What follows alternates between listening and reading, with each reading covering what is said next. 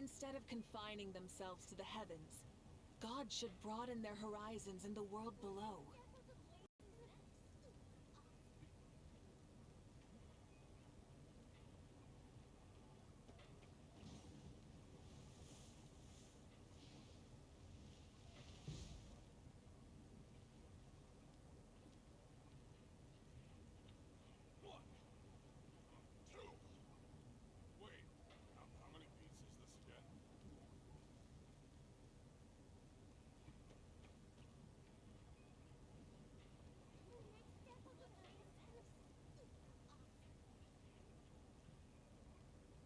Many insects have a compulsion to follow the light, and humans are the same. Except we call that light hope.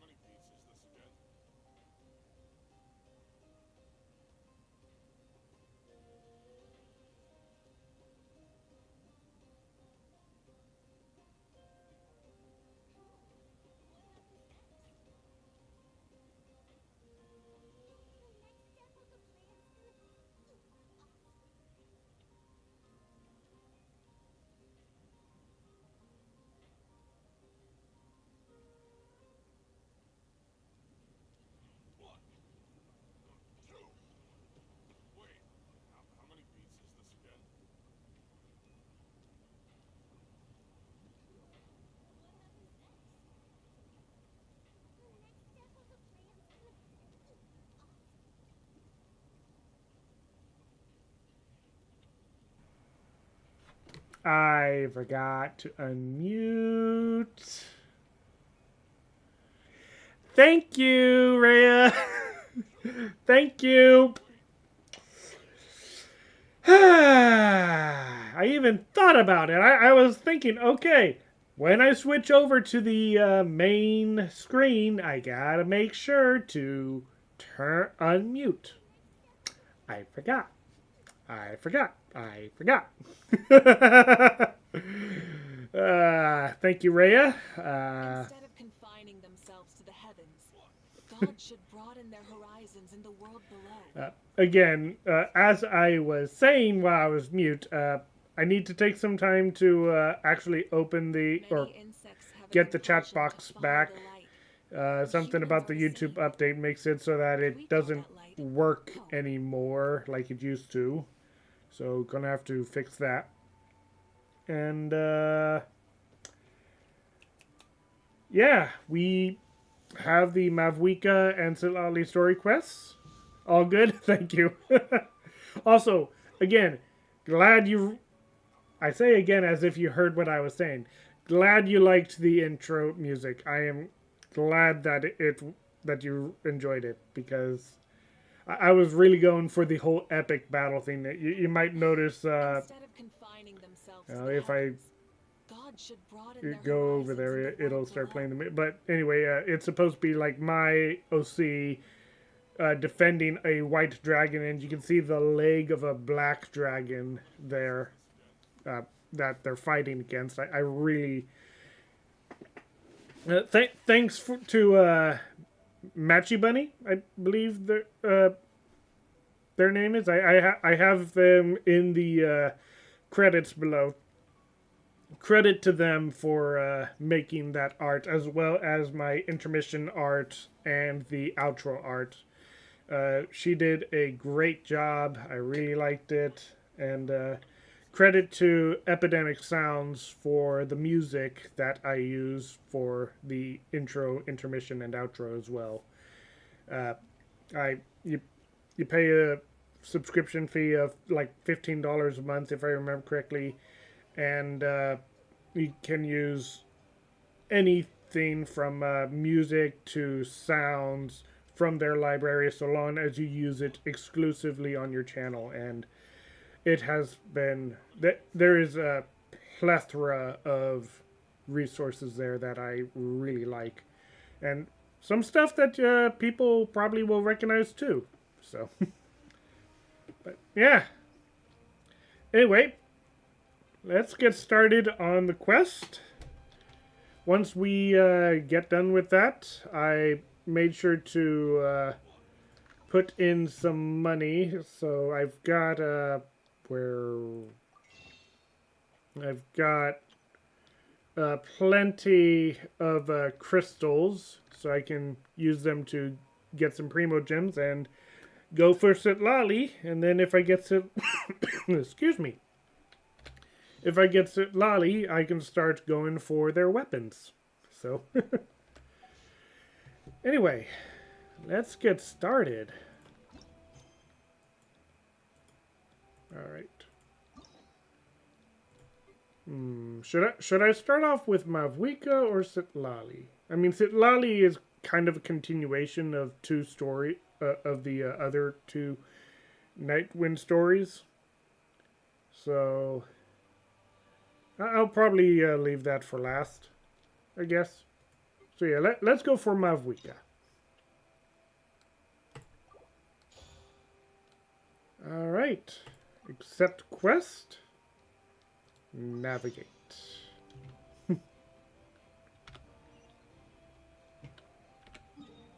So, oh. Okay.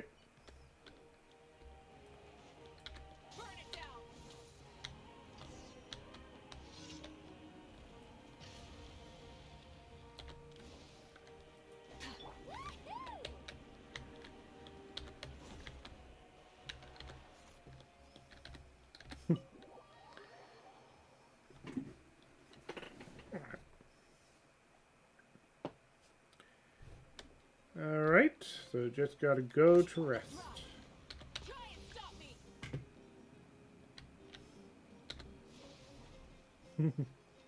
Oh!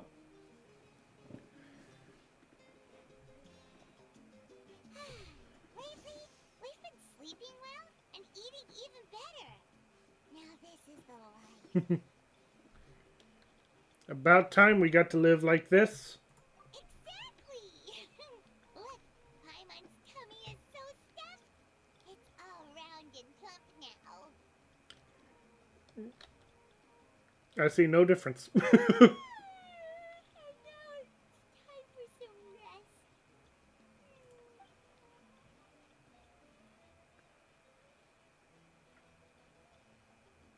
What a peaceful feeling. We're normally so busy, it's nice to have some downtime like this every once in a while between adventures. We've got trouble. Yep. That voice, is that Citlali? Oh. To hear your voice at a time like this is truly an honor, Granny Itzley. Ah, boy, the flirting. Cut that out. It's serious. What are you doing sleeping this late? Who are you, me? Come see us in the speaker's chamber once you've cleaned yourselves up. We're waiting for you here. Oh. So she interjected herself into a dream. Kind of like Nahida. So much for sleeping. Guess we'll have to head over there. Wake up, Paimon. We've got to go find my Mavuika. No! Paimon's not done eating yet. Huh? Good morning. Well.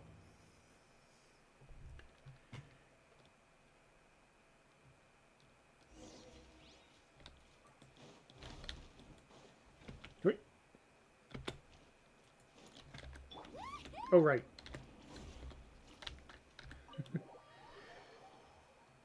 Those doors, excuse me, those doors don't open automatically. Pim. Where's the stairs there?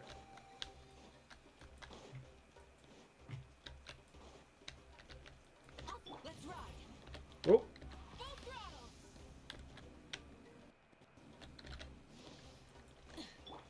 oh, come on. There we go.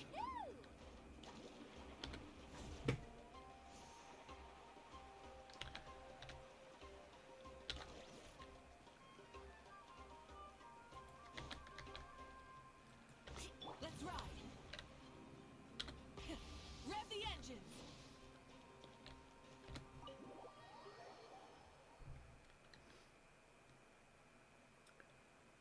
Alrighty. I wonder if they've eaten, or if they've even gotten up. Maybe I should buy some snacks? Oh, don't tell me something came up on their way here. Relax. I'm sure they're fine. Ah, there they are. See? Just like I said. Imagine if someone else walked through the door. Mavuika, Citlali! We came running as soon as we got your message. Thank you for coming all this way. Here, have some water and catch your breath first. Sounds like something major happened. Well, you could certainly say that. I'll let Citlali explain. Strictly speaking, I'm just passing on something I heard as well. Basically, the Wyab passed a truly shocking piece of news to me through the smoke last night. Oh? You're aware that Mavuika's not the first pyro archon, yes? On occasion, there were those who lived longer than an ordinary human. Not unlike my situation. But all in all, the title has changed hands many times. And now, the Wyab have sensed a special surge within the ley lines. A truly ancient soul is about to return to the mortal realm. His name is Xbalanque. Okay. Xbalanque? But isn't he the very, very first? Yes, that's him. The first pyro archon. Wasn't there... No, I'm thinking of a different, shoot. I forget which, what the name of the, character was that, was the, dragon that gave fire to, Natlan. According to legend, he was the greatest of heroes and leaders, and the one who made a deal with the ruler of death, thereby creating the rules that saved Natlan's ley lines. Hasn't he been dead like a really long time? How can he be resurrected? Even in Natlan, it's impossible for someone as ancient as him to ever return. Stare. What are you Still, staring at, Floof? nothing's off the table when Xbalanque is concerned. Also, hey, Floof. Hence why this really is something major. Let me be clear about this. I did not mishear, nor is the Wyab mistaken. We would never jest about something like this. Don't worry. Both the Traveler and I have complete faith in your abilities. Whose interpretation of the Wyab's will could we trust if not yours? Yeah, that's the one thing I'll never be modest about. But the fact I'm not wrong about this only further begs the question. Just why is Lord Xbalanque suddenly about to be resurrected now? Good As question. you can see, Citlali's even more concerned about this than I am. You're no longer guaranteed Ryo? Oh, Risley? Is that who you're talking about? That's unfortunate. Still, it's understandable. Waiting Maybe to you find should have out the truth must be saved torture until for a you, great Risley shaman. came back. Only peep at the outcomes without knowing the causes. Mavuika, I hope you'll approach this with a Mavuika, measure of not caution. Mavuika. Mavuika. Depending on how things go, everything could change or nothing at all. You're gonna go after an I hour think since you know class. what I mean. Ah, yeah, that's true. I remember you mentioning that you got class coming up.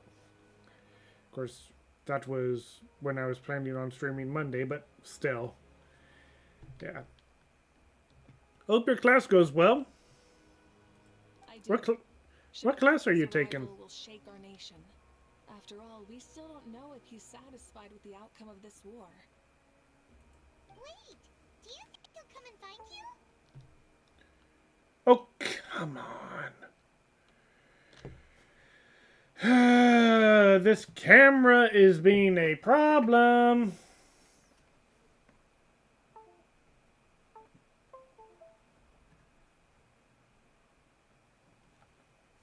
What the? Okay.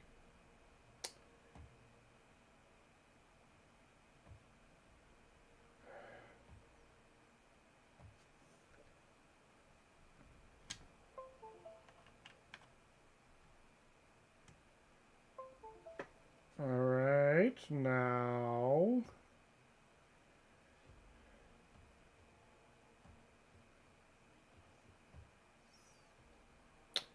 Okay. If this happens again, I may just full screen the stream because I'm having some technical issues today. First, the light that I have over here kept on flickering, cutting out. I'm thinking that maybe there might be some damage to the wiring or something. Which I don't know why, considering I haven't really moved it at all. Maybe it's just getting fried after being used for so long, but I don't know. And the camera, this camera, keeps on disconnecting from the laptop. I don't know. Oh, just high school. Okay. I'm gonna eat lunch. Be right back. Okay, but yeah, I don't know what's going on with my setup today. It's been annoying. Maybe I just need to replace the camera and the light, which would be unfortunate, but a realistic expectation. Well, you can't just up and say things like that. You scared half to death. That's actually pretty likely. Think about it. People in the same line of work tend to have some similarities, right? Maybe all Pyroarchons share my disposition. I don't want to meet him. I haven't really mentally prepared myself for such a grand occasion. Anyway, my job was just to pass on the message and bring the traveler over. Now that that's dealt with, you can discuss the pilgrimage. I'm done here. Wait! Where are you going, Citlali? Back to bed. You have no idea how much that scared me. I was up all night. Ugh. Keep my eyes open. Nighty night. Is she just going to be falling asleep on the bench? All right then. What's this about a pilgrimage? It's like I said before.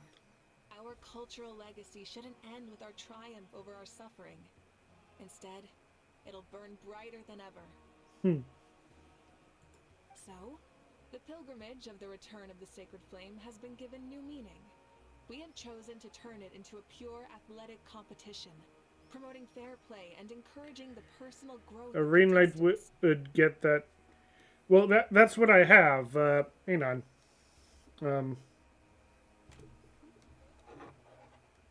I have a ring light, but it was just disconnecting for some reason. But I don't know why. It was being weird. And you probably saw the mess that I have on my other desk here. But yeah, for some reason it was flickering. It was flickering out. Like every single time I tried turning it on, it would turn on for a moment, and then when I tried adjusting its brightness, it just turned off. And for a while, I couldn't actually get it to stay on. But finally, it stayed on, and I'm good right now. And this grand tournament will begin soon. Ooh, that sounds awesome! I'm itching to sign up. Heroes are drawn to tournaments like this, and Naturally, you're no exception. And now that I have an ancient name, maybe I can actually participate. Of course, then again, now that the war is technically over, maybe they can even allow foreigners in now. The news of Lord Xbalanque's impending resurrection may be a bombshell, but I believe that we should keep our focus on the pilgrimage. Huh. Okay. So, not in a hurry to find him, huh? That's right. I've already informed the tribes that we'll be hosting the next tournament right away. It'll help sweep away the shadows cast by the war. Okay. Preparing supplies, cleaning up and remodeling the competition venues, recruiting staff for logistics, moral support, and pre-tournament weather forecasting. All of that's been assigned. We need to make sure everything is completed well and on schedule first. Traveler, Paimon, you are our cherished friends and a part of our nation. I'd like to invite you to serve as special supervisors for this event. It would be my honor. Paimon can do it too? Of course. On that note, my two new Special supervisors supervisors. So I guess we might not be competing. Each of the tribes. Sure.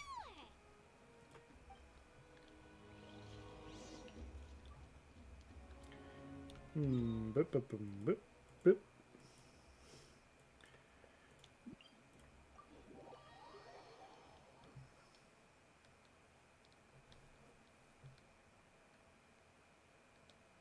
Yep.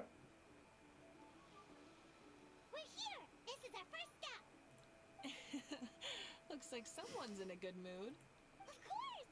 Paimon's here as a special supervisor this time. It's only been a few days. Paimon's back and cooler than ever. I'm sorry. Paimon's letting this get to her head again. It's nothing. We've got a long road ahead, so it's good that she's so motivated. Pretty much all we need to do is talk to everyone and confirm how the preparations for the pilgrimage are going. Hold on a sec. Take a look over there. See that? Hey! It's them! Ah, our iconic trio. It's a quartet, you insolent ignoramuses! A quartet! How dare you treat the almighty Dragon Lord like a subhuman! If anything, I'm superhuman! Wait, no! Draconian! As much as Ahau may annoy us, he's kind of got a point. Why, hello there, Ahau. And you three. What are you up to? We're fishing, Archon. Mulalani says if we're lucky, we might catch someone really special. Yeah, like that punk Xbalanque. He's such a pathetic little... All right, Kanich still hasn't gotten his voice back. My apologies. Ahau clearly hasn't earned his ticket to the sun today. We didn't mean any offense. When Kachina and Mualani were talking about fishing, they meant it literally, with hook and bait. Lowly servant! How dare you beat up the almighty Dragon Lord for some ancient bogey that you only know by name? You'll pay for this! I'll start with some chili in your water skin. So you heard about his impending return. Did Citlali mention that to you? We ran into her on the road not so long ago. She seemed to be falling asleep standing up and kept mumbling about something. Oh no! Why is Xbalanque coming back now? Did we screw something up? We couldn't have, right? But what else could have alarmed him so much? Wow, that sounds just like her. And now that you're done, scram!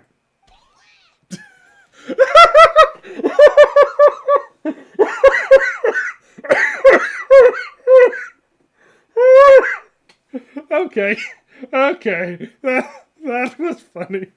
To be honest, it's been bothering me quite a lot. Under normal circumstances, it shouldn't be possible for us to meet Lord Xbalanque, right? So, does this mean things are not...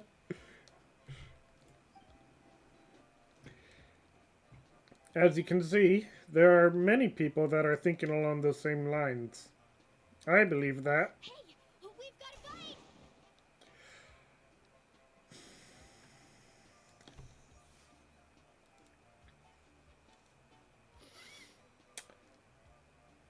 fight!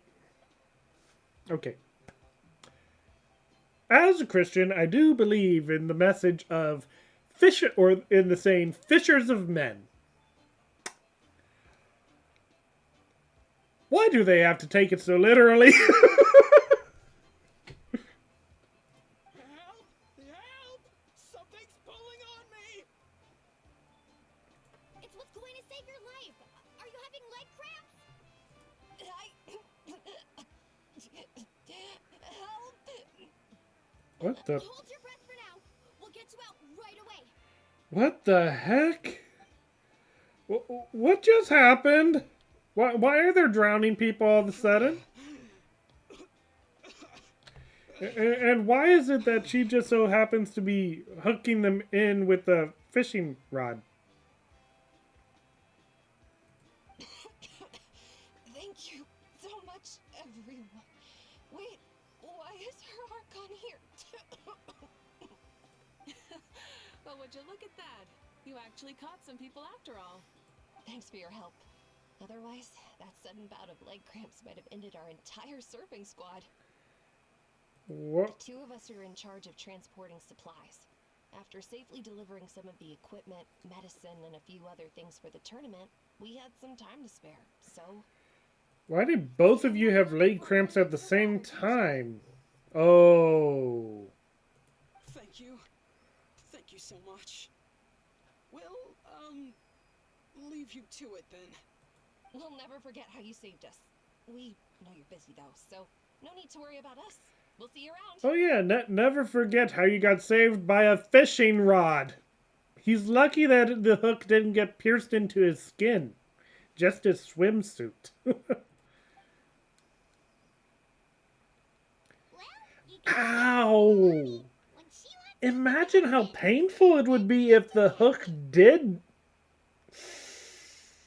Yeah, it's a good thing that it got hooked onto his trunks, because if it got hooked into his skin and that's how they pulled him back to shore...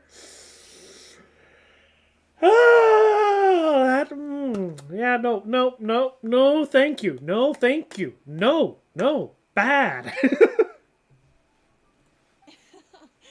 Then it won't be long before she reels Ah, up new Citlali pierce. himself.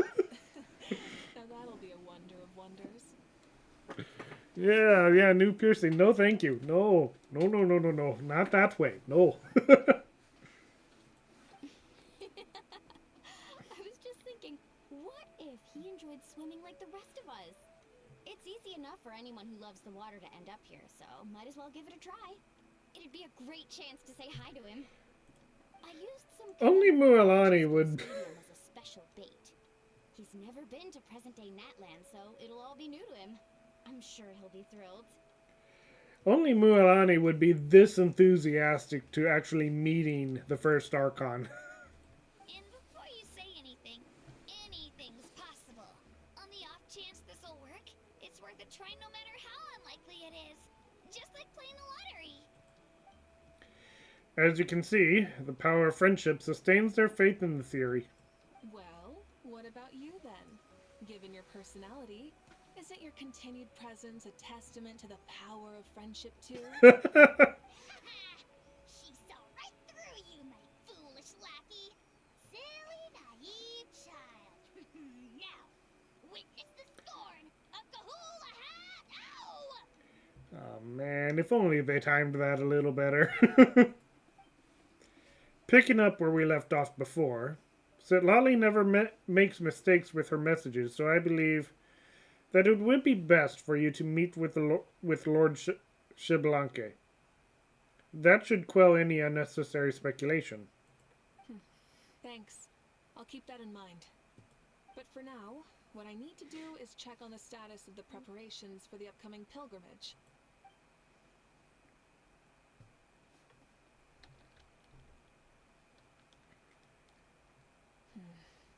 Seems like the people of the Springs have done a great job. Yep, don't worry. We only came here to fish after finishing all of our work. We're all done, all three of us. Everyone at the Children of Echoes has been hard at work too. I only came here after finishing my tasks for today. It looked like everyone else was about finished too. Same for the Scions of the Canopy. They're all wrapped up. Now that's efficiency. I trust you. Well, looks like we won't have to make the trip to your tribes then. Everyone, this iteration of the pilgrimage holds great importance to Natlan as it is now. We must pull together and work as one, creating the best atmosphere possible for all our participants. Sure. Don't know why you'd worry about this stuff. You're always so ready to pounce on and fight just about anything. Why, you even dare to disrespect the almighty Dragon Lord! You know, even if you're an almighty Dragon Lord, you're kind of weak right now. You're perfect for beating up. Remind me again, has Ahau done anything besides talk? I'll send the dirtiest jobs his way right this instant. What are you doing to me, you son of a... Hey, let me go! Oh, boy. It's always a party with those three. Seems like we can check off the people of the springs. Paimon, once again, you forgot a how. Those four. Oh, wait, 4! Sorry.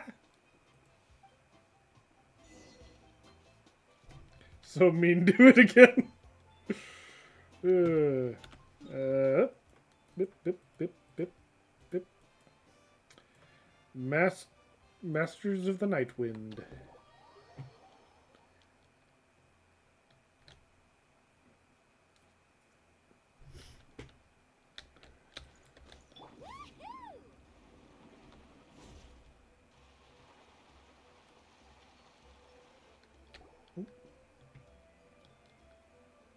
Oh, there she is, right over there. Citlali, didn't you say you were going to get some more sleep? Why are you still here? The chief came to me for help just now.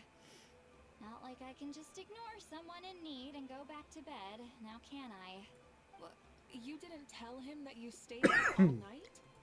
I just told him about Shibalanke's imminent return, and told him to be prepared. There was no need to mention anything else. Right. Hmm. You've still got a reputation to maintain, huh? Can't have people thinking Granny Eatstily would lose sleep over something like this. Now you're making fun of me too, huh? So even children are ridiculing me now. This cannot stand. I mean, Paimon's not really a child. Then again, we don't really know how old Paimon is. Of course, considering some of the theories about her being the time god, or time goddess. And you? Do you also think I'm just trying to keep up appearances? Nope, not me. Would never think that. And you too. What about you, Mavuika? No, of course not.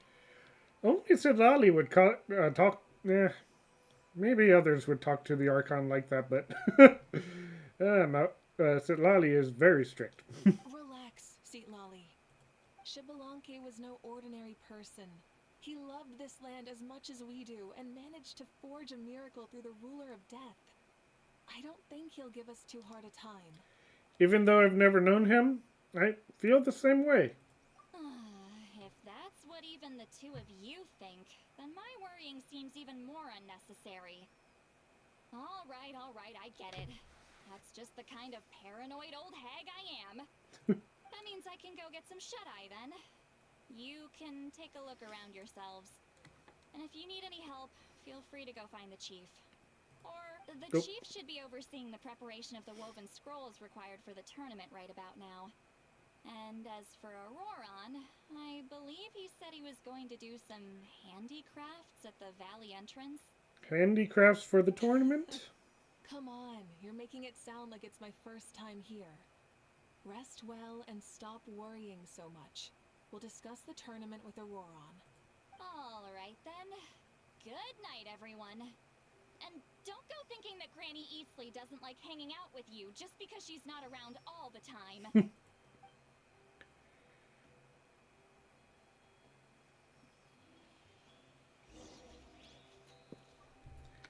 All right.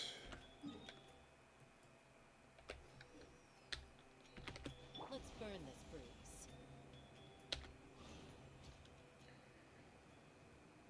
Gotta say, I do love the new traveling mechanics. What if I put this piece of rope here? Oh, and this wooden dummy. Ah, yes, I've seen this little guy. What the? No? Then what about this? That voice. Sounds like Auroron's talking to someone. Let's go see what he's up to. This. What you up to, Auroron? Oh, hello.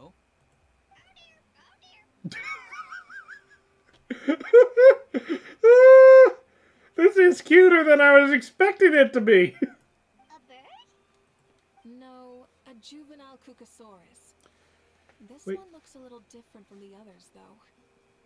Yeah, a very special look indeed. That's a juvenile Cucosaurus?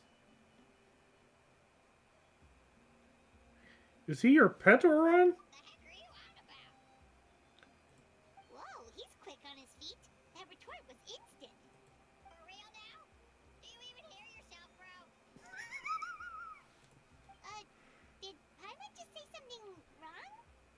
Oh wow, no way, bro. What the heck? Don't worry about him. He's just... It's a baby, yeah. It's a baby. How should I describe him? He definitely seems pretty important. No, he's an assistant at Aoife's clinic, and one of my friends. His name is Kakuku. Kakuku. The heck are you on about? Is that not his name? Oh wow, no way, bro. Seems like he's just repeating a few sentences over and over. Yeah, that's what he does. Those are all Aoife's catchphrases, so Kakuku picked them up after hearing them day after day. The last time I delivered some vegetables to the people of the springs, I ran into Ahau, who was there for a soak in the hot springs. Ahau and Kakuku were stuck in an endless back and forth argument. Sounds like a schoolyard squabble.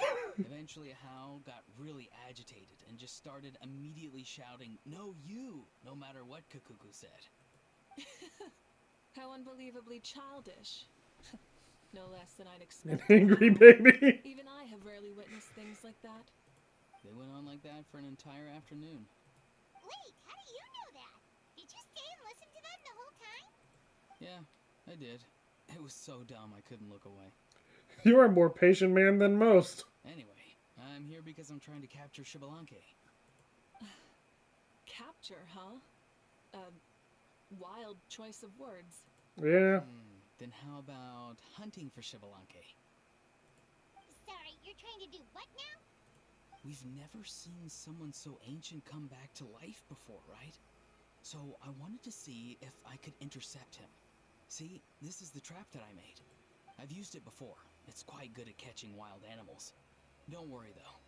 I've already told everyone that there's a trap here, so they won't get too close. I've even made a notice board. Good luck catching anyone with this. And what are you planning on doing with the poor guy when you catch him anyway? Stick him in a stew? Yeah. No. I just want to see what he looks like, and then I'll probably invite him to our tribe as a guest. Wouldn't it just be more efficient to just stand there and wait instead of trying to trap him? At least it would be more friendly. I'll admit, I didn't take you for the actively hospitable sort. Well, a chance like this doesn't come every day. I wanted to give it a try, so I also made these little handicrafts. He says that, yet all of these look like a hunter's lethal handiwork. I see. In that case, I wish you success. If you do manage to catch a wild Shibbolunke, please let me Mavuika, know. I'd Mavuika, love to come and watch the fun. Mavuika, Mavuika. Fun?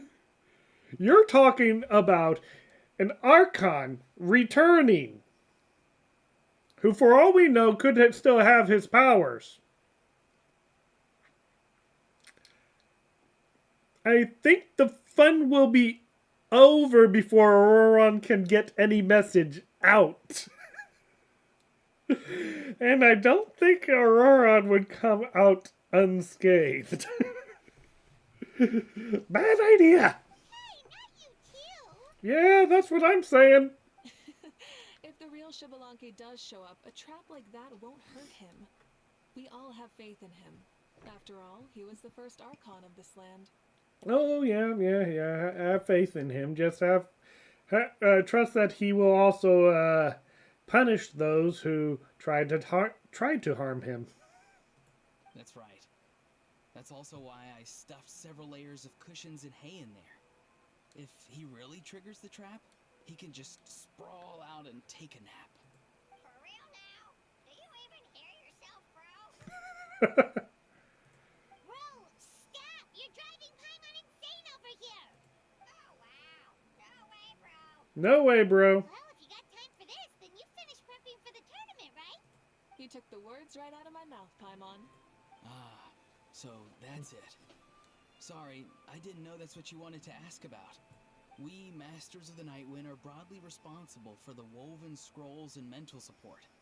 I have expertise in exactly neither of those, so I joined the logistics team. I provided some amazing supplies. The others even praised me for the quality of my produce and even asked me about how to grow such great fruits and vegetables. I was very happy. You've gotten quite good at dealing with people. Yes, I think I've rediscovered a bit of that feeling I had in my childhood. Aw. Seems like things here are going I'm gonna get dinner ready and have a In that glass case, of wine. we'll check out Chat how later. things are going elsewhere. Nice having you here, See Rhea. you later, Auroron. Have a good one. Have a good dinner. Bye, Auroron! Good luck with the capturing Shibbolunke! Yeah. See you later! So he also knows how to say goodbye. See you later then, bros. Huh? Alright. See you later, my bros. Imagine if Paimon just triggered the trap, even if she's flying. Oh, Mavuika. Oh, shoot. What are you doing here? Shilonen? What a coincidence. Oh, hey there, Shilonen. Did you come here for work? There's nothing around here, though, other than Auroron and his trap, I mean. Auroron. Did he sell me out? I thought I asked him to not tell anyone that I was here. Nope, he didn't mention you at all. That's so. She's avoiding me. There are a few big pieces of equipment we need for the tournament, and I've been wanting to ask her to make them. I went straight to her place because I was worried she might refuse, but each time there was nobody home, and the neighbors said that she was busy. Turns out, she was here. Shilonen's tent is nearby, too. Wow, she literally ran away from home just to avoid taking work from you. Okay, that's enough about me. What are you here for? Checking on pilgrimage prep progress? Yes, and to see how everyone's doing while we're at it. Still, most everyone we've talked to so far has been pretty interested in Shibbolunke. Oh, Shibbolunke? Did you just say Shibbolunke? Wait, have you been so busy running away that you missed the whole memo about him?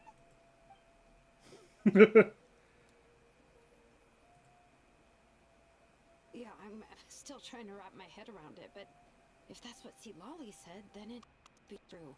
Everyone's reaction makes sense too. Who wouldn't want to see the first Archon? This isn't a bad time for it to happen either. The war has only just ended, and with their long-standing goals suddenly gone, people are feeling a little lost. I met a warrior from the People of the Springs near the Speaker's Chamber a few days ago. He spent the entire afternoon pacing around the area. I asked if anything was bothering him, and he said that he used to train for battle every afternoon.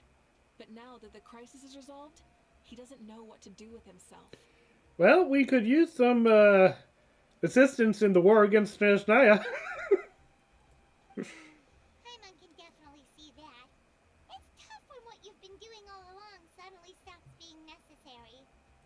That's why you want to hold the pilgrimage again, right? To help everyone find a new goal? Right. We will have competition take the place of ceaseless battle.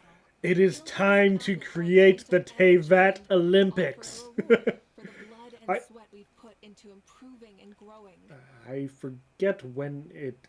I loved the Hoyoverse animations with the Olympic competition. That whole theme of all the different people from all the different nations competing against each other. That was a great animation. That's the meaning of the pilgrimage of the return of the sacred flame today and in the future. Sounds pretty good to me. I am starting to like this new pilgrimage already. But, how do you feel, Mavuika? About Xbalanque, you mean? It's okay, I guess. Shouldn't you be, a little more nervous? He's our nation's progenitor. You sure he's not coming to just supervise your work? You sound like someone who's finally gotten the chance to strike back after years of oppression. Hey, don't put it like that. All right, maybe a little. It's not every day that someone who could bring you down and not shows up. I knew that's what you'd think. Don't worry. If the real Xbalanque does make an appearance, then naturally I have my ways to meet him. Really? How? No spoilers just yet. Take a guess. Wait, you have a playful side too? Of course She's she does. got a This motorcycle. whole glorious righteous leader thing is just one facet of her. And it's the side of her you've seen the most so far. But... Tragically, this is how my longtime companions think of me. Shilonen's always saying how awful I am. Hey! Don't just put words into my mouth like that. I've only ever said that you can be quite terrible sometimes. Sure, whatever you say. Come on, traveler, Paimon. Let's head to our next stop. Mavuika was a surfer, enjoyed the hot springs, rides a motorcycle. I think we can see how she can be playful. Oh, and Shilonen, now that you've been busted, be sure to stop by my office and pick up the documents I left for you. I wrote down everything you need to do for the tournament. Good night. Eesh, both Citlali and Shilonen. She's fallen asleep just like that. Well, she's gotta wake up eventually. Let's go. Good night, Shilonen. And sleep well.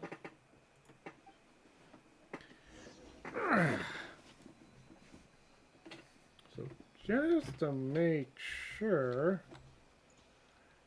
Yeah, pretty sure I've been to this one before. And time to go to the Flower Feather Clan.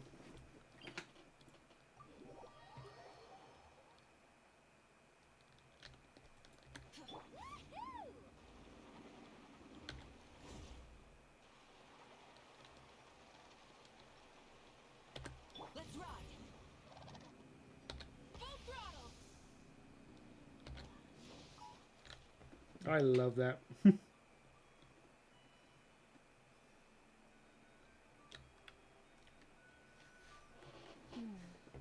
Doesn't seem like there's anyone around.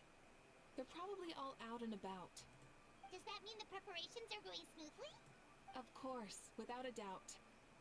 I'll be honest, I'm more concerned about how everyone's doing than how the preparations are coming along. The amount of rest they get will directly impact their tournament performance. It's my hope that everyone is eating and sleeping well, so they can enter the stadium full of anticipation. What are you guys doing here? Jessica! Oh, it's Cheska! It's been a while. How have you been? Great! Things have been good on my end, too. How about you? Same old, same old. Back to the grind. Flying around to break up fights when they break out. Taking walks with my family when I'm free. You know, the usual. That said, I haven't had much work to do lately. I take it that means there haven't been many fights? Yeah, the war just ended, and the bonds between people have grown a lot stronger in the process. Hard to start fights like that. I don't mind, though. More time for me to zone out. I just sit at a lookout point and tend to my weapons. The fresh air is also great for my mood. Sounds like you've been doing well then. Glad to hear that. What are you talking about? You should know the ups and downs I've been through better than anyone. So, how have preparations been going here at the Flower Feather Clan? Ah, so that's why you're here. In that case, I'll take you someplace where you can see the situation clearly. Follow me. Alright.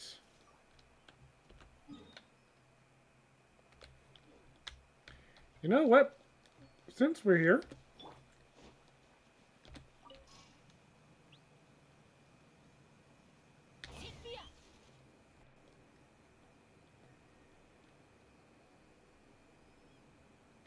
Let's ride!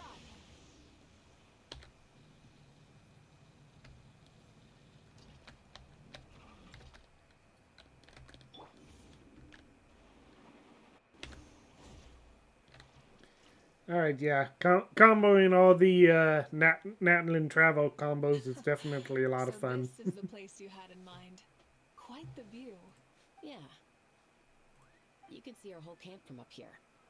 We trained like this back when we were fighting against the Abyss, too. You can see people talking and laughing, some holding boxes, others pushing carts. Even some who are using some kind of special equipment to scan the skies. That's called a telescope. Archon, and the heroes of Natlan too. Ah, shucks. Heroes of Natland? Paimon's feeling kinda shy now. What brings you to the Flower Feather Clan? Are you here to check on our work for the pilgrimage? That's right. Everything going well? Please, rest assured, everything is going off without a hitch. Everyone is in good spirits as well. Coach and her students are also here, so they've been helping out. Coach? Coach? Oh, is Ian-san here too?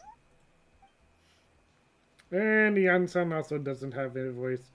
Oh! Here to inspect our handiwork then? Lots of folks from the Flower Feather Clan have gone to train for the tournament, and my students just so happened to want to get some exercise, so I brought them along to help. The rules of this tournament are different from before, and we're here to compete, not to select the strongest warriors. Everyone finds that quite novel, and is taking it very seriously, treating it like a completely new type of challenge. Look! They're all over there! Hey! Please rest completely and totally assured that with us here, we'll get all the tasks done on time. No problem and no questions asked. Whoa, they're all so reliable. Like coach like student, huh, Ian-san? You flatter me. We're just here to help. These exercises are high frequency but low intensity, which is perfect for our training. I helped Aoife bring a whole stack of medical supplies from his clinic to the stadium yesterday. Didn't even break a sweat. Easy peasy. Didn't even break a sweat, you say? Yeah. Aoife was sure sweating a lot, though. Not that I blame him. Doctors don't need to be that physically strong, not even vets. Especially not compared to the toughest coach in all Natland. Tough, they say. Stuff like this isn't even intermediate level. And that's why they call you tough. I respect it, though. I doubt I can think of anything that you can't do. Paimon agrees. In fact, after staying in Natland for so long, even we've begun to feel like there's nothing we can't do. So you think it's something about this place? Yeah, exactly. Now Paimon often finds herself thinking, compared to those super tough battles we fought and won, this is nothing at all. I'm glad you feel that way. It's not often that people can focus on the silver lining after everything that's happened. Being optimistic also tends to make people grow happier the longer they live. Keep up that attitude, and you'll go from strength to strength. The wind is rising. I think I hear something on the air. I'll head out on patrol. Have a nice chat, and just let me know if you need anything. Sounds good. See you later. And she's off. She really comes and goes like the wind. I'd say that it's effortlessly cool moments like this that make her so endearing. Well, what's next for you? You three look relaxed, so I assume you're pretty much done with all the important stuff. We've already checked up on each of the tribe's progress, and everything is going smoothly. Well, we didn't quite get around to the Children of Echoes, but from what Kachina says, and seeing how Shilonen's doing, it seems they're fine. No need to check up on them. Don't worry. Things have been progressing over at the Collective of Plenty, too. So, that's it for the day. The only thing left to do for the next couple of Wait a days minute. is persuade Shilonen to finish her part of the work. Oh, I'd love to see the face she'd make if she heard you say that. Since you have time, why don't you give me a hand? As you already know, Mavuika, I'm responsible for designing the tournament course. Well, it's almost complete, and I've built a mock course. Want to do a trial run? Wait, so you mean we could get a sneak peek at what the competition would be like? Indeed. You know that Mavuika can't personally participate in the tournament, right? As the Archon, she must serve as both host and judge. And as special supervisors, you can't sign up either. So this is your best chance to experience the course. Say no more, or my hair might spontaneously combust. Come on, just show us the course already. And that is something literal. All right, follow me.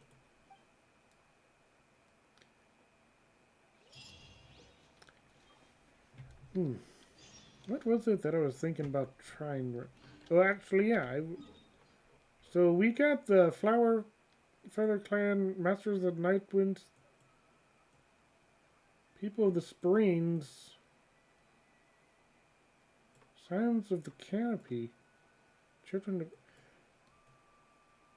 Have we not... They haven't released the Home of the Collective of Plenty yet. Huh. And here I was thinking that all the tribes have been released. No. I didn't even... Huh.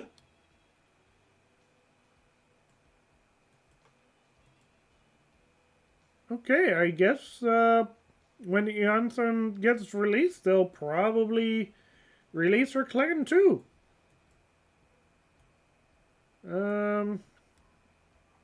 Probably not over here. So my guess, somewhere around here? Yeah, definitely somewhere around here. Well, but there are no roads heading in that direction. Oh, never mind. There's that road. Okay. So the Collective of Plenty is somewhere around here. Good to know. And good to see that the camera's still working.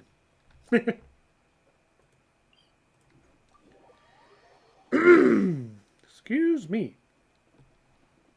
How long have I been streaming? Just 1 hour. Well, I'm gonna go get some tea. Should I get some tea or something else? I think I'll go get some soda. Probably a Dr. Pepper. I'll be right back.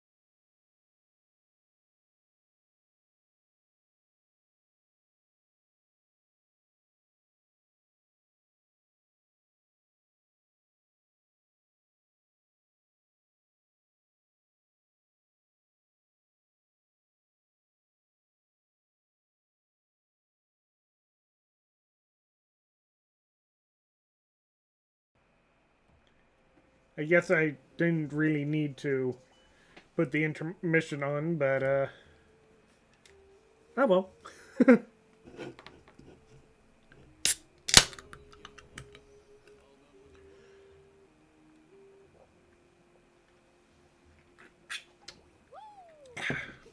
Good, good, good. Actually,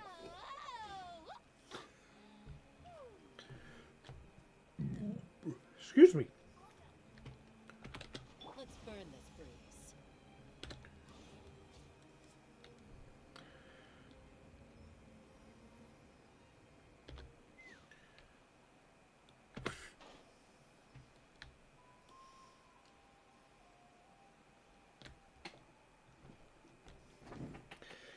Here you go. What lies before you is a mock-up of the course that will be used for the upcoming tournament. You mean this entire thing? If it's for the pilgrimage, it's gotta be grand. That's right. I've designed this one to make That's right. I've designed this one to make use of the stadium's maximum capacity. And I've given thought to every space, every placement, and every dimension. See this kindling? Contestants will have to chase it throughout the competition, encountering all kinds of terrain, and they'll prove themselves by using their abilities to overcome anything and everything that stands in their way. That's the focus of this course. Oh, so that's the kind of competition this is. Yup, this round counts as a knockout round. There'll be other events as well, and the 8 contestants with the highest total scores will move on to the final individual battles.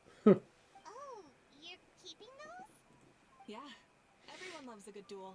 It really gets the adrenaline pumping and allows people to go all out with their skills. Yeah? A warrior should always feel fortunate to meet their match on the battlefield, even if it only happens once in their life. No one can resist such a good fight. That's the most Natland thing Paimon's ever heard. This tournament too. It's just so... you. Honestly, if it wasn't for the fact that people died in real life combats, I think having full scale gladiatorial combats similar to what they had in the Roman times would definitely garner a lot of tension if people didn't die. But that's kind of one reason why like karate and fencing, those sports still garner a lot of attention. Football, well, American football and other physical contact sports, like there's a lot of excitement and enthusiasm for those. If there was a way to guarantee that people didn't die in gladiatorial combat, oh yeah, there would definitely be some crowds for that. Oh, why do you say that? Well, the competition's all about chasing the kindling, and you're all chasing something too, right? Oh, that's a good metaphor. That'll come in handy when I'm explaining my ideation process later. Well, I'm glad you found this helpful. The benefits of having Paimon and Zendor as friends and teachers?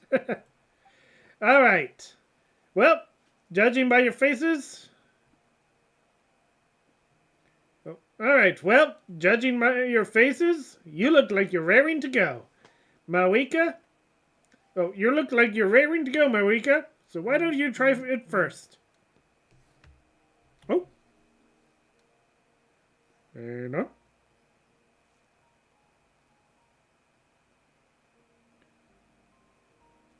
Wait. Oh.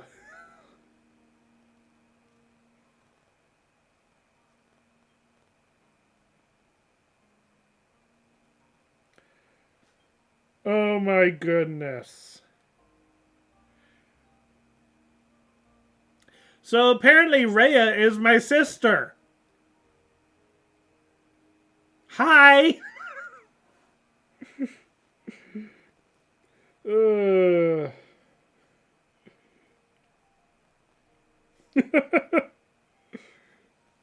Well. Enjoy your wine and dinner.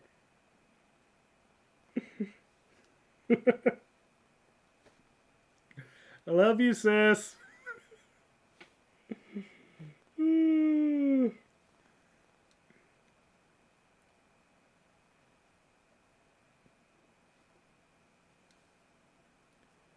Oh boy.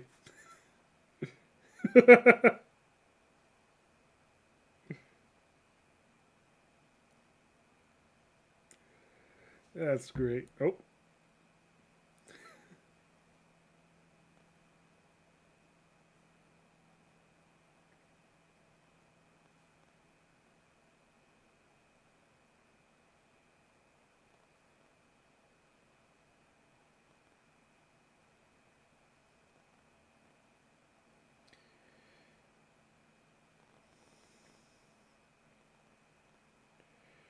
Oh boy.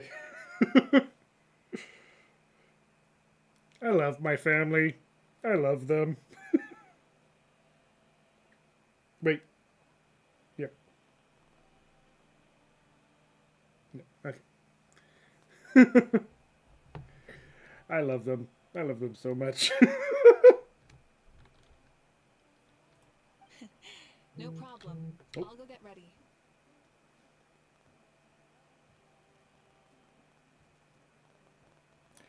Ah. That's cool.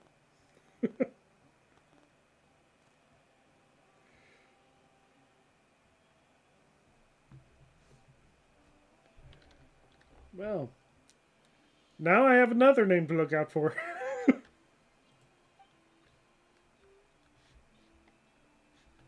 Which I guess Well, we look so excited. that means that that Must really be would be looking forward pronounced to this. Rhea, not Rhea, Rhea.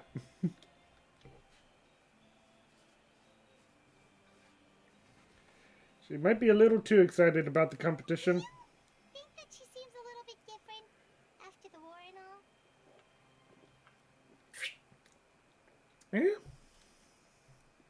Like, you know, maybe in her sense of playfulness? She seems less serious than before.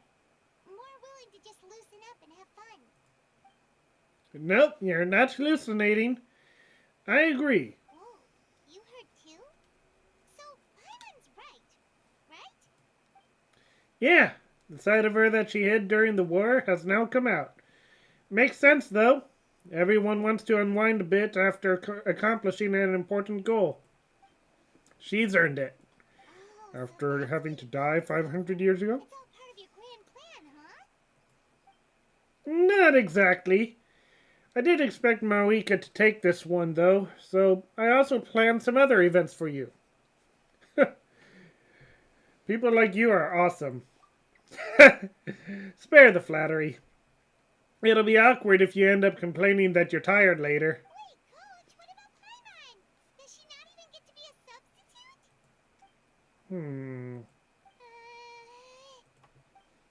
substitute? Ahem. You have not yet met the basic criteria to even begin training. Practice a few more years and come back, then we'll see. Aw, come on! I'm ready. Alright. Hold the elemental skill to have Mavuika summon and ride her Flame Strider. Thanks to Mavuika's diligent performances. Okay, so this is just a tutorial with how her. Rise with the sun. Go, go, go, go, go, go, go.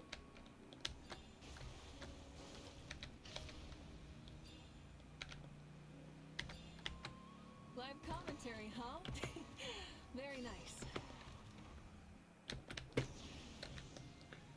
Where are you off to?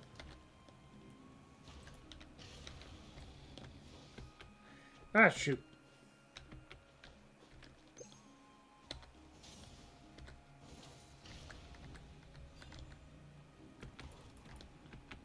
It's a piece of cake. Huh? Did you hear that? Enemies incoming! Be careful!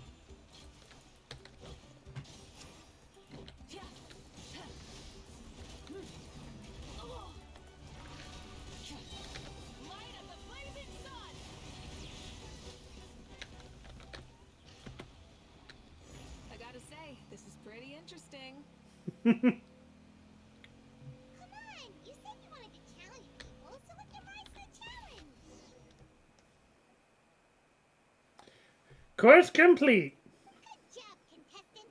Here, have some water. Now that was exciting. You're too kind. Thank you, my dear audience. And thank you, Coach.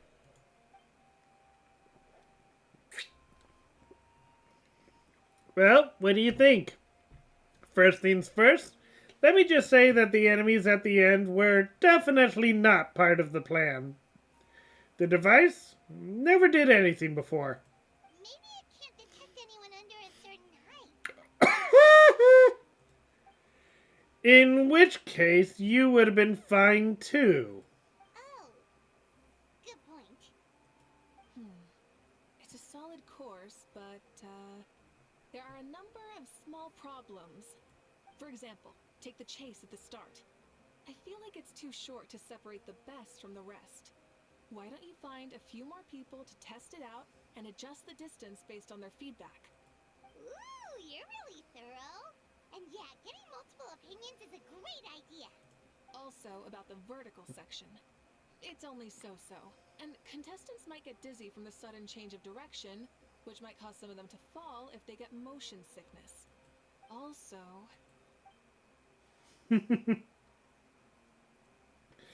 Got it all down. Couldn't have spotted any of these issues without actually running the course. Thanks for your help, Mavuika. I'll keep making improvements based on these suggestions.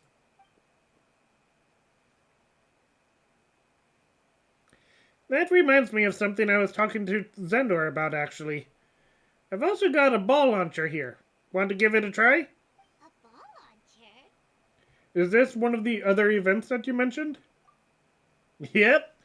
Ball sports are also a proud ancient tradition here in Natlan. I've decided to use one for an event.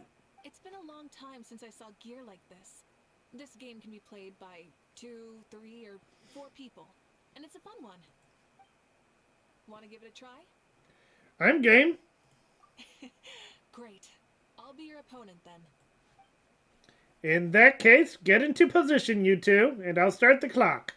Whoever has the higher score when the clock runs out wins. If you're ready, begin! Come on, Traveler! You can beat her!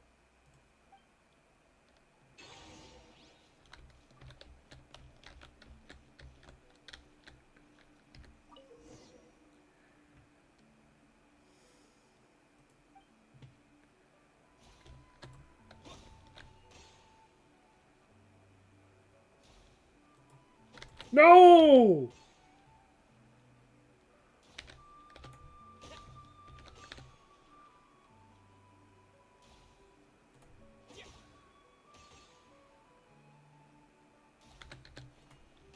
Come on, miss one, Mavuika.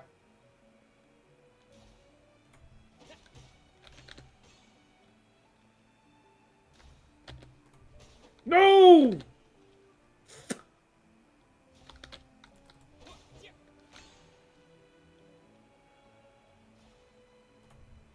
What the? Why am I missing? Why am I missing? Why am I missing? There we go. Sheesh. It was a thrilling game! Paimon was on the edge of her seat! As expected, you're a pro, Mavuika. I concede. You played well. We can play a few more rounds when we have the time. That should also be enough data and feedback on my end for now. Thanks for all the help, everyone. No, we should be thanking you. Both the mock course and the ball launcher were fantastic. I didn't know you were so good at making things like this. You flatter me. It wasn't all my own handiwork. I contracted out a part of the work you gave me to Shalonin. She was a little reluctant, but once I mentioned that you were the one who had asked me to find some helpers, she volunteered to help. Oh, looks like I also have you to thank for her negative views about me. How much would you say you contributed? 30%? Absolutely not. I'd say a 10 at most. Please do not blame your problems on me. Your attendance was a pleasant surprise, traveler. Paimon, I didn't think you'd have time to try the I didn't think you'd have time to try the ball launcher out for at least a few more days. Thanks for coming. You know what they say, embrace the unexpected. Thanks for having us, Aeon-san. Well, I'm just glad that you had fun. In that case, let's call this a day. I need to get going now. Those improvements won't make themselves, so see you later. Bye, see you soon. Bye, Coach.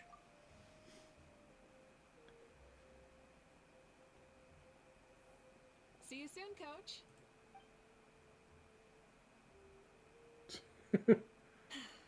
It's not every day I get to call Yansan that.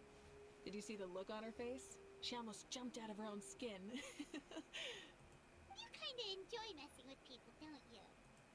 Really? I never noticed. Anyway, we've been out for so long. You must be hungry.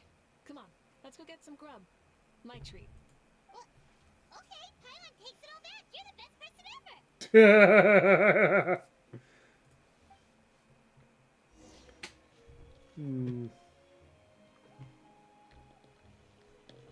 Where are we going? Oh wow, we're going all the way to the Silence of the Canopy for lunch? Or dinner? Let's burn this breeze.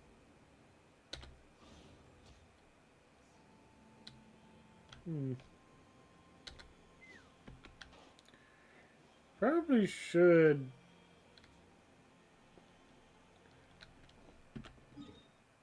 Probably should stand next to a beacon a little bit.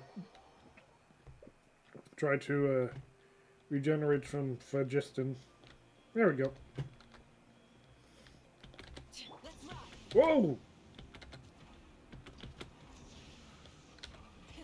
Rev the engines.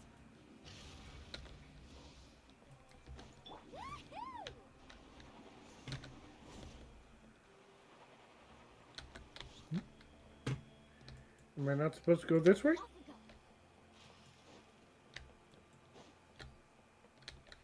Nope, no, I definitely think I am supposed to be going this way.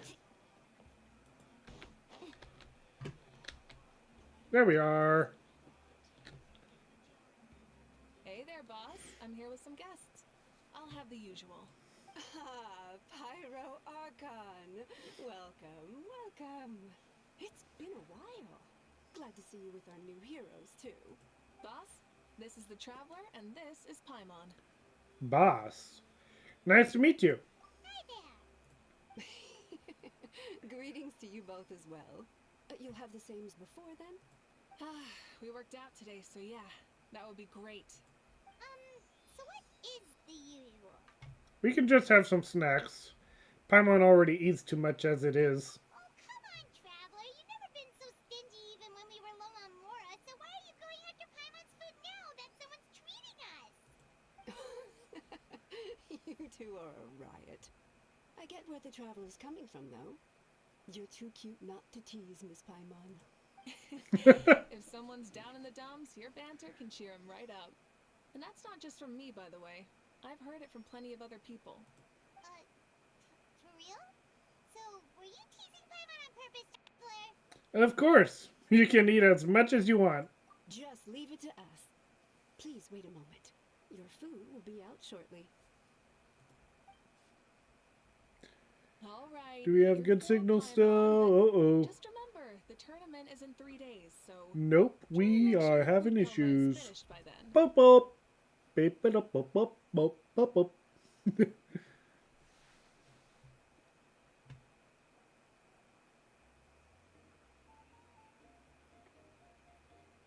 Ah well.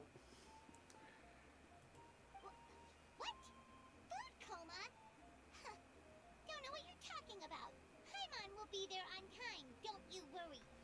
Seems like you've also grown fond of teasing Paimon. It seems like you've also grown fond of teasing Paimon, Mavuika. Don't worry. In the event that you do oversleep a bit, I have my ways of waking you up. Really? You do? too? Speaking of your ways, Mavuika, you still haven't told us about how you plan to find Citlali.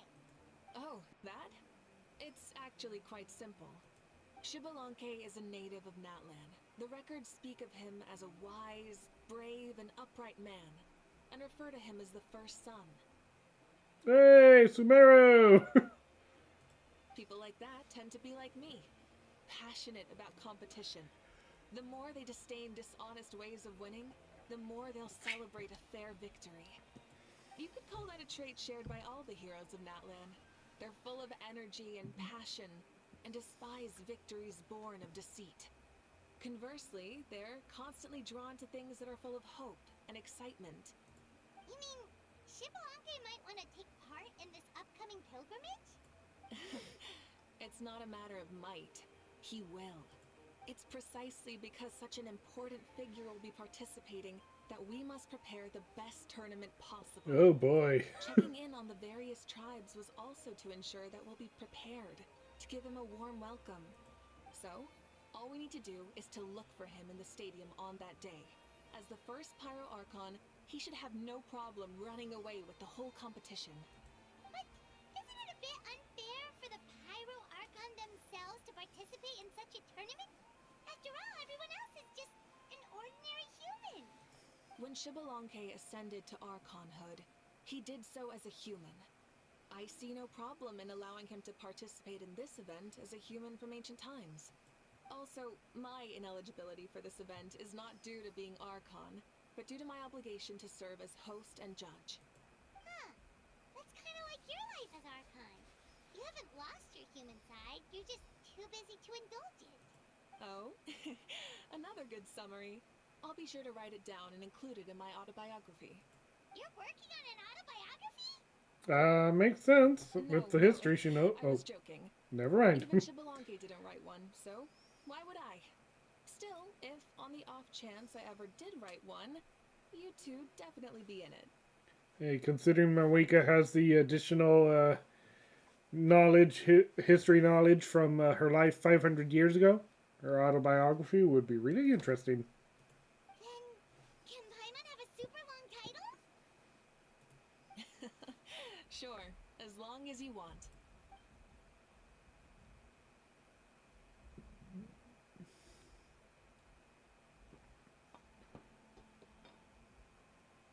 So many dishes and such huge portions too! Paimon spies mountains of meat as well! Wowee! Hmm? You're gonna make You me know hungry. This is just a normal breakfast, right? What? Wait, what? Wait, what? Our Archons always had a healthy appetite. Please enjoy the food while it's still hot. Food never tastes as good once it gets cold.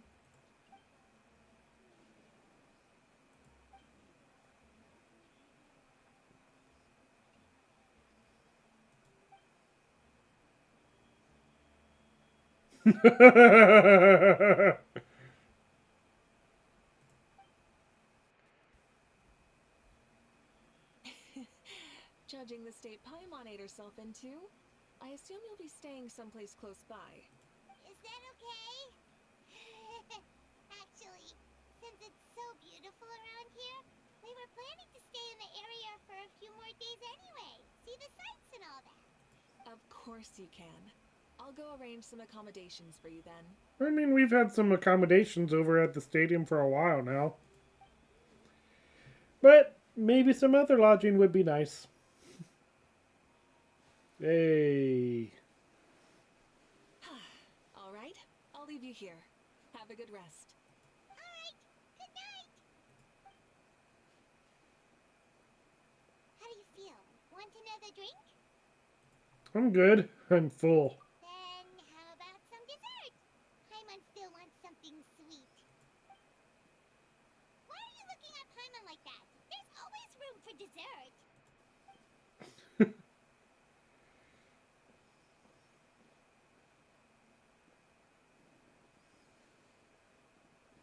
Lord Citlali is coming back, huh?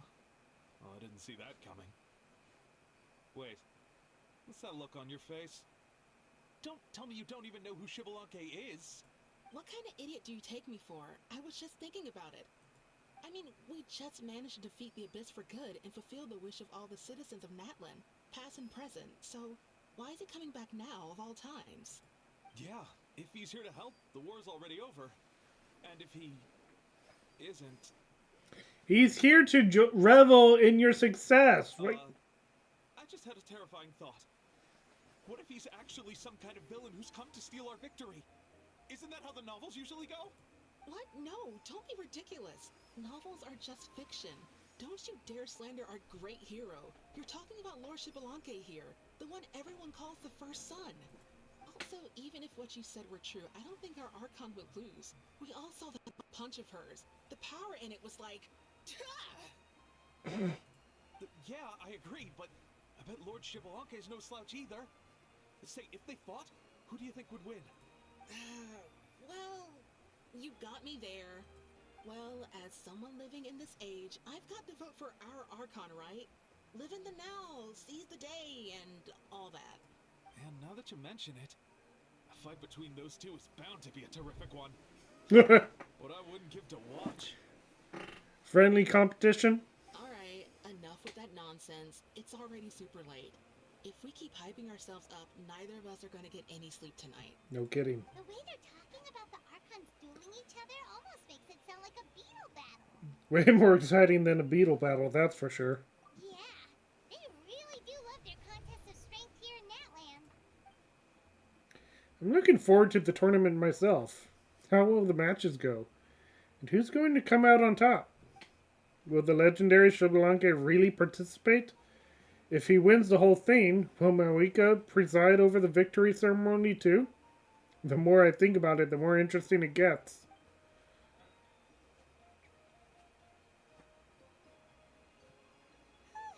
Alright, Paimon's done eating. Let's head back and get some sleep.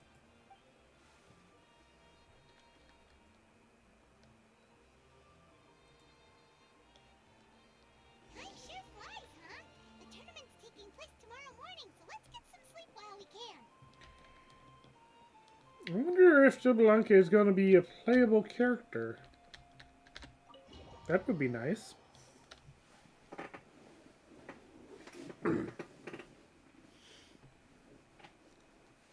Get 2 pyro characters from Natlan. Wake up! The tournament's about to start! Oh no! We've overslept! Only a little bit, but... Okay, wash up and pack your things. We gotta go... Ah! I can't believe it! Mavuika totally called it! How could we have been so careless? Is this what people mean when they say you get so excited before a trip that you struggled to sleep the night before only to miss setting out the next day? Hey there. How are you feeling? Why are you here? Isn't the tournament about to begin? We know it's our fault. We're sorry. Yeah, we're about to start. I'm here to pick you up. Put on your helmets and get on the bike. Huh? Can we make it in time? I'll hang on to you, Paimon. Don't worry. We'll take a shortcut. Sit down and sit tight. You can hold on to my waist if you get scared. All right, here we go. Let's go in for the long ride. Rise with the sun!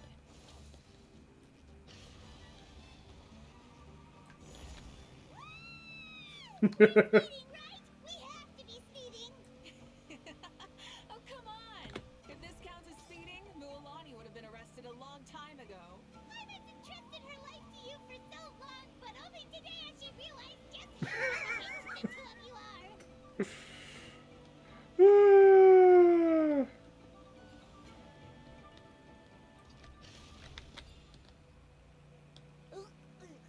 So much air.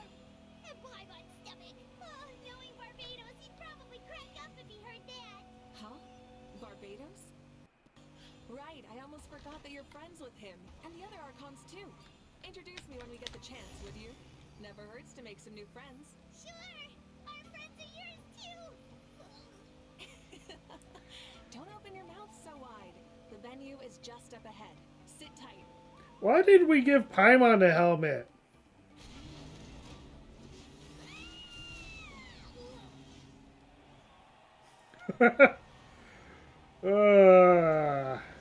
Mavuika's finally showing off. And safe! Just in time, too. We won the bet! We won the bet! That's right. Pay up a how. Yeah! Pay up a how! Pay up. Darn it. How do you like that? A short Flame Strider show to start us off, and to introduce and welcome Natlan's great friend Tumaini.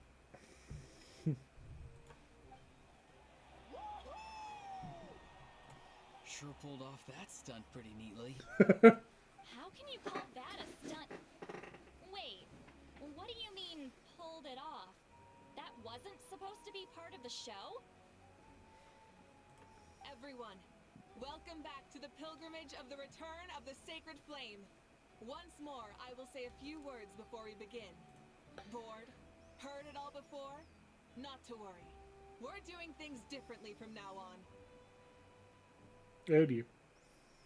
The abyss no longer threatens us day and night as it once did. My comrades, my friends, thank you for your hard work and sacrifice. We have achieved a lasting victory. A new day has dawned on Natlan. Yeah, all right. From now on, the pilgrimage will no longer serve as the prelude to a war waged to defend our land. However, many aspects of it will remain the same. It remains a trial to determine the strongest among us, as well as a stage upon which to showcase your individual growth. Today marks the beginning of yet another legendary saga, one written in the triumphs of the victors. So without further ado, let the tournament begin! Yeah! Heck yeah!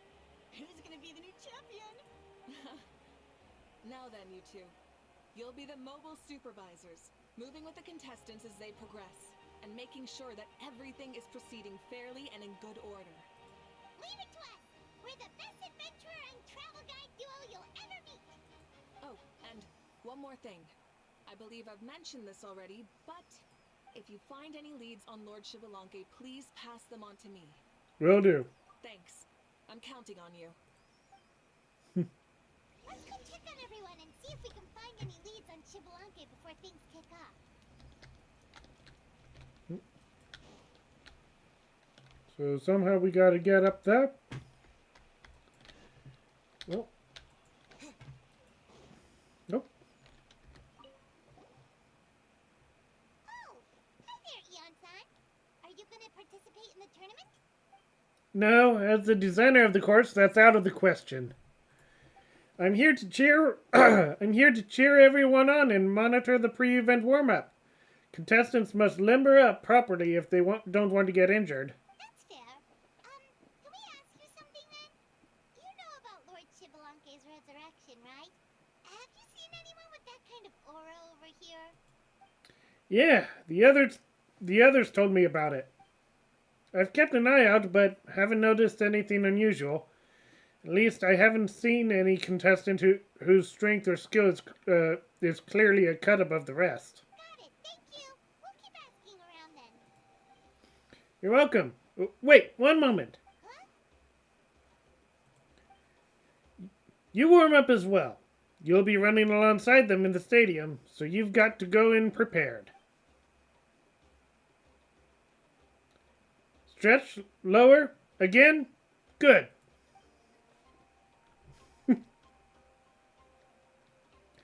All right, you're good. You may go. Thank you, Coach.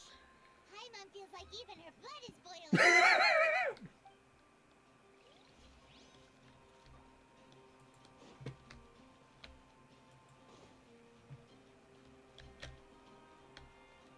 Nope. Here we go.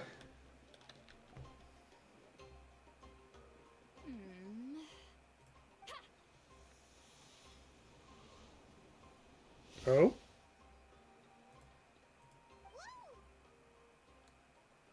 Oh? Well, hey there, Traveler and Paimon. What brings you here? To see the lovely Miss Citlali.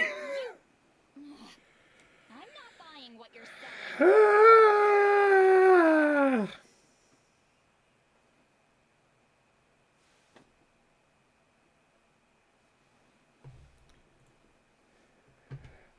the flirting is real. The traveler means it.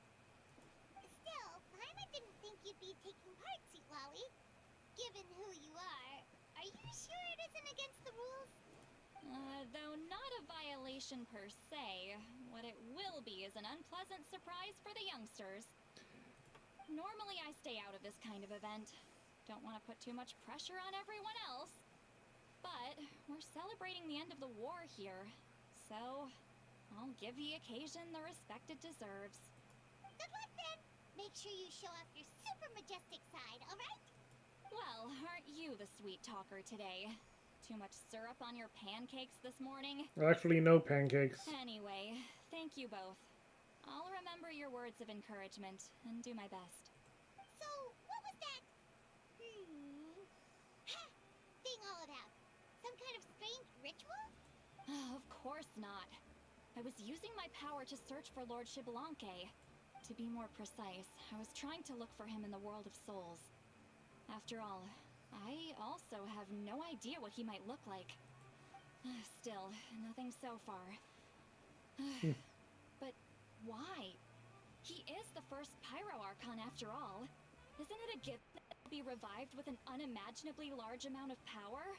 Seems like we'll have to keep looking. Yeah, we don't have any leads yet. We'll check for leads somewhere else. Good luck, Granny, and take care. Be on your way now. Oh, and take care of yourselves too. Granny Eatsley will display her dashing self on the competition ground soon enough.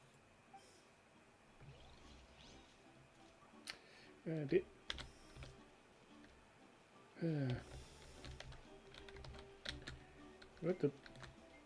Alright, how am I supposed to get to up? The...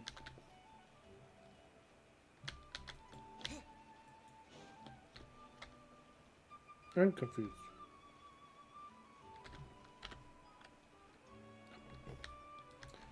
Alright, so I can't access the map. Can't travel that way.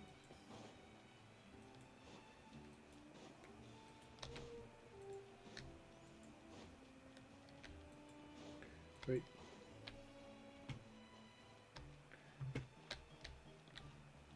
Yep. That's right. Okay. Hey, Kanichi, gonna take part in the tournament? Of course.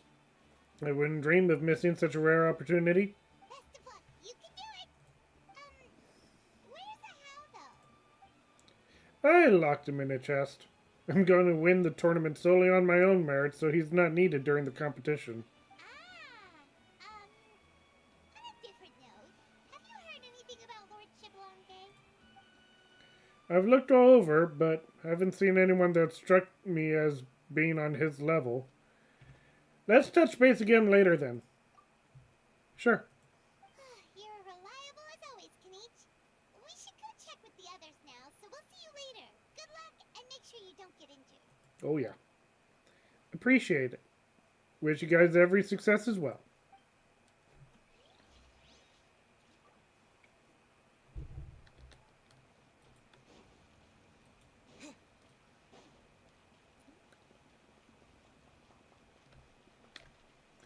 Kanich! Oh, Kachina! 3, 4, 2. Kanich was the other guy. 3, 4. How's the warm-up going, Kachina? Feeling good? Oh, hey you two. Yeah, I'm feeling great. Ready to get out there and show 'em who's boss. Good luck! Bring it home! I'll give it my all. I mean, I don't know if I'll be able to win again, but as long as I learn something from the experience, that's enough of a win for me. Yeah, having the right mindset is everything. Yep. Oh, by the way, have you seen anyone who seems like Lord Xbalanque? Lord Xbalanque? I don't think so. A powerful figure like him is sure to attract attention wherever he goes. Like Moalani and Kanichi, only even more so. I haven't seen anyone like Yeah, that. everyone's getting their own premeditated or their own ideas as to who Xbalanque is supposed to be. I already have an idea as to what he looked like, so I know that it's not what he's not what everyone's expecting, but I'm still curious as to what exactly the outcome of this is going to be. I've only seen like small pictures of him, but nothing spoiler level beyond that. Alright. Thanks, Katina. We'll go take a look around. Focus on taking care of yourself as well as winning. I will, thank you. Seems like we still haven't found any useful clues. Maybe we should just go back and check in with Mavuika.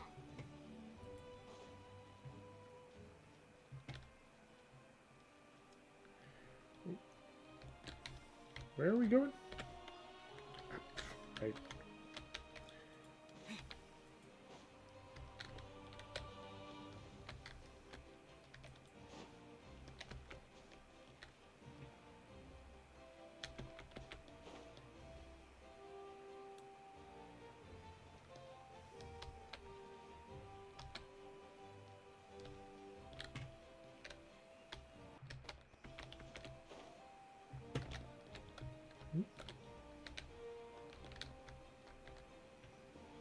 That door? Yep, that door. At least one of the doors worked. Supervisors, your report, please. How are the contestants doing? Madam Host, the contestants are doing great, and the competition is proceeding as scheduled. However, when it comes to Shivalongi, No leads, huh? The competition is almost about to begin and there's still no sign of him? not what you expected? Not necessarily. Still, let's go give everyone a warm welcome before we kick off. Yep. I mean, hey, if Citlali is resurrected, he might not have the power of the Archon because, well, she has it. So. This iteration of the pilgrimage is the perfect chance for us to bid farewell to the past. Now go forth and soar. Faster, higher, stronger. Become a better version of yourself. Remember what brought you here and keep pushing forward. This tournament begins now! Alright. Ready or not, here I come! Mualani is causing such chaos. Mualani, a natural sports star. She's not gonna stop scoring anytime soon. I've got this. This runs in the bag. The vertical course, huh? Time to leave them all in the dust. Kanich is coming up to the trickiest parts of the course here. But is he slowing down? No! He's speeding up! Amazing! How's he so fast? See you later. The gap between our competitors has increased significantly. Could this mean? Oh! Contestant Kachina has suddenly appeared from the side. This part's rough, but I won't give up. So annoying. Oh, there was Citlali in the back. Competition has entered its final phase. Who will emerge victorious? We're about to find out. Did we literally just see a whole bunch of flashing elemental attacks and then one guy just Spartan kick somebody?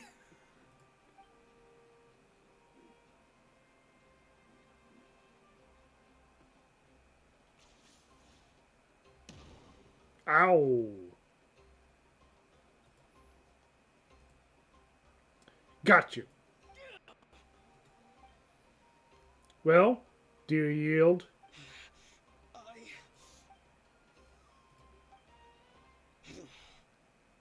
I yield.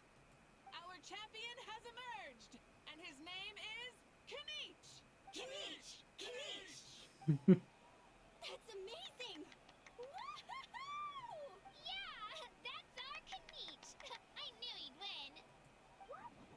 So not only is the little punk hard to kill, but he's good at fighting too?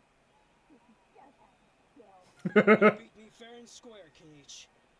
People always talk about how tough you are. Now I can say for sure, they're not exaggerating. It's funny. I was thinking to myself earlier that I might have a shot at winning this. Unless I have to face Kenichi in the final. Come on, dude. What are you talking about? Losing to Kenichi isn't really a loss at all. You've more than proven yourself, too. You could beat me up 30 times over. Hear that? They're recognizing your strength as well. Keep up the good work. Let's have a rematch sometime. Yeah. Well, so good.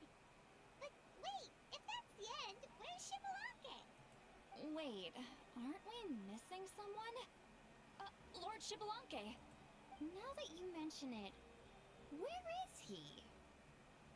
Don't tell me.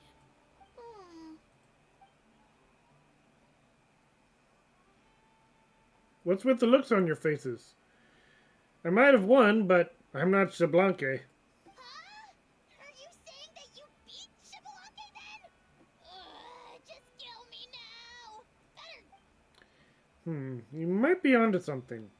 I've never met a runner-up before, so where did you get this good? That's impossible, right? Could he have placed so well because of some connection with Lord Shibalanke? You mean he might be Shibalanke? Wait, I'm Shibalanke now? I've got it! Lord Shibalanke didn't want to steal anyone's thunder, so he must have lost the tournament on purpose. Wait, that doesn't make any sense. This is the most holy pilgrimage of the return of the sacred flame. How could anyone throw a match? Whoa, did Paimon say something wrong? Now everyone's talking about Shibalanke. Still, that guy was almost too good, wasn't he? We've never heard of him before, but he was still going toe-to-toe with Kenichi. Could he really be? I think people are just jumping to conclusions.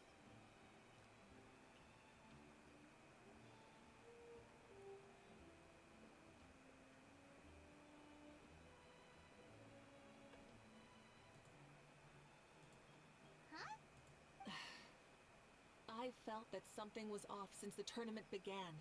Reflecting back on it, it wasn't because I could sense Shibalanke's power, but rather that I could not. Does she mean that Shibalanke is not present? Or does she mean that he wasn't resurrected in his original form? Please, excuse me. Wait, she's going straight in the direction of the other contestants?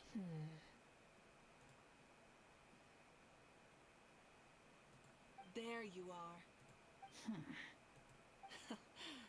No unimaginably strong soul aura, nor any whiff of extraordinary power. But I know, beyond any doubt, that you are Shibalanke himself. Huh? Who's that? I've never seen him before. Isn't that Mauso? Like, Tato's grandson? When did he sign up for the tournament? Did he even fight anyone out on the field? What are you talking about? He's been standing there this whole time. I totally thought he was just there to cheer the others on. Wait, so that's Shibalanke? But he's just a kid. You're also a kid, Kachina. What the heck? Well, this kid doesn't look like he can take a single punch from the almighty Dragon Lord. Kahola-how! Just give me 1 second and I'll... Huh? That's Lord Shibalanke? But, I mean, he was right next to me for most of a tournament. And he didn't seem very, well, Shibalanke to me. You recognized me? Perceptive. No less than expected of this era's Pyro Archon. Okay, maybe he's not going to be playable. That isn't quite the design I was expecting for a playable character. Forgive me for asking, but how did you do in the latest tournament? I didn't even make it to the final 32. No! This is a joke, right? It has to be. It's clearly staged. Out of my way. I've got to see Lord Chibalanque for myself. As expected, your return has caused quite the commotion. Less talking, more doing. Hurry up and take Lord Xbalanque to a safe place. I've got this place covered. Please, remain calm, everyone. Lord Xbalanque is one of the most important people in all of Natlan. I will take responsibility for receiving him into our midst. You got her, Archon. Just leave this to her. Don't worry, we'll let you know as soon as we know more.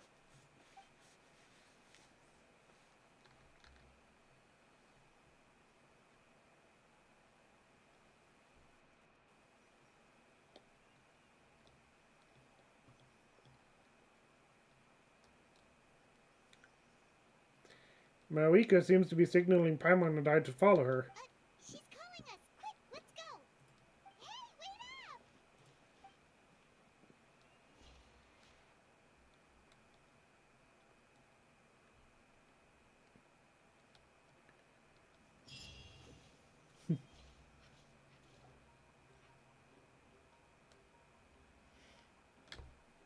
Okay, this should be far enough. Sorry for making you walk all this way. I am Natlan's current leader and Pyro Archon Mavuika. Lord Xbalanque, I said I was inviting you for a chat, but to be perfectly honest, this is also my first time doing something like this, so I don't even know where to begin. Oh? Oh no, he doesn't sound too impressed. You mean you've never hosted a long dead guy on his first trip home before? No worries. It's a first for me too. I didn't realize you also had a sense of humor. Wait, really? Hang on, I think I just realized something. You're telling me that neither you nor your companions know that I, Xbalanque, was totally hilarious? All the woven scrolls regarding your life depict you as a wise and upright person. According to legends, you also use the Divine Throne to negotiate with the Ruler of Death, establishing the set of rules unique to Natlan. As for your sense of humor, no sources have ever touched upon it. Maybe it's better to say that we know even less about you than we expected. I see. In that case, allow me to reintroduce myself. I am the first Pyro Archon, Xbalanque. You may call me Dear Beloved Son, or just Lanque for short. Wow, talk about being overly familiar. Keep your voice down. Are you looking to get smacked? And these two are? Allow me to introduce the Traveler and Paimon. They're important friends of Natlan and our companions. Great heroes who helped us defeat the Abyss for good. Ah, I see. I was about to say, why did a child follow us all the way here? Though you could say the same for me. And judging by your expression, that's exactly what you're saying. And there's where you'd be wrong. This body belongs to a child of present-day Natlan. I'm only possessing it temporarily. Okay, that makes sense. I see. Your physical body couldn't be revived, so you had to borrow someone else's. But what about the original owner? Is he, okay? No need to worry. My existence has not affected this child in any way. This body's original occupant is currently experiencing a fantastic dream. I have my own plans. And as for my reasoning, you'll find out soon enough. Oh, great. Alas, this borrowed body is a bit lacking when it comes to exercise, and hasn't really trained any aspect. I tried my best at the tournament, but could only get so far given my physical limitations. Oh, that explains why you couldn't make a deep run. You're not used to this body, are you? I wish that was the only problem. I'm simply unable to do a lot of larger movements. Oh, and my usual climbing and jumping motions aren't exactly suited for him either. Also, you've got to be twice as careful in a borrowed body. If I pushed him too hard and got him hurt, I'd be no better than a criminal. I could never do anything like that. Indeed. Still, the great shaman Citlali learned about your impending resurrection from the Wyab, but we still don't know why you've returned. Oh, is it time to get serious then? All right, serious mode activated. In any case, you've already touched on the topic. I did indeed strike a deal with the ruler of death. She once asked me why I prayed for her power as a mere mortal, and why I yearned to save a nation in peril. I convinced her with the promise of perpetual existence and the everlasting flame of life. So, she shared her strength with me, and allowed Natlan to operate under brand new rules. I told her that the plan would be a grand, long-term one in which victory would not come for some time. Certainly not within a mortal lifespan. Still, I knew that someone else would bring it home. She assented to my request, and became an observer of our tale. Seeing her interest, I also asked that I, as the one who laid the foundation, be granted an opportunity to see the new world with my own eyes, if we actually did manage to triumph in the far future. Ah, so your return is a special favor granted by the ruler of death. More like a bet I made with her. Even gods have things that pique their interest. I bet correctly on the outcome of this war, so this trip is my reward. How do you feel about the Natlan of today? Does it meet your expectations? Oh, I like it a lot. Could you tell me more, by the way? I'd love to know how you managed to win the war. As you know, ours was an exceedingly grand, long-term plan. I'll skip over the most ancient parts and start with what I know. The battle from 500 years ago. The disaster struck suddenly, and Natlan was engulfed in darkness. Our land and faith were both shattered, and everyone believed that our nation's end was nigh. But even when thrust into battle against the abyss, fate, and the passage of time, our heroes did not give up hope of victory. We each shouldered our heavy duty using the power that you left behind. All the Pyro Archons in the last 500 years have devoted their lives to banishing the abyss, rebuilding our tribes and faith, and uniting the people as one. As for me, I decided to head 500 years into the future, that is, the present, so I might finally bring together our people's resolve, which has stood firm for thousands of years, and fight for our final victory. Of course, I had prepared for the worst. That I would awaken to naught but monsters, corpses, and ruins where our nation once stood. Had that happened, there would have only been one thing left for me to do. Fulfill my final duty as a warrior, and then witness the end of the world helplessly. Still, the outcome proved that our faith was not misplaced. This victory, and the miracle that it created, is the greatest reward for all who gave everything to protect our realm.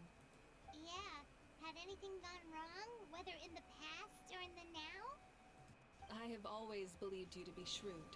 Surely, such a quality was needed to bargain with the ruler of death, and win so much for us in the process.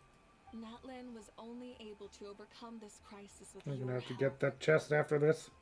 All these millennia later, and the people of Natlan have finally achieved victory over fate. Citlali's voice sounds Generations very will call familiar. me the one who created the rules and initiated the plan. Then you are the one who inherited those rules. The final executor of the plan. The one who created a miracle. Beginnings and endings. Creation and change. Mavuika, you truly are a remarkable leader. It is my honor to have met you. Please, you're too modest. Rather, it's our honor to welcome you back to this world. Ah, and that's the perfect segue to something that you should know. You see, you don't have to worry too much about my second life, since I'll only be here for a single day. Like, from sunrise to sunset. A single day? What? But the day is almost over. That's why I said you won't have to worry too much about the boy this body actually belongs to. I'll be long gone by this time tomorrow. Besides, no one ever said I was actually going to return and stick around for years and years, right? This is just a short little outing back home, so I can see some of my compatriots again. Still, I've got to say, it has not been an easy trip. After being resurrected, I woke up in the home of a normal boy and wanted to take a quick dip to relax, only to have my trouser legs snagged by a fishing line that came out of nowhere. And once I finally made it to shore, I decided to take a stroll and see the sights, only to step into a trap along the way. It's me who put a trap out there, and there wasn't even anybody around to check it. Thankfully, the bottom was pretty soft, so I lay down and took a nap before getting up to continue on my Oh my merry way. goodness. This is so embarrassing. I swear, with friends like these. After countless trials and tribulations, I finally managed to sign up for the tournament. But then, I ran into a girl who claimed to be a fitness coach. She insisted that my muscles weren't up to snuff, and made me do twice as many warm-up exercises as everyone else. Oof, you guys in the future sure have it rough. Well then, what's next for you? Oh, what a great question. I was just about to get to that. You're a pretty considerate gal. So, I do have a small wish that I haven't been able to fulfill. I managed to participate in the pilgrimage, but alas, my potential is restricted by this form. It sure would be nice if I could show everyone what I can actually do. Why is he stealing glances at us like that? Well, now that I've said it, care to help an old man out, hero? Huh? Okay, so, what are you capable of? Ahem. See, I was also quite the formidable warrior in my time. Surely a match for Mavuika.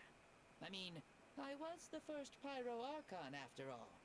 I could shake the cliffs with a single punch, scale mountains with a single leap. Very formidable indeed. So, you'd like to spar with me? Yes. Using your current body?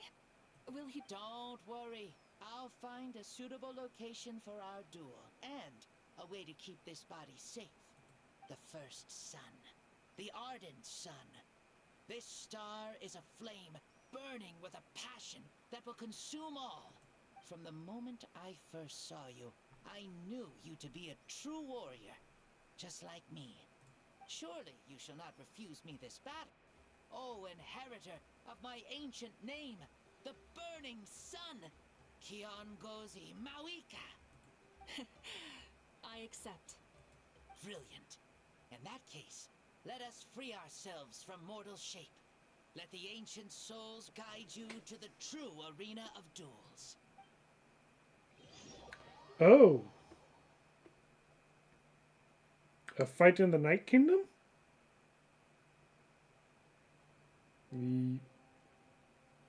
What is Not this quite. place? I've never been here before. Such powerful pressure. Is this a temple of the spirit? This is the land of the sun, created by my soul. Only the sun and those blessed by it can survive here. Me, you, and you. The sun, the other sun, Blessed One 1, and Blessed One 2. We've been blessed by the sun? The sun will remember the most virtuous stars. You are hope itself. The most radiant, most important friends we could have. We have invited you here, so you may witness the clash of suns. Okay. Okay. I kinda wonder if there are gonna be those theorists focusing on why Paimon was called Blessed One 1. Because most of the time, people would think of the Traveler first, and then Paimon second. But he focused on Paimon first, and then the Traveler. I see. We've manifested in an almost fully spiritual, consciousness-like form, removing the limits of our flesh. That's right. As I said, I knew you to be a born warrior the moment I laid eyes on you. But there are two forms of human strength, that of the body and of the spirit. The great Xbalanque, impressed upon a child's body, found less than a third of his original strength available to him. In that form, I'd lost my strength of body. But here, We meet as our true spiritual selves. In this place, even a child may shake heaven and earth due to the great soul within. What makes a true hero? Someone strong of body, or strong of mind, or must one be strong in both to surpass human limits? Which of these are you, Mavuika? Well said, Xbalanque. Let us prove our mastery of both strengths through this battle. To Natlan, to each other, and to the rest of the world. You and I both know we'll never meet a better matched opponent. Indeed, that's exactly what I've always wanted. As a citizen of Natlan, as the Pyro Archon, as an opponent from across the millennia, and a friend whom you never had the chance to meet. Let us have a fair and honorable duel.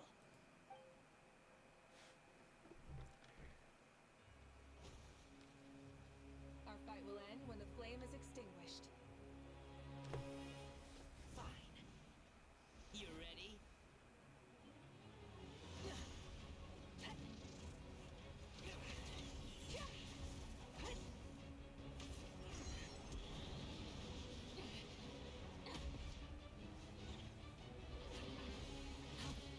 Okay.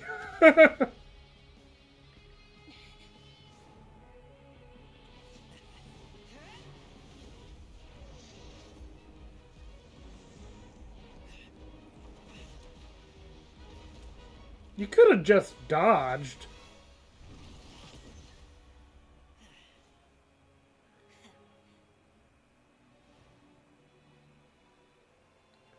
Do you never feel tired or hopeless? No.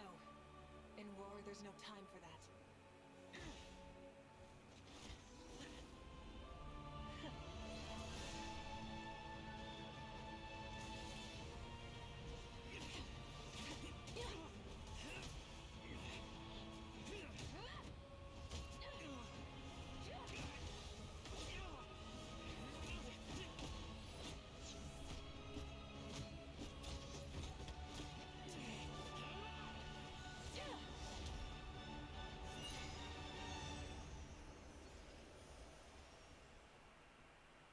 Hmm.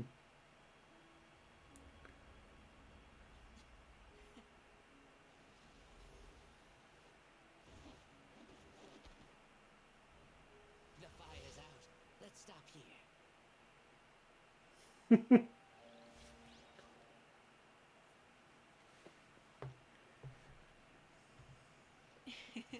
It was a great fight. That was an exhilarating battle, Mavuika. Looks like this old man's still got some fuel left in the tank after all. You jest, Lord Xbalanque. Your spirit is as strong and youthful as ever. Come now. Can't you tell I was making excuses for coming up just a hair short? Not by much. Just the slimmest of margins. Yet still, you actually won. I've always seen myself as the strongest warrior, but it would seem that the inheritance of ancient names has proven its worth after all. I bear the name Kyongozi, the leader of our people. After countless generations, this name came to you, and you used the power it accumulated over the years to defeat everything in your path. This battle has been most meaningful. Beyond the facts of victory and defeat, I've also learned a lot about you. Take, for example, your strength. It is at once ruthless and gentle, both tenacious and sharp. You neither overwhelm your opponent with sheer power, nor defy them with only your strength of will. You possess a great understanding of your own might, and will convert all of it into fuel, so you may climb to even greater heights. It is thanks to heroes like you that this war was won. I'd have never been able to return to the mortal realm otherwise. Your victory granted me this chance at a second life. Even if it is just for one day, the sun has risen again to drive away the darkness.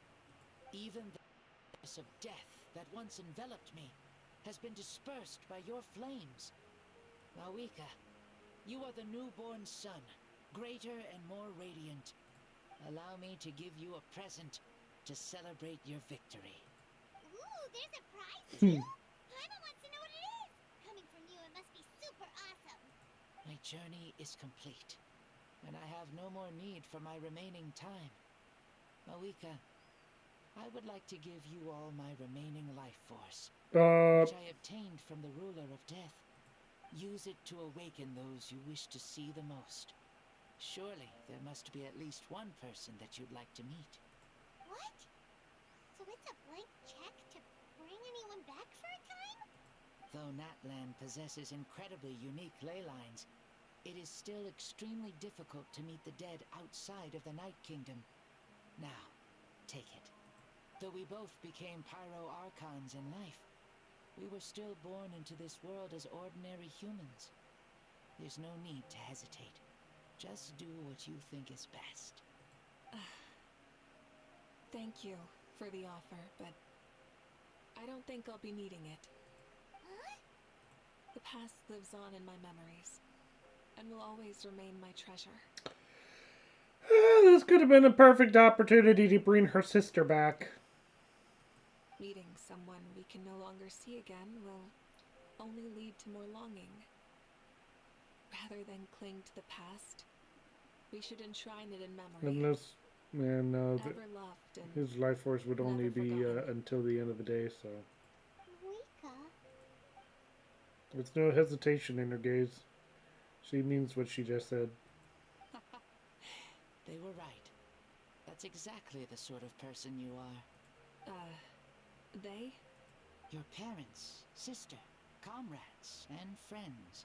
Those who walked with you, and those who left you behind. Those who crossed blades with you, and those who prayed for your safe return. Each and every one.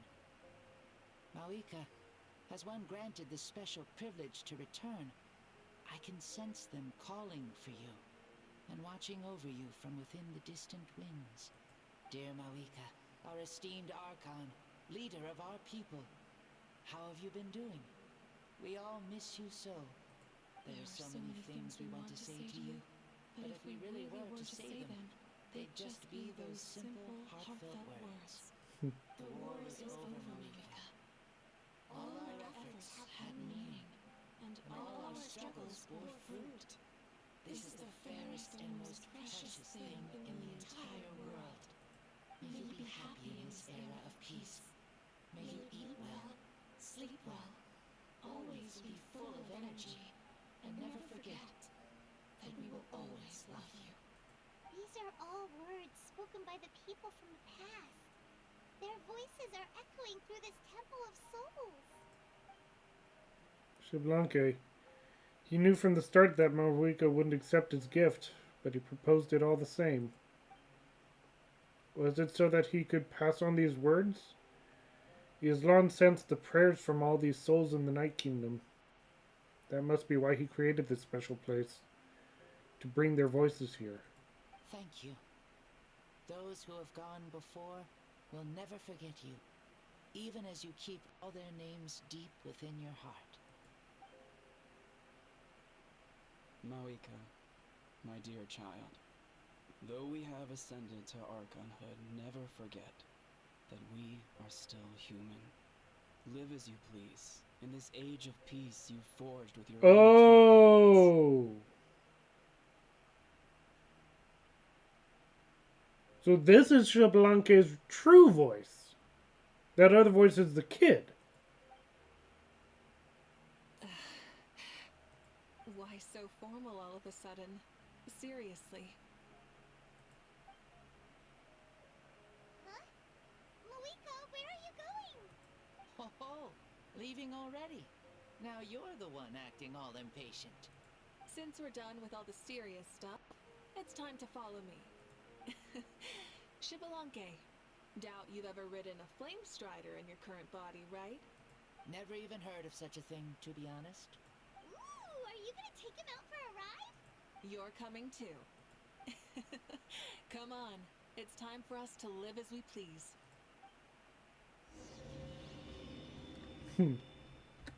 Leave the domain, but I didn't actually do any fighting. Helmets on,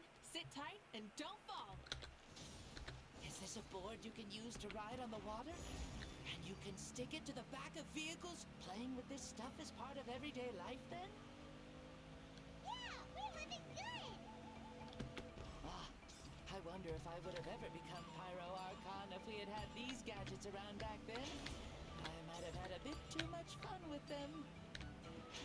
What? That would be terrible. Agreed. Good thing they were only invented after I died, huh? Looks like I really am better after all, for becoming Pyro Archon even with all this temptation around. Point Mavuika. The hands of our friends, the Children of Echoes, are as skilled as ever. They were already famed in your era, right? This bike was built by their most talented artisan in this age. Speaking of which, we just passed them by. Sweet.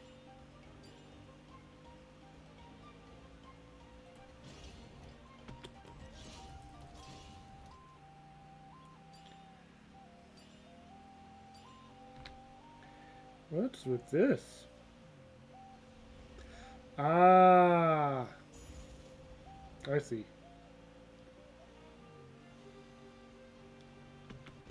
Is that Oatskanatlan? Oh, sure brings back memories. Hmm. Oh yeah, that was built in your time, right? It's long become a landmark. Very popular with tourists, so I hear. They think it's a lovely place. Is that so? So that's how you all see it. I would think so too. It's especially stunning if you look at it from a spirit way. The stories of the past become things people aspire to in the future. It's just like what they say. The apex reached by those who came before will become the everyday goal of those who come after. Everything is constantly changing for the better. That's good. That's how it should be. I'll bring those words back to the Night Kingdom and share them with everyone there.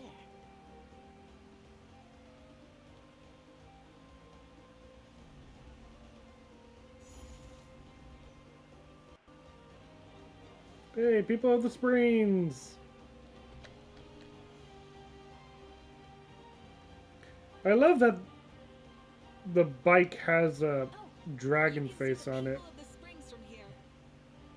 They seem to be enjoying life. Just like the people of Natland back then.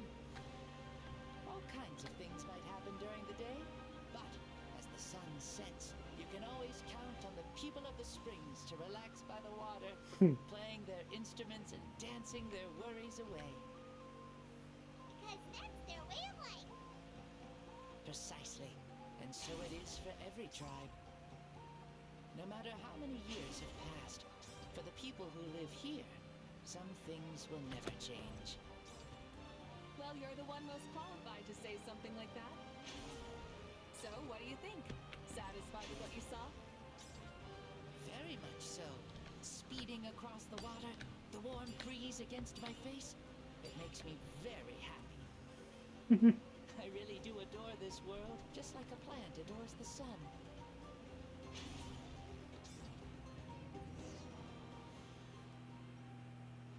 We made it! Woohoo! Thank you, Mavuika. This has been a wonderful trip. Lovely things are meant to be shared after all. It's the least we could do for our friend. I'll admit, I didn't expect people several thousand years in the future to see me as a friend. Not that I'm complaining. This old man's had a great day today. Thank you, dear friends. I can still remember how nervous you looked when you saw me for the first time, Mavuika. I'll cherish that memory. Oh, is it almost time? Yes, it is. Thank you for coming back to see us. This meeting means a lot to me as well. I bet that Mark's gonna disappear once he goes away. Time to go. Don't forget to lead a happy life. I wonder what other changes are gonna happen to his body. Simon's gonna miss you. See you later, Shibalonke. Enjoy your life in the Night Kingdom too. Or enjoy your death. One of the two.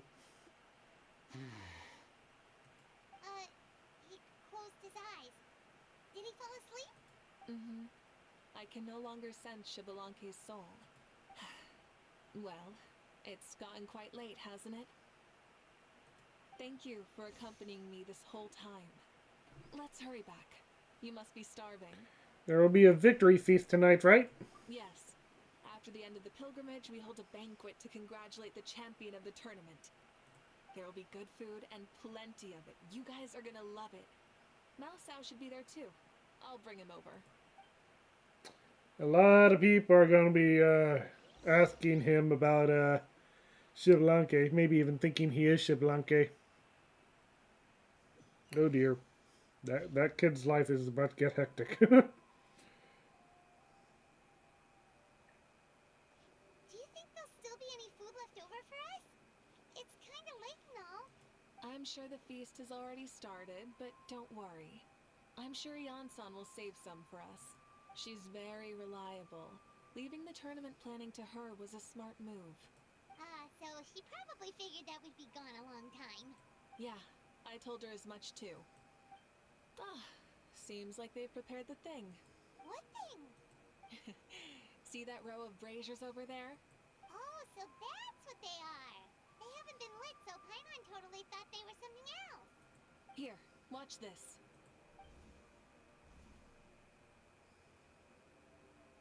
Whoa, they're beautiful! Were they left for the three of us? This particular kind of brazier is called a signal flame, and is reserved for those coming back late at night. The others set up an entire path using these signal flames to await our return. Those returning to the tribes must light them with their own hands. The flames will illuminate the path ahead and show the tribe that the person has made it back. Makes sense. Even if you're surrounded by darkness, never forget. Your friends wait for you in the distant light.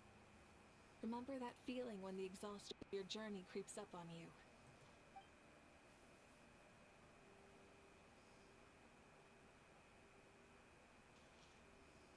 Ah, you're back! Archon, Traveler, Paimon! You were really gone a long time. We've already started grilling the meat. We had a long talk with Lord Xbalanque. It was pretty time-consuming. Did it all go well? More than well. Xbalanque, he's a very good man.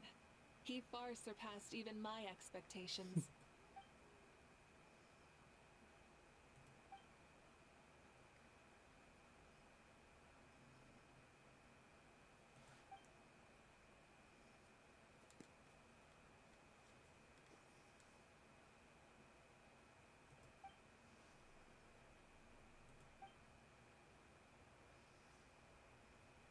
So the only reason Lord Xbalanque didn't win the tournament is because he was limited by the physical body he was in. That's right, but don't feel disappointed on his behalf. He himself was not upset about that turn of events. He had many revelations during this journey, and as he said, strength of mind is as important as the strength of the body. He realized that after failing to make it to the final 32. No matter how many times Paimon hears it, it's still so funny to think that Xbalanque didn't even make it that far. You'd have never expected to hear those words next to each other. Strong in both body and mind. Huh. I'd say our champion Kanich fits the bill.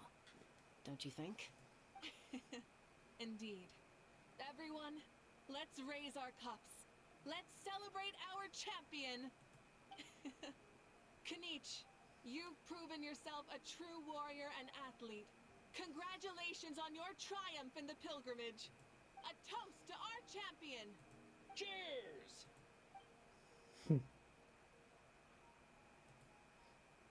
Thank you, everyone. Hey, look! The kid's awake. Huh? Where am I? Yep, that is the kid's voice. Almost so. You're awake. This is the celebration feast for the pilgrimage of the return of the sacred flame. You participated in the tournament too. Huh? Me? It's a long story. It's so long, even my lowly servant couldn't manage to give a simple summary. Ha! I see. I remember Lord Xbalanque, our Archon, Mavuika, and the pilgrimage. I feel like I dreamed a very long dream. I was super strong in that dream, too. I could jump up onto the roof with one leap. And I could climb, fly. It wasn't a dream. Your body did go through all the motions of the tournament. You were already an outstanding contestant. I'm a contestant? You know, Mom and Dad always say that my health isn't the best. And I might not be able to do all the things everyone else can. But right now, I feel like I can fly. Really? I'm surprised that mark is still there on his cheek. I thought that that was supposed to be like the sign that Lord Shibalanki was possessing him. Yeah, I feel amazing. It's like I'm filled with power from head to toe. I want to feel like this next time, too. Then go and train hard, then come back next year and show us what you've got. Yeah, as long as you put in the work, you'll do great. I know it. That's how it is for all of us. Yes. You'll turn out to be a truly beautiful vegetable. I'm sure of it. Vegetable? Yeah, I will. Oh, but the pilgrimage was only half of the dream. I think... Really? Against who? I think it was our Archon. That wasn't a dream either. I did have a duel with Shibalanke. Huh? I was hoping to save this until later, but since we're already on this topic, I've got another piece of good news to share. Namely, that we crowned another champion today. Lord Shibalanke and I engaged in an all-out duel, as worthy rivals from across the millennia. In the end, I won by the slimmest of margins, defeating our legendary hero. Oh yeah, sure. You just say that when the guy's not here to defend himself. I can't believe it. You beat the Shibalanke? This is no lie, and I have our best friend here to back me up. You were the arbiter for our duel, yes? Mavuika is right, claiming that I witnessed her victory with our own eyes.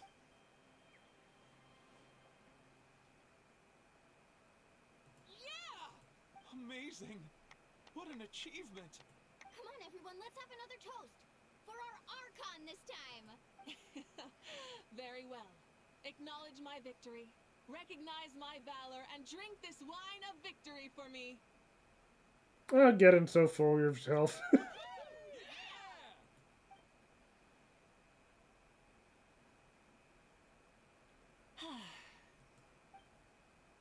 has been a super long and exciting day, yeah?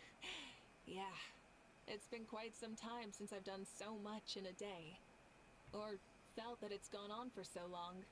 But you've also got a sense of accomplishment to match, right? Of course. Oh, right. Mavuika, the Traveler said there was something to ask you. Wait, how's my phone? Okay. I was just thinking, you were fighting Shibalanke for such a long time. Did you ever falter or wonder if you might lose to him, even for a second? No. In battle, there's no time for that. So it never crossed my mind.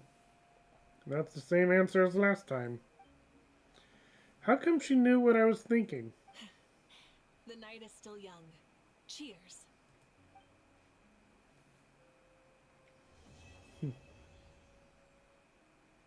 Alright.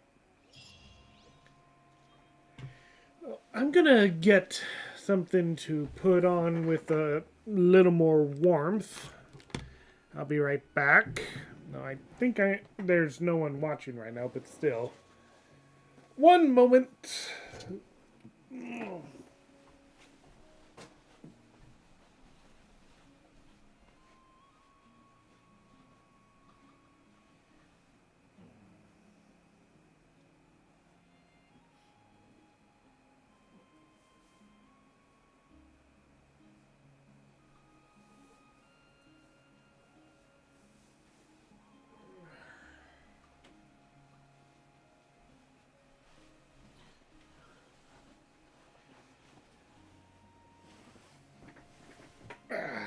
Okay. Got something warm, long sleeve. Hopefully it warms up me up a bit. It's starting to feel a bit chilly. I wonder what temperature it is outside.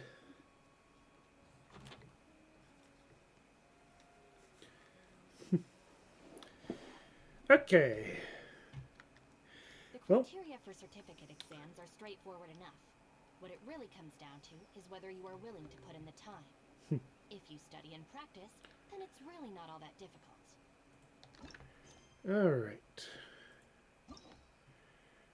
Next up, let's finish this.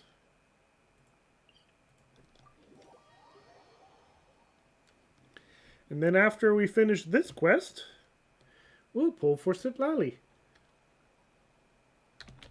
Let's burn this bruise.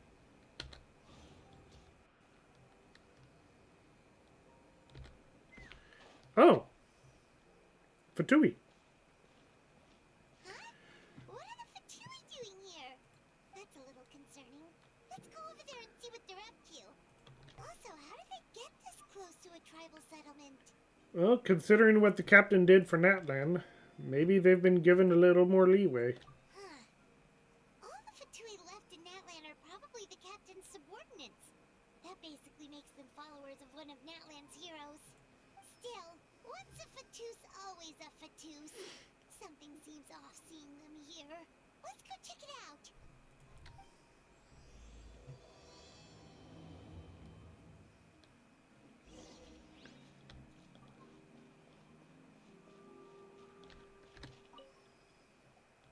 Ahem. What are you guys doing here? Following orders. If you have a problem, take it up with our employer. Hey, what's with the attitude? Can the Fatui even work for a private employer? This is Grudok. I hired him to be my bodyguard in Natlan. As you can see, he's not the sociable type. I'm sorry for any offense. Ah, Fontaine.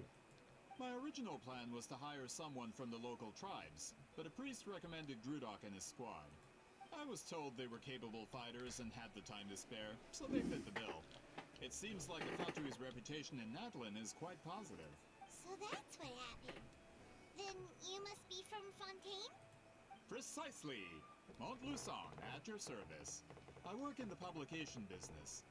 And you two... Wait. You must be the traveler and his fairy companion. Oh, you know us? A golden-haired traveler with a floating companion. There's no mistake. Your exploits in Fontaine have all the makings of a best-selling series. I'd be a failure of a book merchant if I couldn't recognize you. Wow, we're really famous at this point, traveler. It's truly my lucky day. You haven't figured that out already? But I was actually looking for you two.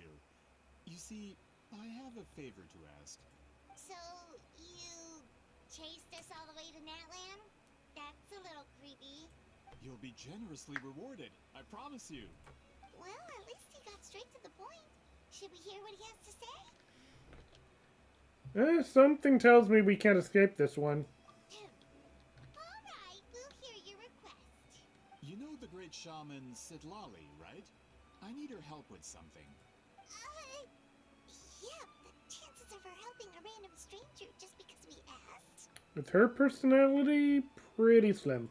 Yeah, Citlali really doesn't like dealing with strangers. I heard about that from other members of her tribe. But they told me if one person could convince her, it would be the golden-haired traveler. If you manage it, I'll even double your pay. Why do you need her help? Oh yeah, we should definitely get to the bottom of that first.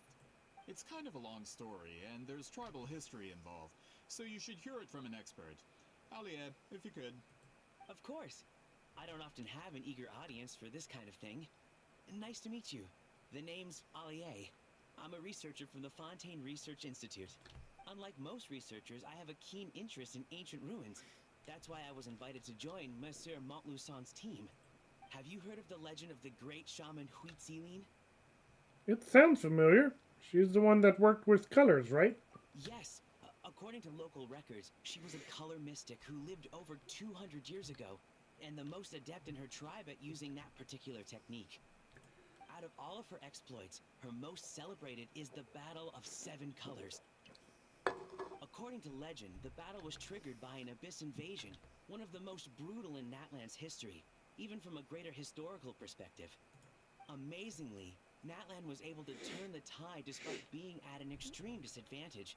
The key to victory was none other than a color Huitziline created on the battlefield. The color was extraordinary, illusory in appearance while also seeming to possess physical form. Legend has it that Huitziline used the color to construct a magnificent maze on the battlefield and trap all the enemies inside. This allowed her allies to launch a counterattack and ultimately secure victory. Anyway, that's the gist of it. We don't want to take up too much of your time. That story is the reason I came to Natlan. I often publish books about the history of other nations. They always end up faring well on the market.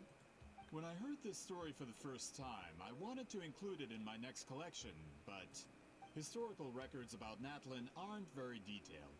We haven't been able to determine where the battle took place, or find any definitive evidence that it occurred at all. Even within the Masters of the Nightwind, people dispute the legitimacy of the story. Some believe it to be a myth. But there's one person who's old enough to have potentially witnessed it.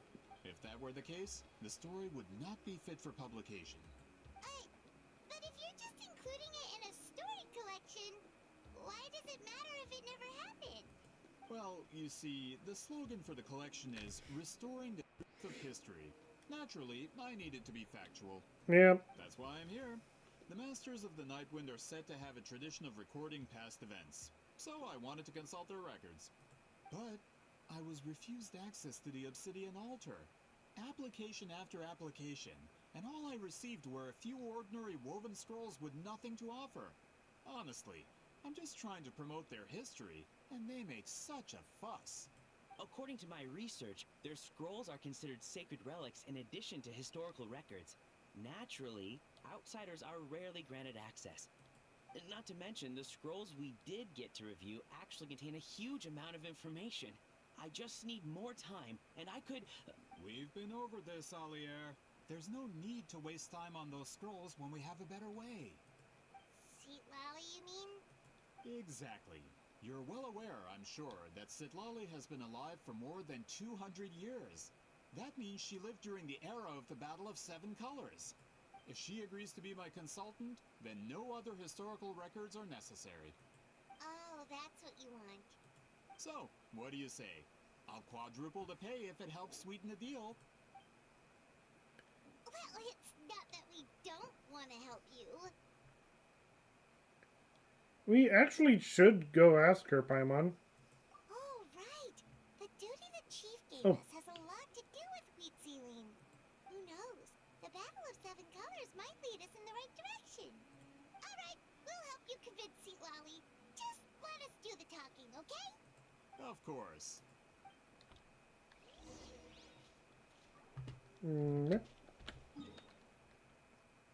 All the way down there. Yep. Oh, right. Let's ride! Full throttle!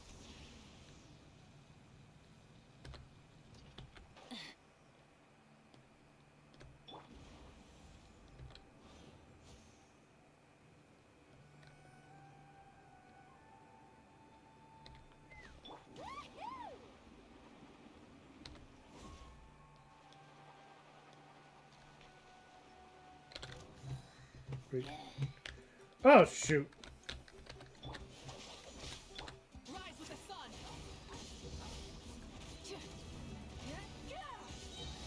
Wrath from the sky!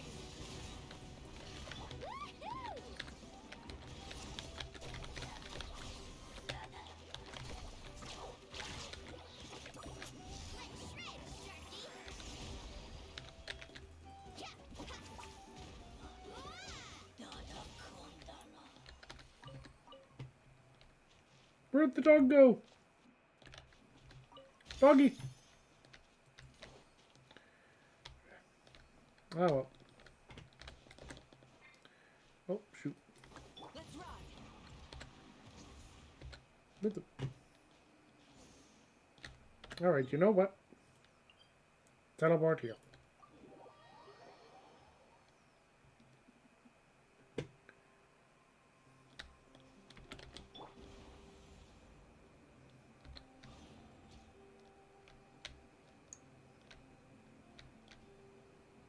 I know, this is just the same place that I just came from.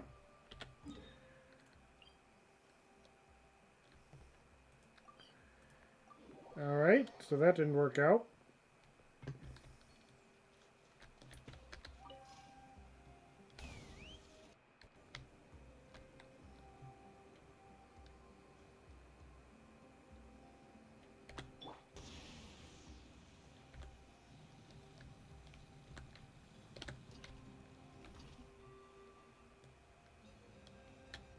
So, this is where the great shaman lives?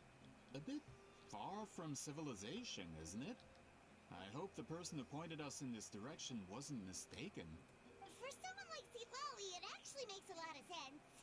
Is this graffiti her work too? I wonder if it's a cultural practice. If I could just copy it down, We're here for a reason, Alier. As agreed, you two can do the talking, and we'll wait for you here. Okay, we'll go knock on the door. Hopefully she's not hungover.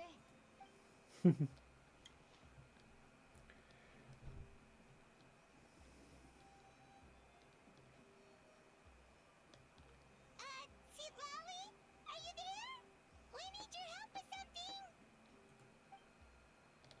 Oh, no response. Maybe she's not home. Let's try her other name. Oh, Granny Citlali? Are you home? Hey, kid! If you're here to challenge me, book an appointment first. So, Citlali's a real hermit, huh? Traveler! The door closes abruptly.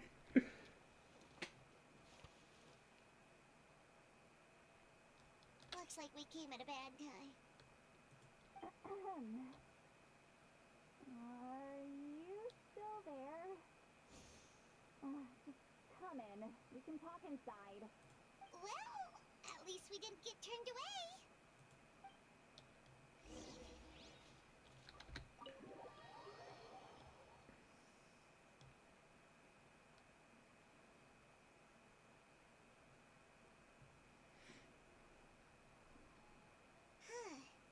So this is where Citlali lives. I didn't have time to fully clean up the place. Complain if you want. Nothing to That's a me. shaman like myself. Besides, in light novels, people who keep everything neat and tidy are always too boring to be the protagonists. Also, I'm not a hermit. I'm just above superficial rules of societal etiquette.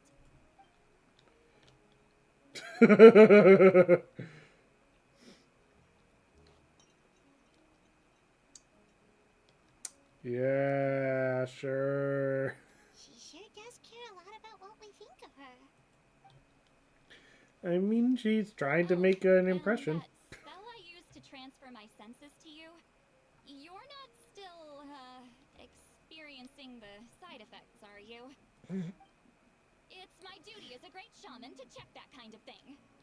Oh, you mean when we could hear your thoughts? Nope. It's been so long, we don't have to worry about that anymore, right? Oh, then why do I hear the traveler's thoughts in my head? What? Oh, she heard me call her a hermit. That bothers her? I thought she was above superficial rules of... I can still hear you, you know. I apologize for offending you. Don't bother. I'll find a way to fix it. First you hear my thoughts, now I'm hearing your thoughts. It's just a simple spell. I use it on you, and now it's on the fritz. Forget it. Just tell me why you're here. Well, someone asked us to ask you to be their consultant. They have questions about the history of Natland. So they asked the hero of Natland to put in a good word? Sounds like they know I don't usually trouble myself with other people's problems. The pay is really good. Doesn't matter. busy. She sure doesn't look busy. I knew this wouldn't get us anywhere. What if the request comes from me? From you? Yeah, we were given a sacred duty to help your tribe weave a special scroll. Huh? So, you're the appointed ones this time?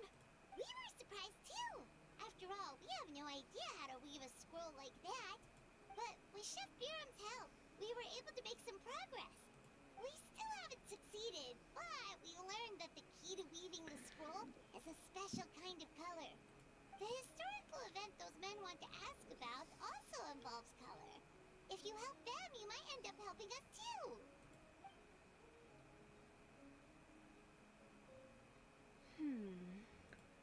She's giving us that face again. Did Paimon not explain things clearly? I can't decide whether this twist is completely out of the blue or if it was foreshadowed all along. Does that mean you won't help us? I need to think about it. Then there's still hope. Hey, what's the holdup? Just give us an answer already. Grudok. You agreed to let us do the talking.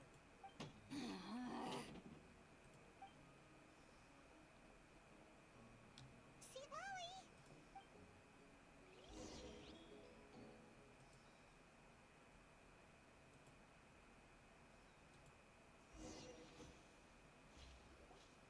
Stand down, Grudok. As your employer, if I tell you to wait, then you wait. Understood. You told him to go cause ruckus so that you don't get blamed, didn't you? You're the great shaman who's been alive for centuries? But you're so... Apologies for the disturbance. Grudok is a recent hire, so difficult to restrain sometimes. You're lucky you didn't force Citlali's hand. Well, since you're here, how about a discussion? Do you have any idea who I am? Did you think Granny Eatsley would be fooled by your little performance? I have no intention of speaking to you. Your recent hire interrupted me right as I was about to make an important decision. Pull a trick like that again, and I'll make your lives a living horror novel, except 10 times worse. That's all I came out here to say. Oh. Traveler, we have a discussion to finish. You live up to your name, Granny Itztli. I apologize for the offense. I'm just surprised the Battle of Seven Colors didn't pique your interest. You're investigating the Battle of Seven Colors? Ah, the Traveler didn't get to that part? Yes, I thought the Traveler could help me convince you. But, if I'm not mistaken, you have a personal interest in this matter, don't you? I heard that the great shaman Huitzilin was a friend of yours. You two must have been close. If I can resolve the controversy and prove the battle took place, I'll include it in my next collection. Then, all of Teyvat will learn the truth. With your support, your friend's heroic deeds will once again be known throughout the land. Inspiring, don't you think? You'll be helping me fulfill my duty, and it would mean a lot to your tribe. If this is really about that duty, then... fine. I'll help you. Hey, music disc! I'm honored. Save it. I agreed to help the Traveler, not you. You'll just have to leech what you can. Well, at least she agreed to help. Looks like my friendship with Citlali came in handy after all. I never took her to be the heartless type anyway. Oh! Who are you calling heartless? Not a problem. I always planned to work with the Traveler. So, did you directly experience any events of the battle? Do you have any idea where it took place? Can you think of any Talk at me, why don't you? I'd like to know too. Fine. No, no, and no. I did live during the same era as her, but that doesn't mean we experienced the same events. I've lived a long time, but I'm not a walking encyclopedia. You decide the angle of your investigation, and I'll provide answers if I'm familiar with the subject. All right. Even if you didn't witness the battle yourself, you still lived through that era. Your insights are very valuable. Alier, you had an idea about where to start, yes? Oh, well, my plan was to consult the members of the tribe in charge of recording history. Then, let's start there. Traveler, what do you say to officially working together? After all, it appears I can only get Miss Citlali's help through you. Sounds good. Music desk, music desk. All the way over there. Oh. Flower.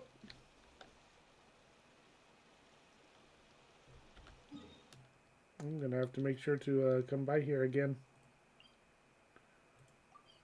Nope, nope, nope. Don't want to cancel the navigation, just want to teleport.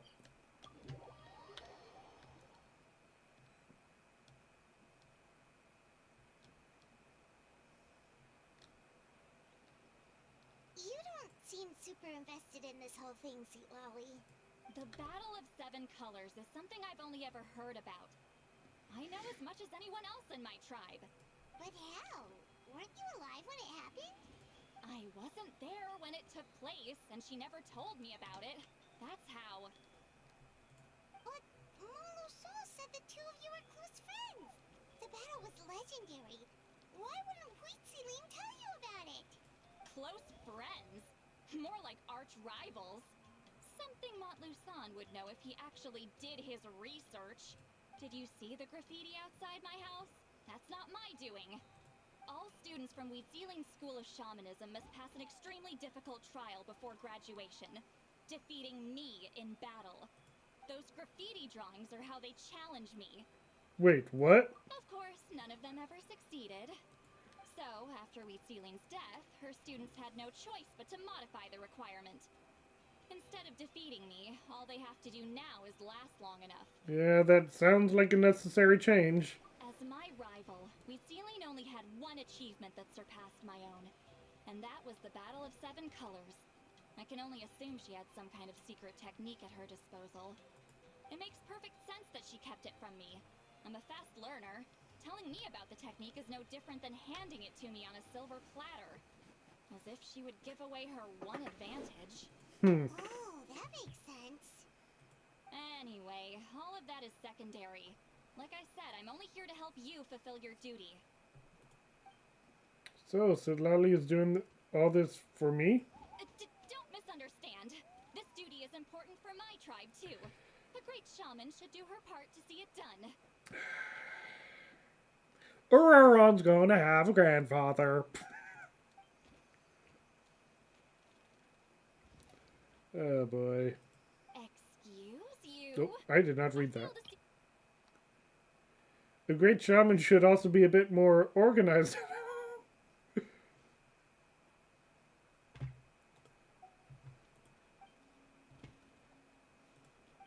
Why is it that you're the one whose thoughts are exposed, but I'm still the one suffering?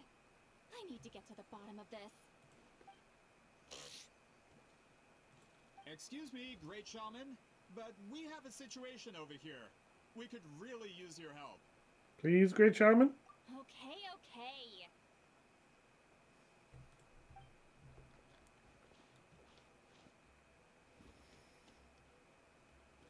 Of course the Battle of Seven Colors happened. The Woven Scroll proves it.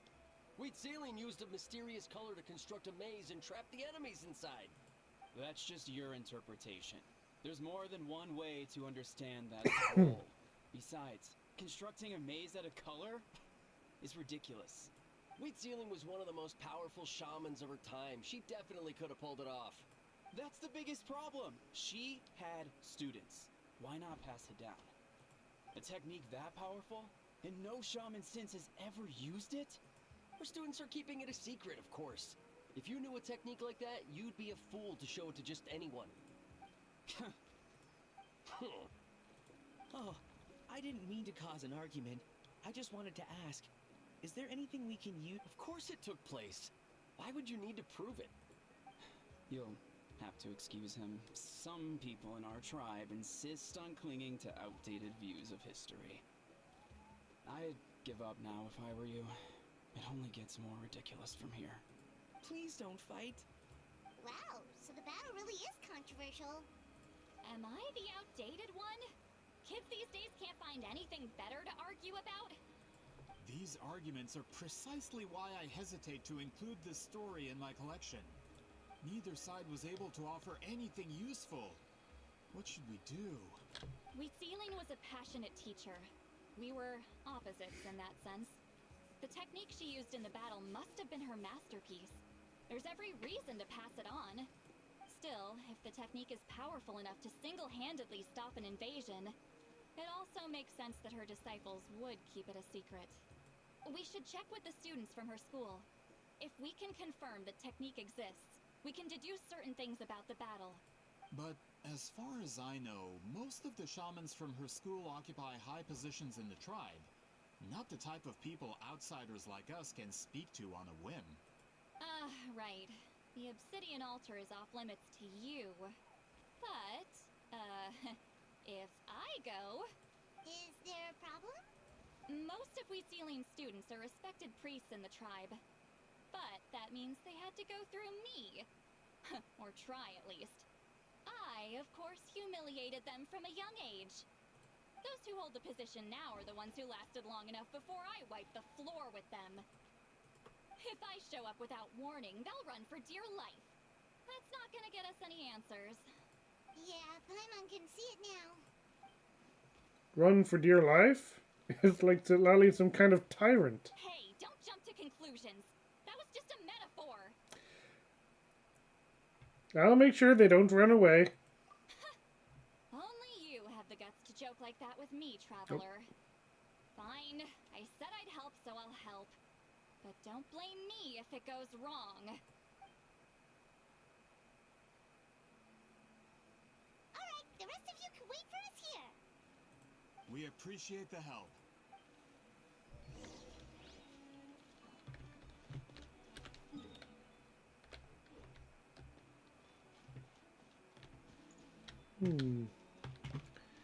I think going through here will probably be the more efficient route.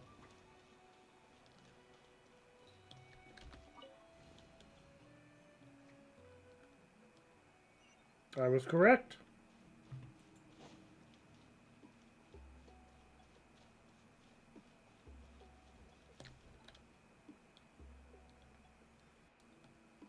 Three hours of streaming now. Oh, are you in the middle of a ceremony? Granny Eatsley?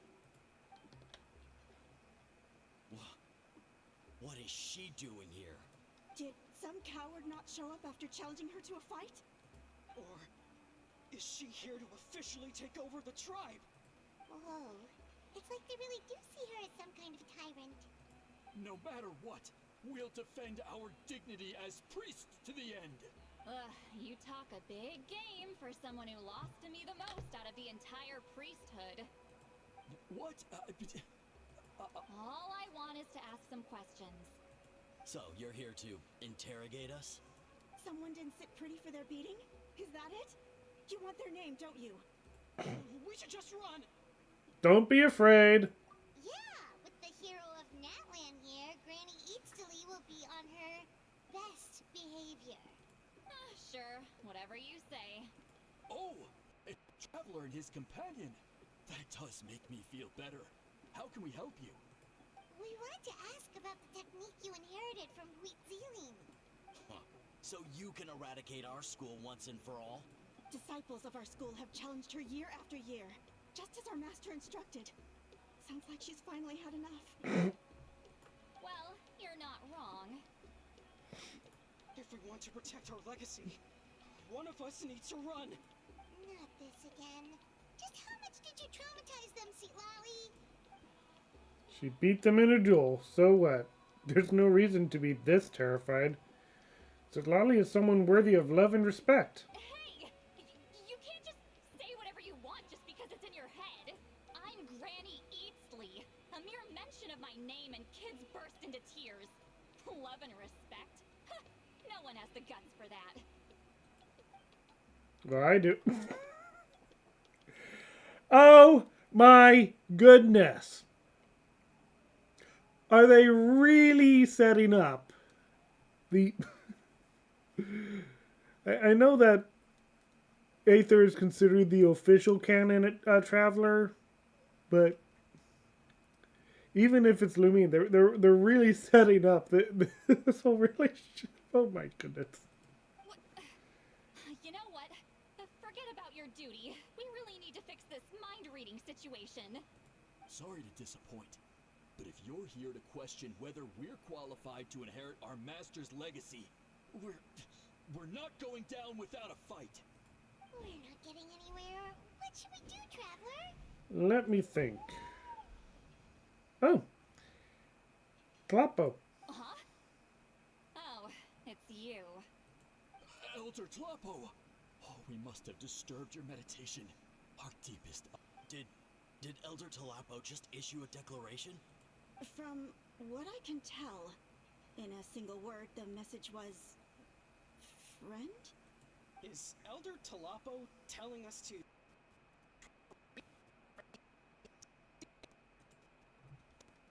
Possible, is it? Oh, you forget yourselves, my friends. You are esteemed priests of our tribe. Where are your manners? But Chief... I didn't expect to see you here, great shaman.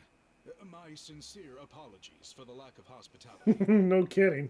Well, I wasn't exactly planning to come to this crowded place. So you can save the pleasantries, Chief. I'd rather get this over with. Understood. Now, as successors of Huitzilin, I understand your friction with Granny Itzli. However, Elder Tlappo's declarations have always showed us the correct path. You would do well to respect his counsel. So, mind your manners and allow Granny Itzli to ask her questions. Good thing Elder Tlappo and Chief Biram are on our side.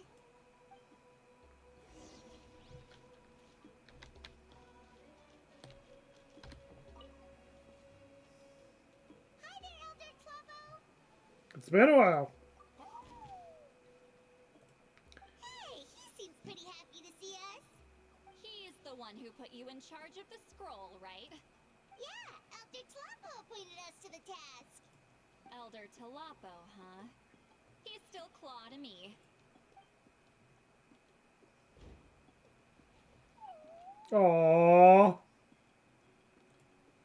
Hey, don't pull that cutesy stuff with me. You're an Iktomi-Sor elder now. You occupy an eminent and important position within the tribe. So, you already know each other? Claw was only this big when we first met.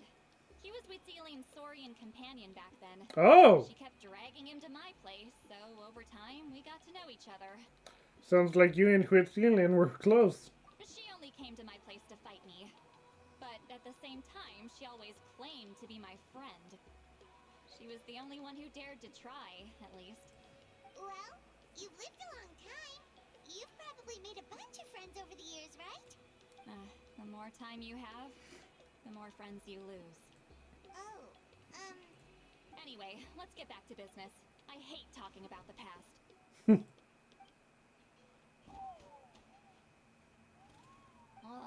200 years and you still haven't given up, Claw? I still haven't made up my mind, so you should head back. Traveler, Paimon, let's go.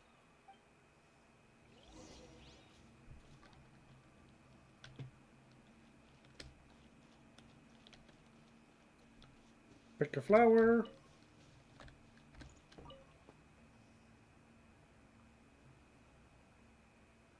Hey there, Chief Biram.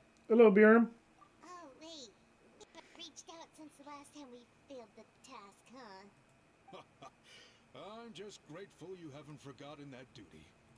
Actually, we have good news. We found another clue. I'm all ears. It's the Battle of Seven Colors. Huitzilin's claim to fame? That sounds promising. But the battle took place hundreds of years ago. An investigation is bound to be difficult. True, but Granny Easterly promised to help. Is that so? I've tried seeking her help in the past, but I never managed to coax her out. You should cherish this opportunity. Hey, don't complain. None of the previous chiefs succeeded either. Forgive me. That wasn't my intention. It was a comment on my own failings. Paimon said you've been trying to figure out how to weave the special scroll. It is my duty, great shaman. Why bother? Scrolls always end up completed on time. So what's the point of figuring it out for yourself? If I may, this task concerns the history of Natlan as a whole. And in many ways, history is the memory of a people. Memory is sacred to our tribe. I'm sure a great shaman understands that better than a humble junior like myself. Something this important cannot be left to baseless rumors. I know you don't concern yourself with the daily affairs of the tribe, Granny Eatsley. Even so, as a priestess, I trust you wouldn't leave something like that to chance. I get your point. Something on your mind, Citlali? Of course, the one time I wish you could read my mind, it doesn't work. The chief referred to himself as a humble junior. Maybe Citlali's worried she looks old? No, that's not it. Huh? It's not important. Rest assured, Baram, with my help, the Traveler and Paimon will definitely be able to complete the task. You have my thanks, then.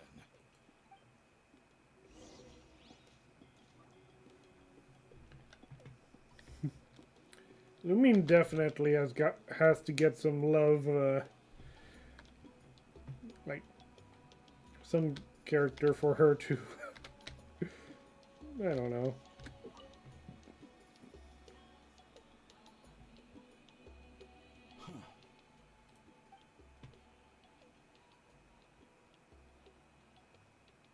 So are you here to test whether we're qualified to inherit Master Wheatselian's legacy? You've already been tested, haven't you? Well, frankly speaking, I don't think any of you are qualified. But that's not why I'm here. All you need to do is be good and answer my questions. Fine. Ask away.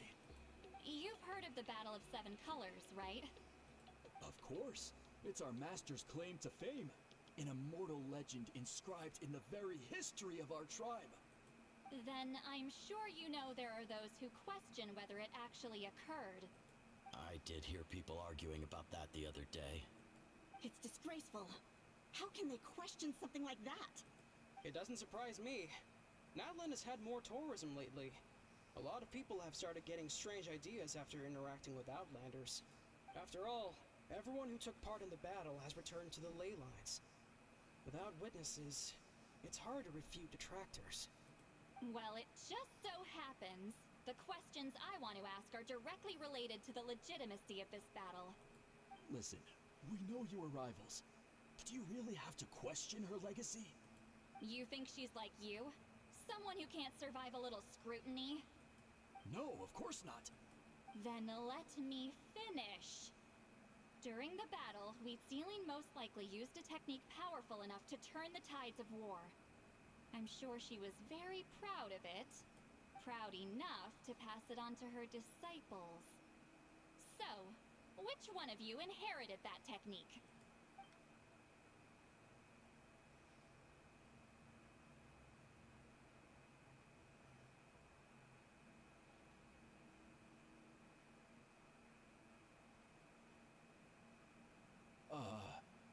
I don't think any of us have heard of it. Listen, I'm not trying to take it for myself, so be honest. With or without it, I can wipe the floor with any of you. Yeah, no objections there. But I'm telling the truth. None of us have ever heard of that technique. What's wrong with her? Why would she let it go extinct? Master's body of work is massive. No one student could hope to learn all her techniques. Mastering just a few already takes a lot of effort. Master had no choice but to recruit many students, split up what she knew into different portions, and pass it down through various individuals. So even though we see ourselves as representatives of Wheatselian's school of shamanism, what we know isn't the sum of her legacy. Actually, I know of a shaman family that inherited some of Master's techniques. The family fell on hard times and lost the right to the priesthood. Could be worth a shot. But if they inherited Huitzilin's secret technique, shouldn't the family be thriving? Well, it's the only thing I can think of. All right, give me their address. I'll mark it out on your map. To be honest, I'm not optimistic about the future of this investigation. You're really giving it your all, though. That's because the request came from you. You don't know the power of your own words, do you? Then you have a crush. Shoot.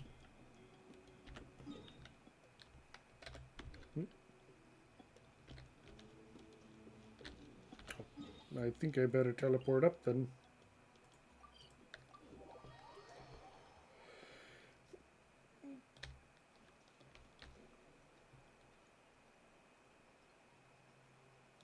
Proving the legitimacy of this battle seems more hopeless by the second. Nothing we can do about that.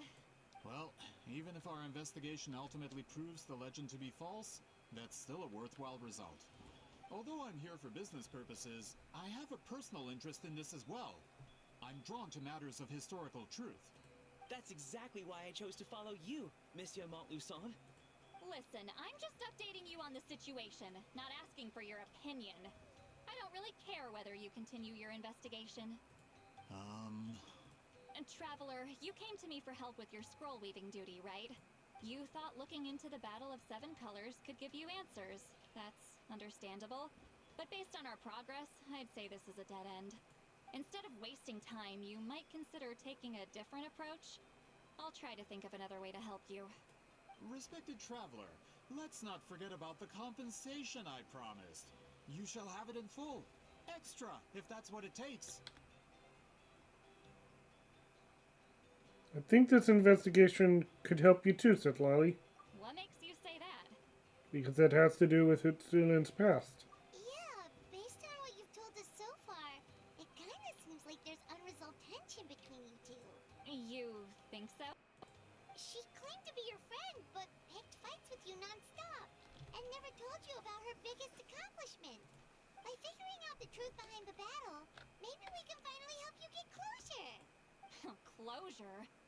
I'd say we're 200 years too late. But fine, if you want to keep investigating, be my guest. Oh, why is that one so sad? Ah, that's wonderful news. Alright, let's go visit the shaman family. Why is that one so... Oh no, it's not sad, it's sleepy.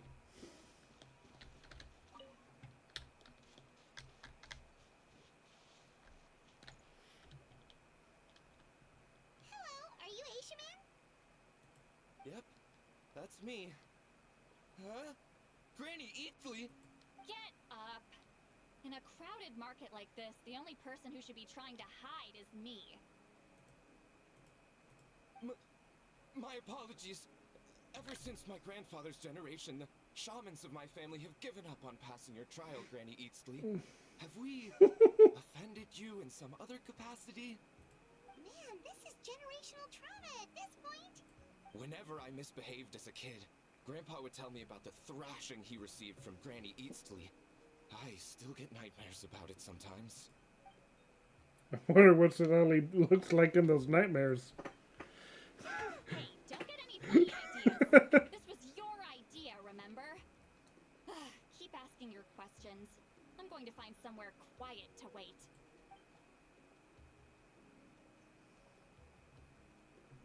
Okay, so your family studied under Huitzilin, right?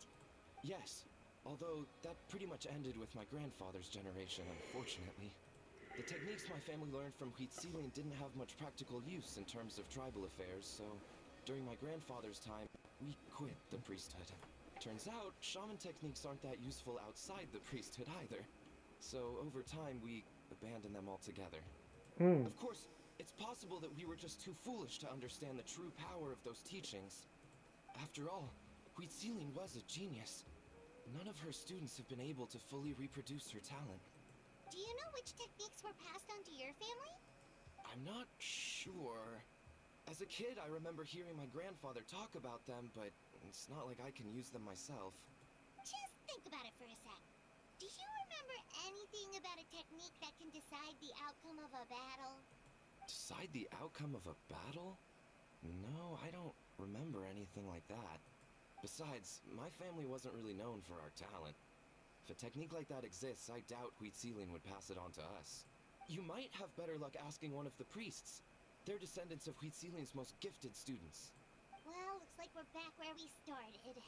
Still no definitive evidence the Battle of Seven Colors took place.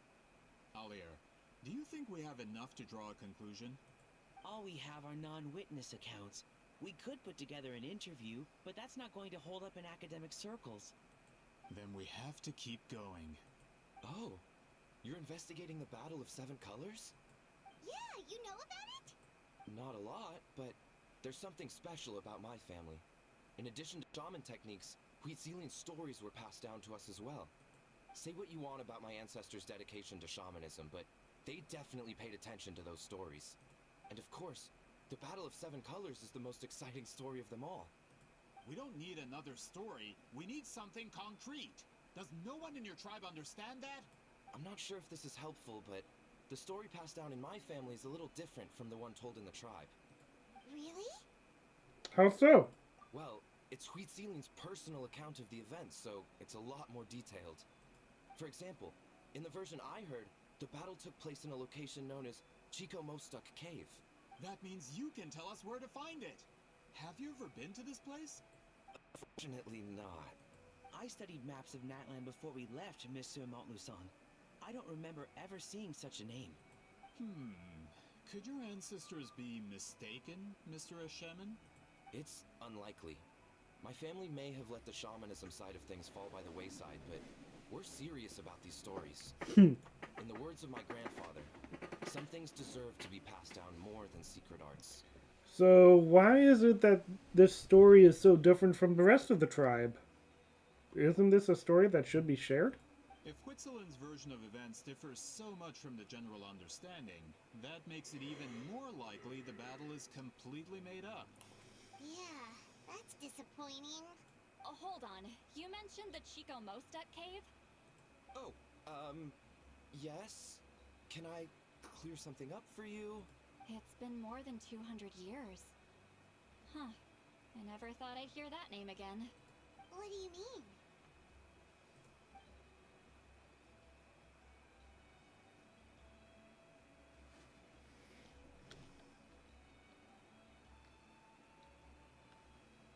That location is now known as the Valley of Fog.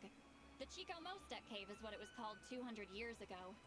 Precisely when Huitzilin was alive. That means, Monsieur Montluçon, we can confirm the original site of the battle. Once we get there, the evidence we need should be at our fingertips. Just when we thought all hope was lost. I never doubted you, great shaman. Allow me to present you with a gift as thanks. Save it. Flattery won't get you anywhere with me. Just accept the gift, Citlali. You've earned it. Wait, Mr. Montluçon works in publishing. You're a huge fan of light novels, right, Citlali? Maybe he could get you some that are out of print. Really? Out of print, huh? Sure. Do you have any in mind? Well, if we're talking collectibles, then the first edition of Shogun Almighty Reborn as Raiden with Unlimited Power is a must. It's the first major hit of the isekai genre. Several editions have gone to print, but copies of the first edition are exceedingly rare and valuable. I see. There's also its sister work, Pretty Please Kitsune Guji. It was Yai Publishing House's attempt at gauging the new market trends. It's opened the door to a new genre after readers grew tired of isekais. The sales speak for themselves. Actually, Yai Publishing House released a limited edition not too long ago. But it's almost impossible to get. Anyway, I'll take those two. Sorry, I'm not sure I caught all that. What were the titles again? Reborn as... These two titles are among the most successful and well-known works in the entire industry. You're telling me, as someone who works in publishing, you've never heard of them? Historical accounts. I'm a merchant from Fontaine, after all. Regarding this particular genre from Inazuma, I'm afraid I lack your level of expertise. Amateur.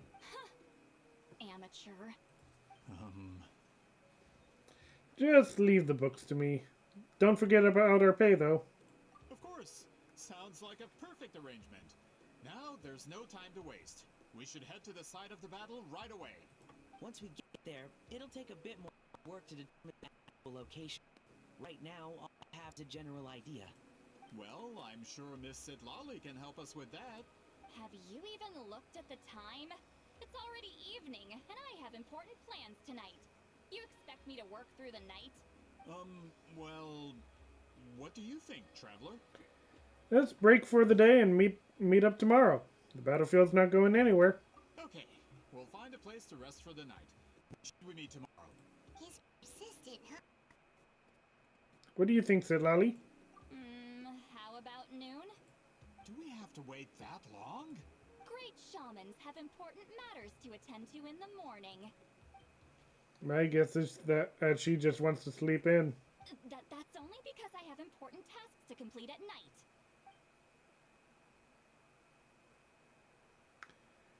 Paimon's really hating this mind-reading thing. Let's meet back up tomorrow at noon. We'll be waiting at the exit of the tribal settlement. Why did the stream stop on my phone? Everything on the...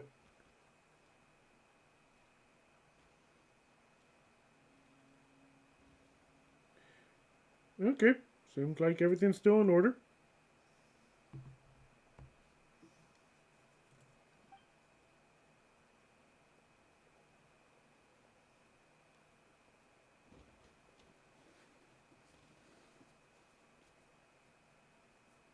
Nope, and now he's coming to talk to us.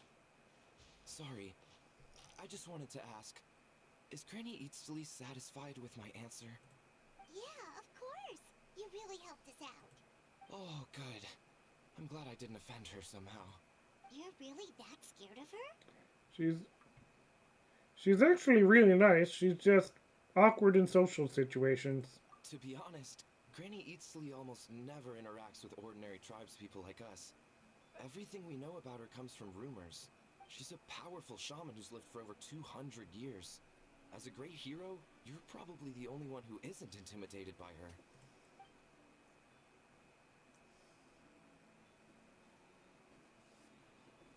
Well, thanks for today, Citlali. Want to grab a meal? My treat. Think of it as a thank you for today. That's quite considerate of you. All right, let's grab a few drinks. Just like last time. Wait, didn't you say you had important plans tonight? What did you think I meant? Does that mean you've gone drinking every night for the past 200 years? Now Paimon's worried about your health. Same place? No, I've had enough socializing for one day. I know somewhere quiet. We can just buy some drinks and head over.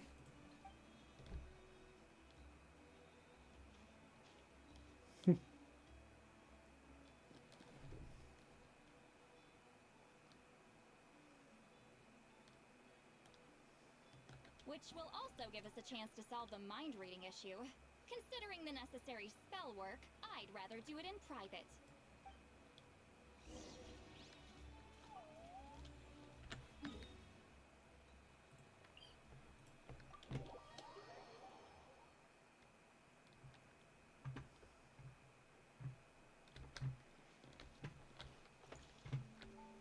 No. No!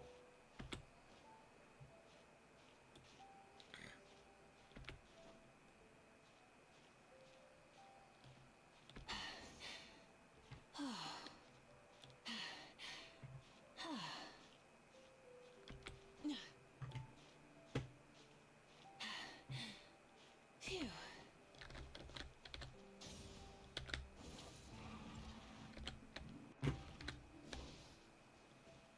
There we go. No, further up. Further up?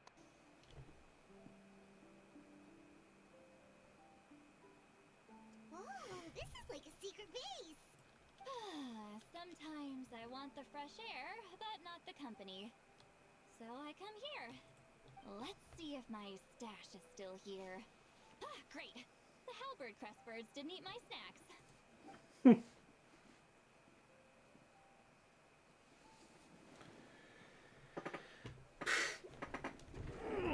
She's Now for the mind reading issue. Give me your hand. just like last time. It might take a little longer, actually. I just need to share my senses, make a clean break.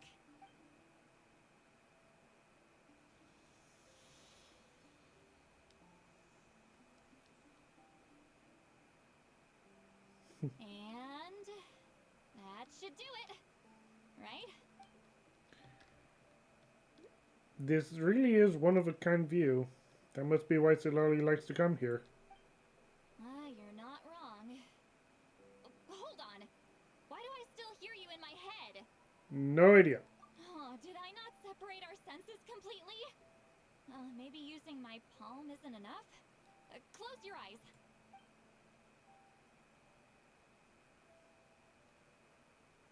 Oh, please work, please work. A great shaman should be able to handle this.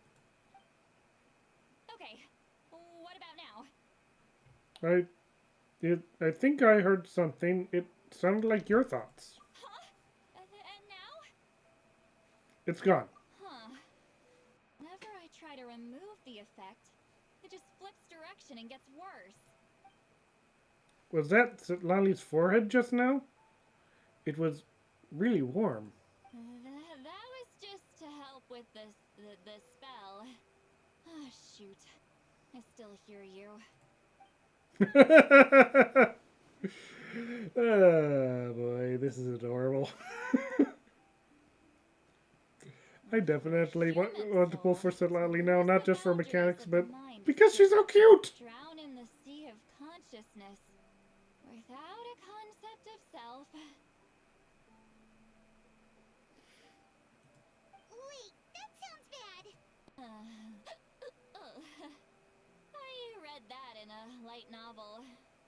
When it comes to the real world, I think it's pretty accurate. Is Citlali drunk? She's not making much sense. Anyway, we'll just have to leave it for now. Hearing the traveler's thoughts isn't that bad, right? You should just tease him. That's what Paimon would do. It's just... I'm not good at this. I'm not used to being close to people. Sorry, I said we could be friends, but I guess I'm not ready. I'm used to being Granny Eatsley. Someone intimidating, someone people are scared to approach. I don't have to deal with people that way. Why live like that? Yeah, Paimon's been wondering. Why do you insist on living so far away? You could easily become a leader of your tribe. Someone everyone loves and respects. When you live as long as me, a person is like a flower. The color draws you in. You water it to see it bloom. It rewards you with its fragrance, but it doesn't last. With the passing of the seasons, everything withers away. You can try to water it, but it will never bloom again. Even if the same plot of soil is covered in flowers the following year, the one you remember won't be there. That's just how it is. Most of the people in my life will be gone one day, just like a flower. Getting close means losing friend after friend for hundreds of years. Until the weight of their memories crushes my soul. If people don't care about me, then I don't have to care about them. It's better if the people in my memories are nothing more than fleeting strangers. Citlali. My approach is different. I choose to remember everyone. You won't live as long as me, so you don't have to worry about that. Actually, I might have a long lifespan. I have some truly ancient memories. Really? Then you should understand. Nearly everyone you know will be gone one day. All the more reason to remember them. Traveler? I have a friend who only lives in my memories now. In fact, you could say my memories are the sole proof that she existed in this world. So sometimes I tell myself, as long as I remember every single friend, they will never truly die. Instead, they will live on in the world of my memories. When friends create memories together, there's always something to hold on to. So, if you still need time, let me choose to remember you first.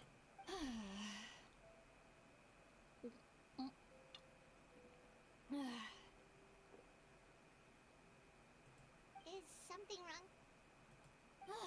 Stupid mind-reading side effect won't go away. It's not like I want to hear you complain about me all the time. Okay, she's definitely drunk. Citlali, maybe take it easy? At this rate, you might sleep past noon tomorrow. I'm not drunk. I remember everything the traveler said. Just gotta think of a response. I'll think of something. Uh-oh, not this again. Is she asleep? I'm fine. Can get home by myself. Is she talking in her sleep or talking to us? She seems kind of out of it. Bye. Gonna walk back alone. Need some time to think. She doesn't need us to worry about her.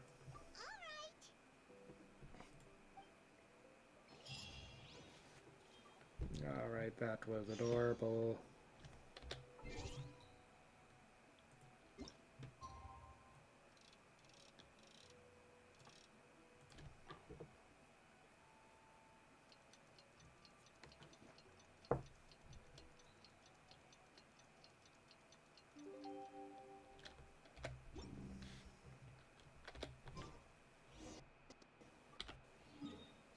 I imagine at some point we're going to be,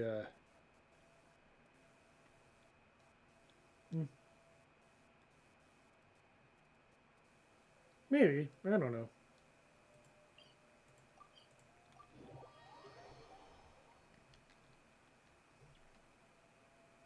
This should be the place we decided to meet yesterday. Who knows if Citlali will show up on time? She drank so much last night, she might not even be up yet. Yep, she's up. Citlali! No need to sound so surprised. Drinking is just a way to pass the time. I mastered the art of moderation long ago. Night doesn't count. It was a minor slip-up, that's all. Anyway, I gave everything a lot of thought, and I think you're right about something. The Battle of Seven Colors holds the key to a lot of the answers I've been searching for. So that's why you're here so early.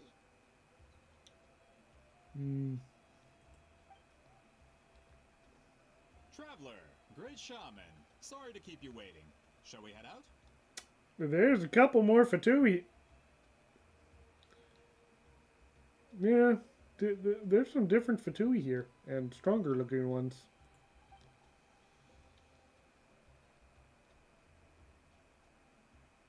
Just follow me. I'll confirm the location myself. Of course. There's definitely something up.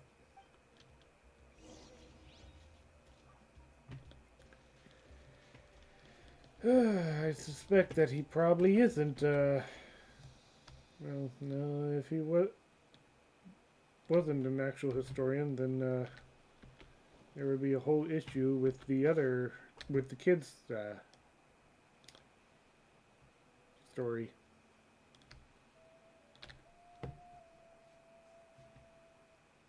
This should be it.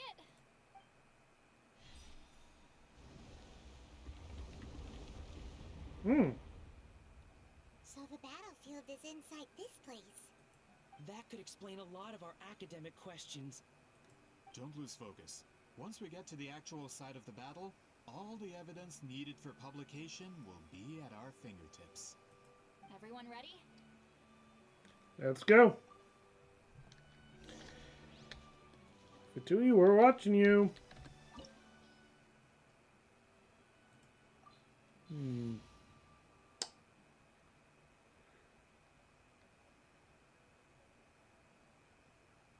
Nope.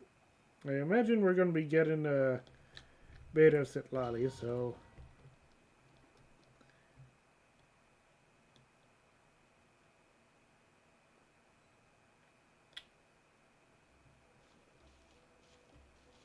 So the Abyss invaded through a cave like this? When the Abyss first began to corrode the ley lines, they took every opening they could get. All the items here should be useful for our research. You're not to touch a single one without my nod of approval. I don't support invasive excavation techniques either. Oh, wait, no. So... Ha! Let's burn this breeze. Oh, okay. There are weapons here from every tribe in Atlan. The battle must have encompassed the entire nation. Sounds like we're getting closer to what the legend describes. But all we can really say is that a battle took place here. There's still no evidence of any colors or some elaborate maze. Wow, you're really invested in the Battle of Seven Colors. Well, it's the reason I came to Natlan in the first place. Grudok, send some of your men to search the area. We might miss something all grouped together like this. I'd like to cover all our bases. All the bases. You got it. Don't jump to conclusions. Of course this isn't the site of the actual battle. We have to keep going. That looks promising.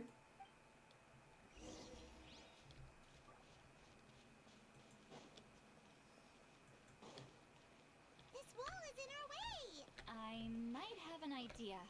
Traveler, try removing that sphere.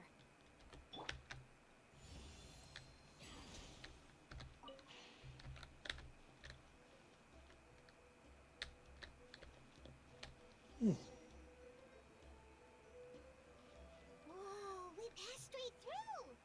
What was that? Some kind of color magic? It's very close to the technique Wheatsealing might have used.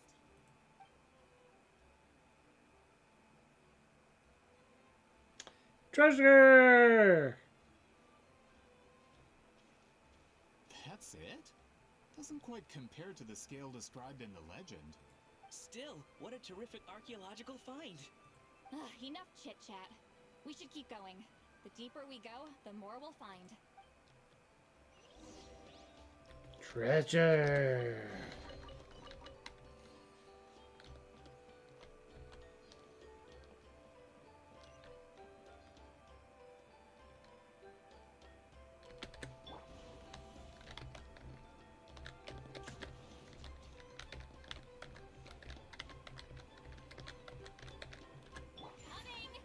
All right. There's that. And then there's that. Oh, nope. Oh. And then that. Nope, I meant to do 4. Shoot.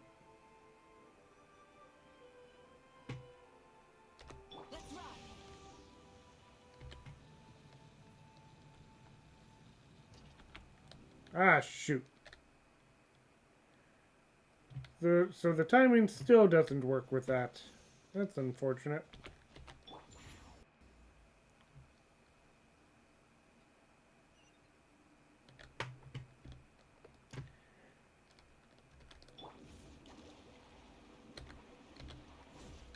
Hold on. If we step here, we might fall through. You mean there are traps in here? Remember how we were able to pass through the wall just now? It must have been because, on our person, we were carrying the same color as the wall. Let's put the spear down and see what happens.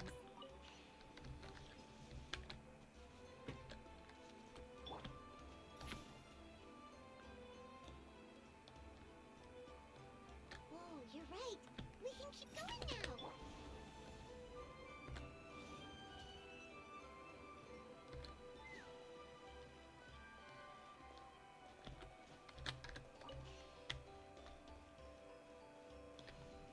Oh,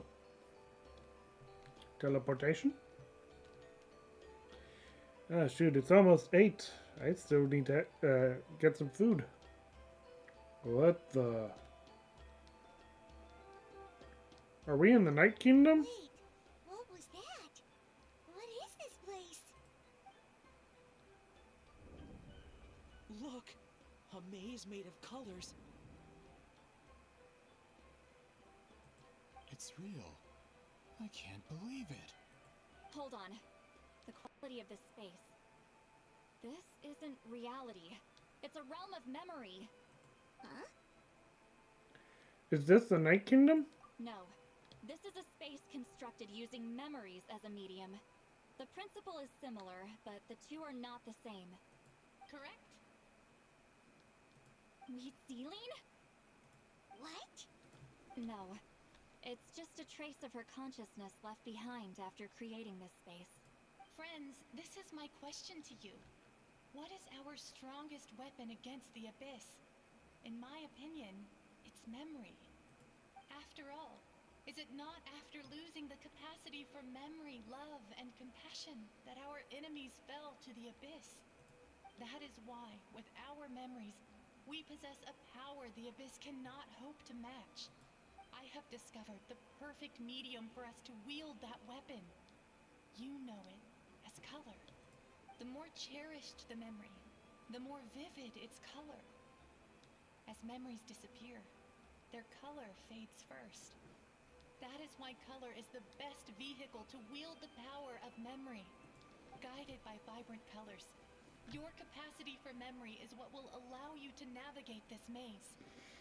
Without that capacity, enemies will fail to cross the barrier in front of them and be trapped here for eternity.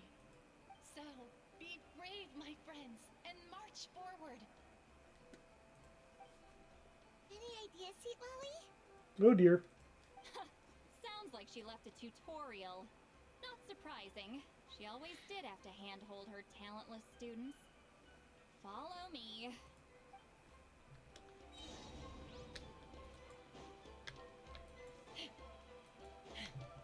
Oh!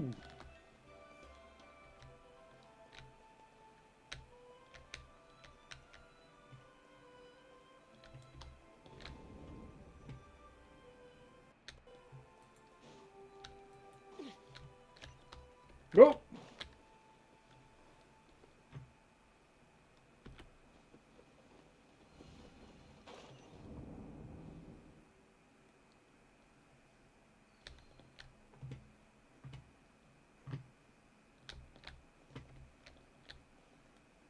Oh. Derp.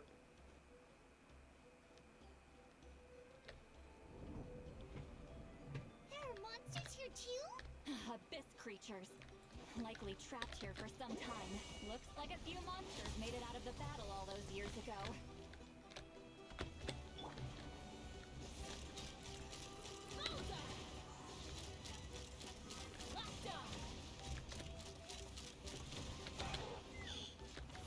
Hold on to your hats.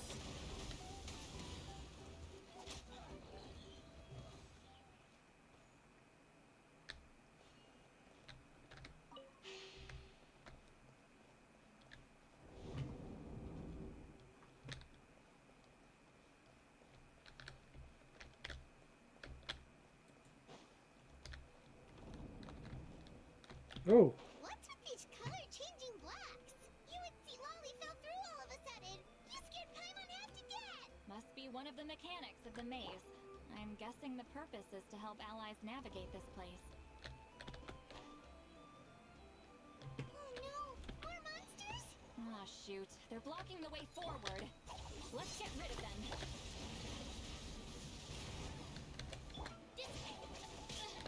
Let's ride! Rev the engines!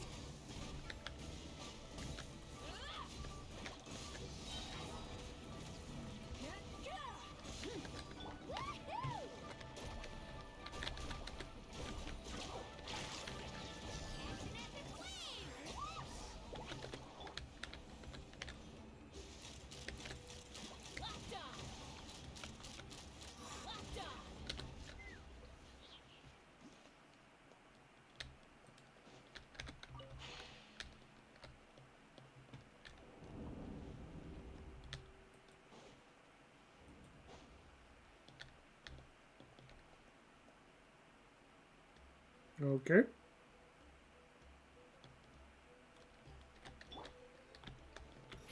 This place is so pretty. If not for those monsters, Paimon would have never guessed this was a battlefield. The showmanship's not Shoot. bad. I'll give her that. Go! Okay, I see what's happening.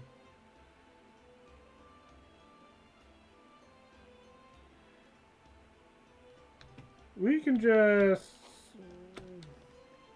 skip through this part.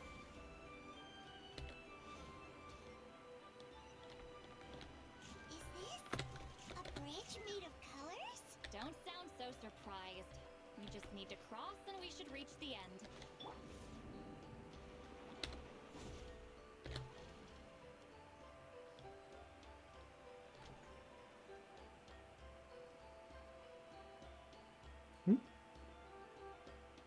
We're out! Looks like we made it through the maze. Hold on. This is... Whoa, so pretty! The thing inside the sphere looks exactly like the maze. It's like a miniature blueprint made from a special dye. That color. The dye was modified using a secret technique to harness the power of memories and create mazes like the one we just witnessed. Without that power, it's just a normal dye.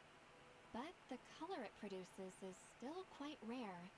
I would say this is the most direct evidence that the Battle of Seven Colors actually took place. The expert has spoken. And here we go. Perhaps I could take a closer look? It's an important piece of physical evidence, after all. No, you may not.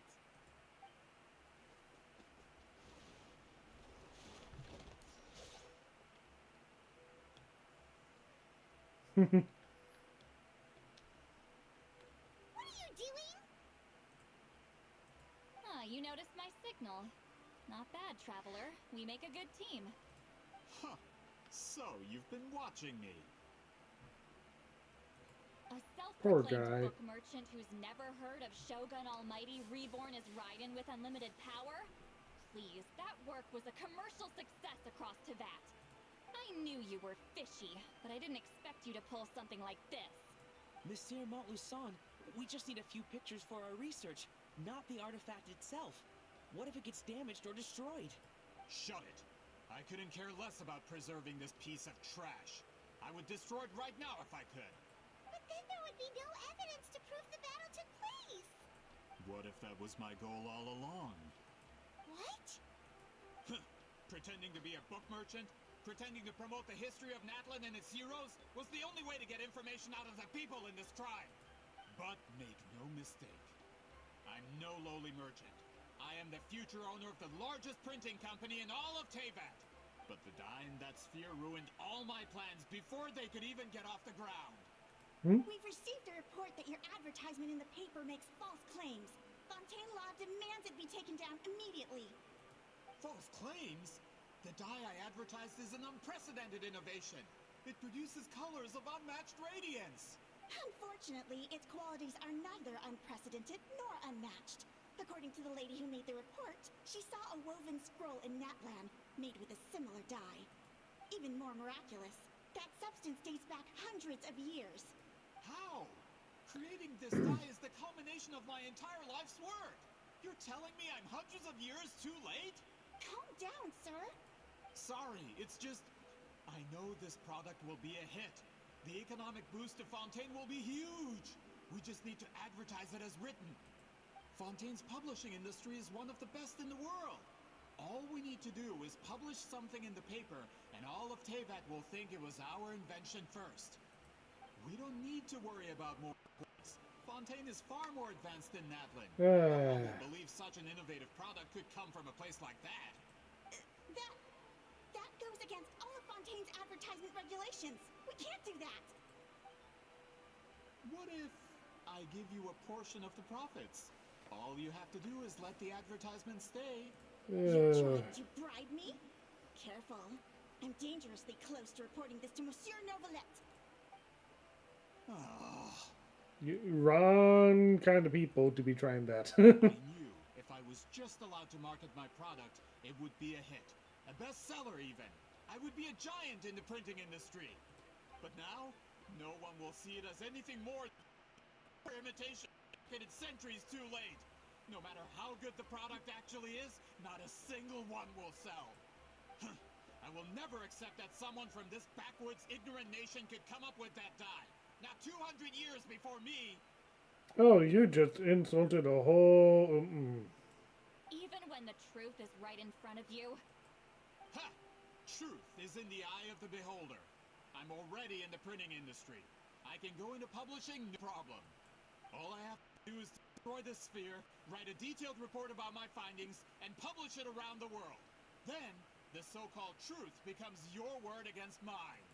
Once my report is accepted as fact, no one can accuse me of making false claims. That's awful. What happened to restoring the truth of history? That plan hasn't changed. I will continue to spread my truth for all of Teyvat to see. You talk a big game, but did you forget who you were talking to? Ah, you mean a hero of Natlin who's not actually from Natlin? And a great shaman who, according to rumor, abandoned her tribe long ago? From a practical perspective, there's no reason for either of you to stand against me. Dude. Hero of Natlan, Fontaine, Inazuma, Leeway, Mondstadt, Shows what you know. Sumeru. Since you like rumors so much, have you heard the one about what happens to people who get on my bad side? Ah, the wrath of Granny Itzli. Like I said, our interests aren't at odds. I knew from the beginning that you would accept my invitation, considering Hwitzelen was your rival. You've lived longer than her, you're far stronger than her, and yet, she has always been more revered than you. Now, that can change. With the backing of the printing industry, I can take any book and send it to all four corners of Teyvat. This part of Natlan's history will be mine to tell. And in my version, I can erase the Battle of Seven Colors. You can be the one to have all the glory. That's not real history. That's a no, then? Your history means nothing to me. But it's not allowed to stand in the way of my Mora. Done running your mouth? Good. Before handing you over to the tribe, I think I'll have my way with you first. Teach him a lesson and make it stick. If this comes to a fight, per my contract, you're gonna have to go through me. That's right. I didn't pay all that Mora for nothing. Wait, aren't you subordinates of the captain? Why are you helping someone who wants to erase Natlan's history? The captain. You actually bought that? United in the pursuit of Mora, we travel the land to collect debts. Our loyalty is to Regreater, his interests, and his wealth. Regreater? The captain means nothing to them. They serve a different harbinger altogether. Regreater! This man has the potential to become a giant in the printing industry and disrupt Fontaine's economic system. This aligns with Regreater's interests. It's all been a lie from the very beginning. This doesn't change anything, Paimon. Just one more guy to beat up. I don't care who you serve. When it comes to punishment, I don't discriminate. Coming! Incoming! Citlali! It's Papa! Get him!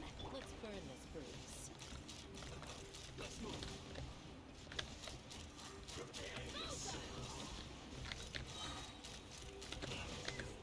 Knock him down. Let's ride. This isn't good. Full throttle! Pyroclastic surge! Woohoo!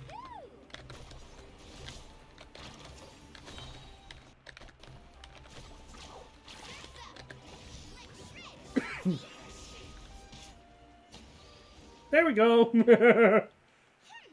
what you get for messing with the hero of Natlan and Granny Itzli. They could give Regreater a run for his Mora. When did this person get so strong? Looks like the men following the captain failed to update us on the latest intelligence.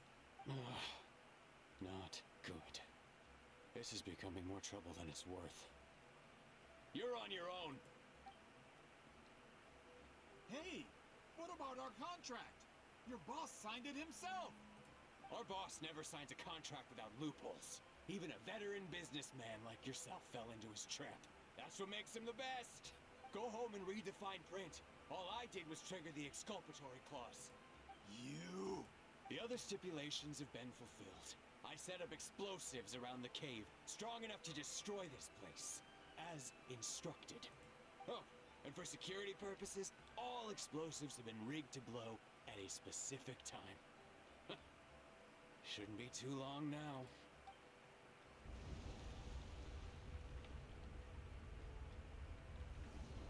What? This whole place is gonna collapse? You were supposed to wait until I made it out! Are you trying to kill me? That depends on how fast you can run. I'm off. Oh!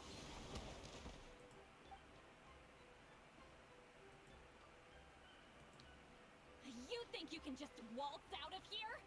Traveler, stop them, and then we'll make a break for it. If I'm caught, I implicate my boss. Time for the... Wait! Don't!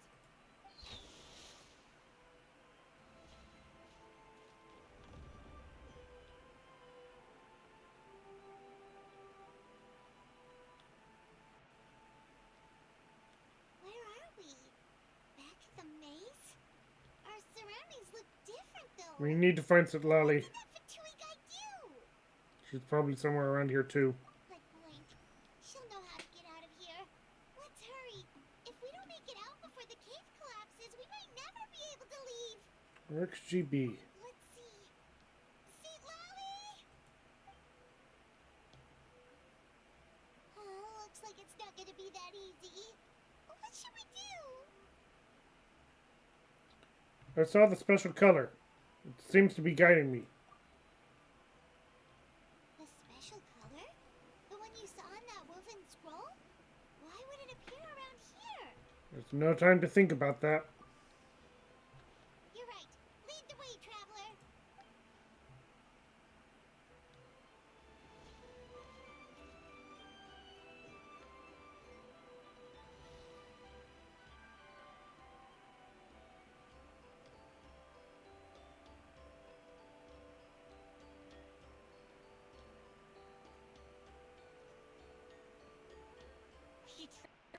Like, if the technique isn't activated correctly. Instead of a realm of memory, the subjects in question will be trapped in a temporary space like this. If you cannot escape in time, it's mutually assured destruction. But I can't fault someone for using it as a last resort. Oh, I knew it! Someone of your skill wouldn't leave behind memory fragments just to parrot instructions. You must have the capacity for conscious thought. I appreciate the compliment. It's been a long time, my friend. This is no time for a reunion. The cave outside is about to collapse. I know time flows differently in this place, but that still doesn't leave us much time. Can you help me get out? You misunderstand, Citlali. I'm nothing more than a fragment of memory. There's not much I can do. What do you mean? This space can be manipulated, right? The exit of your maze. I remember its structure. If I create an exit here, I can leave. You just need to tell me how to manipulate this space. The maze you saw earlier was constructed using the memories of many warriors of Natland. When people leave deep impressions on each other, their memories form connections. These connections are particularly strong between comrades in arms. That is how I created my maze. The connections between the memories were my needle and thread, and the special color was my fabric. But if that color is crudely combined with an isolated memory, one without connections, you get a place like this. This space is a combination of my color and your memories. There is no way to alter or construct anything within it, because there are no connections at your disposal. Over 200 years, and not a single lasting connection. This is my punishment, huh? Well, at the very least, You have a connection to me. Otherwise, I wouldn't be able to appear in this space. That's only because you never gave me a moment's peace. Still, the around. You said it yourself. A memory fragment can't be used to create the connections I need. Citlali. But now that I have the chance to talk to you again, I need you to give me an answer. Your special technique. You didn't pass it on to your students. You passed it on to the rival you could never beat. Me. What I want to know is, why? So you figured it out. After what I saw in the maze and everything you just told me, I'm certain the technique at the center of all this is the same one you taught me all those years ago. But you never brought up the fact that you used it to win a battle. From your description, it might as well have been a simple color trick. I'm getting the feeling you always meant for me to come here. But if this is a foreshadowed event, I'm not happy with the narrative setup. Citlali, ever since you learned that technique, you've been able to see a special color, haven't you? You mean... That color is the core of the technique. But it isn't my invention. It's something I discovered in the work of our ancestors. More specifically, you could call it the color of memories. The truth. What? Process of using that color to tint another person's memories. Okay, so the stream's still going. That was concerning.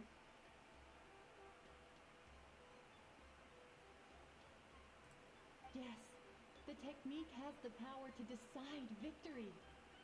But in my opinion, the capacity to add color to someone's They memories seem to is be where having the some true issues. value lies. Well, there's no one watching right now.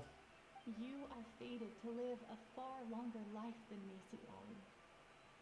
I couldn't bear the thought of all those years existing as a blank canvas in your memory. So I wanted to leave a little color behind. Your color, you mean? One day, you too will want to leave behind your color in someone else's memory. When that day comes, you will understand my decision.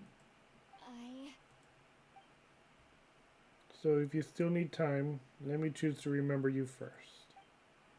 I have to get out of here. That's the only way to rescue them.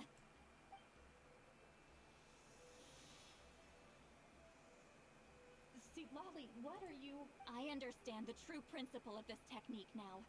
If I can't construct an exit, then I will separate this color from my memories by force. But you could lose a portion of your memories that way. I know, but my memory is just a blank canvas I've neglected for 200 years. My friends are worth the risk. I have to find her. Traveler?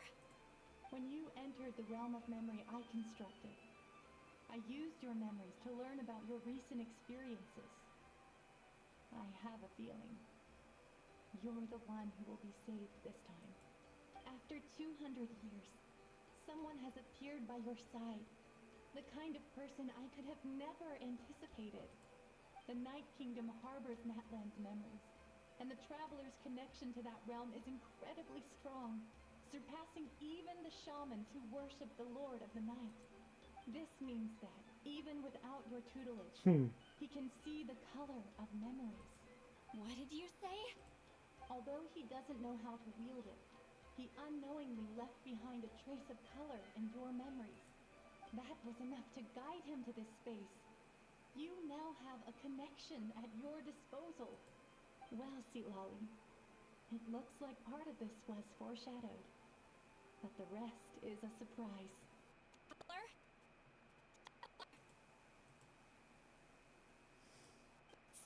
Citlali's voice! She's just up ahead! This is goodbye, my friend. Your memories over the past 200 years are much more than a blank canvas. Cherish them. Citlali. Citlali! Paimon, Traveler.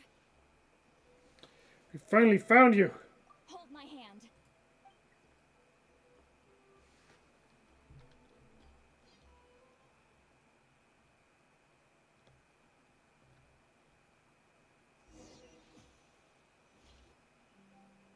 Did we teleport out? Man, that place was so... Woo!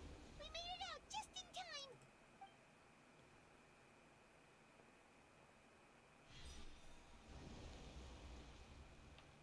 Wonder what happened to the Fatui guy and the others. He was most likely trapped inside that space, just like us. The external structures supporting that space would have collapsed with the ruin. Unless he managed to escape, he would have been crushed. He still preferred that to being caught, huh? What about the Fontanians? They were standing a bit further away, right? They probably were pulled into the space. Maybe they already made a run for it.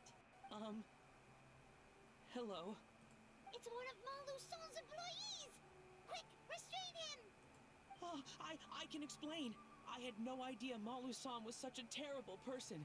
I couldn't stop him from running, so I stayed behind and tried to find people to help rescue you. I'm so glad you managed to get out of there. Either way, the guards will take you back to the tribe.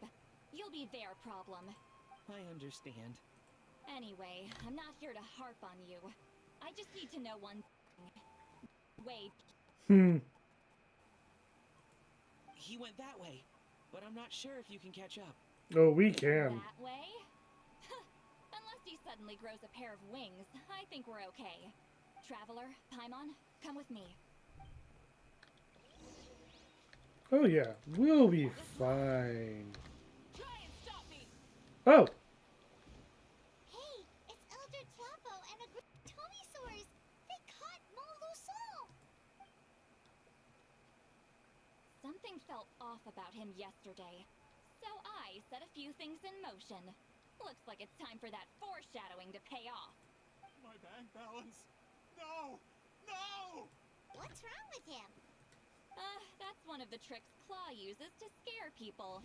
He makes people hallucinate the thing that scares them most. It's particularly effective on weak-minded people like him. Serves him right!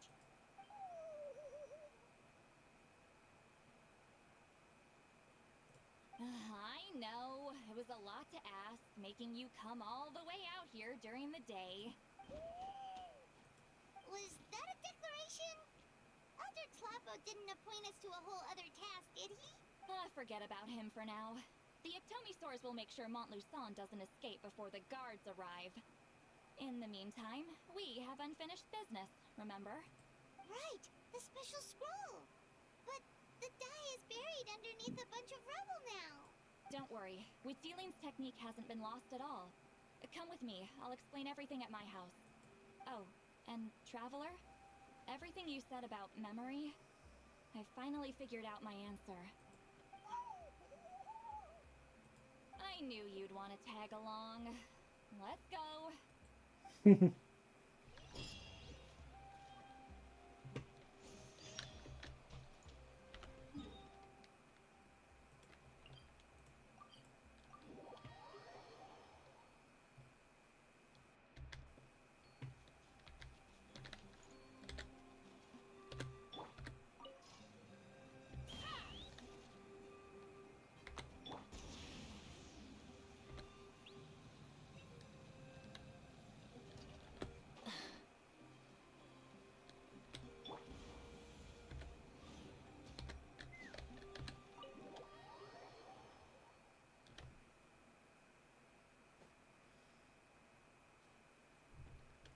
Now, when it comes to weaving the scroll itself, you don't actually need to lift a finger.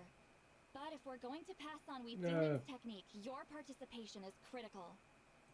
What are you saying, Citlali? Follow me.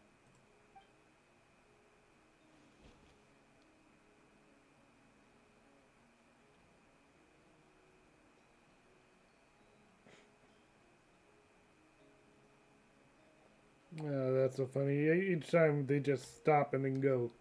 Stop, then go. Yeah, that was smoother. Whoa, look at this place. Ooh! Weave scrolls too?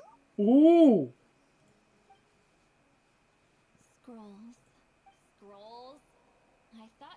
to show me your masterpiece. That I am, old friend. The technique I'm about to show you directly relates to woven scrolls. Fine. What is it? Something that can turn the tide of war or prevent a great disaster? You probably want to challenge me, right? I know you don't have the strength for a real fight, so I'll let you beat me with words. Old friend, my life is nearing its end. I'm afraid I don't have time for another match. Hey. Don't worry. I trust in the belief of our tribe that death is not the end, but the beginning of a new existence in the Night Kingdom, where everything is made of memories.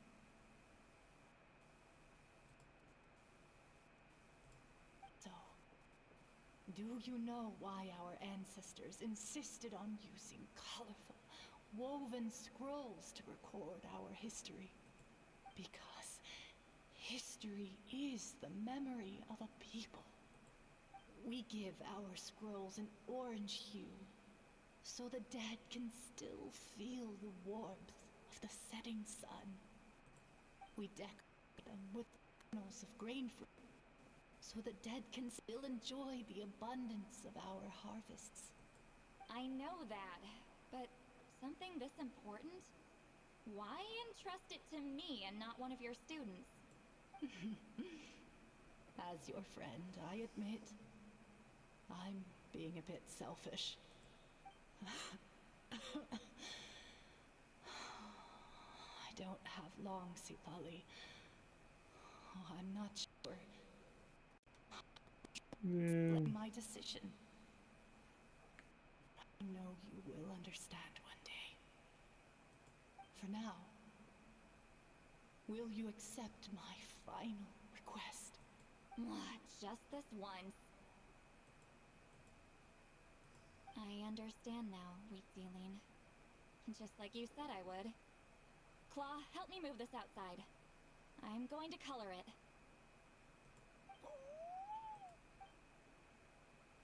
Traveler, Paimon, come with me.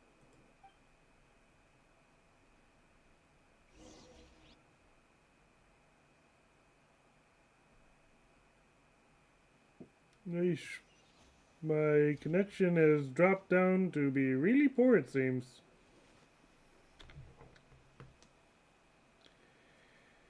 And I'm getting hungry. I'm gonna have to end this pretty soon. I think I'm reaching the end of this this chapter story. We are like birds, soaring through the horizons of time.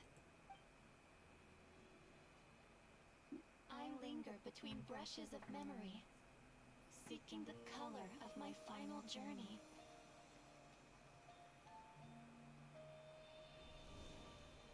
When I get there, may there be feathers to paint the sky, shades of rose.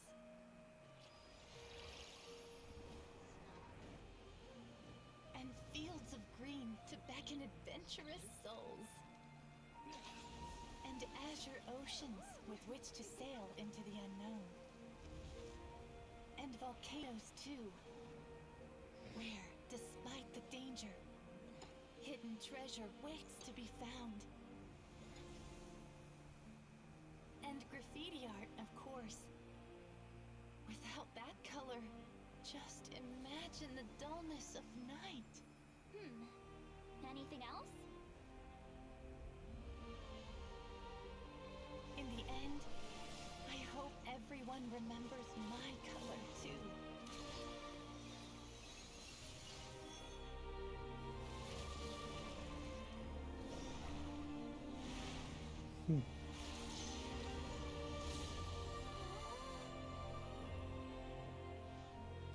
In the end, I hope everyone remembers your color too. All in all, it was just a technique for coloring a scroll. A task I'm entrusting to you is much more than that. Farewell, my friend. Aw.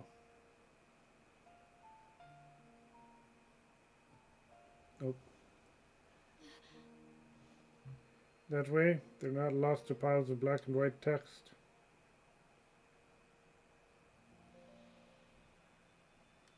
That was the traveler's lines. I knew you would understand. This is the special scroll. How did you know how to weave it, Citlali? Remember the gift from the spirits? Hold on. You've lived for more than 200 years. You know how to weave the special scroll. That must mean... you're the one behind the gifts from the spirits. Oh, well, it's not like I wanted to interact with the appointed.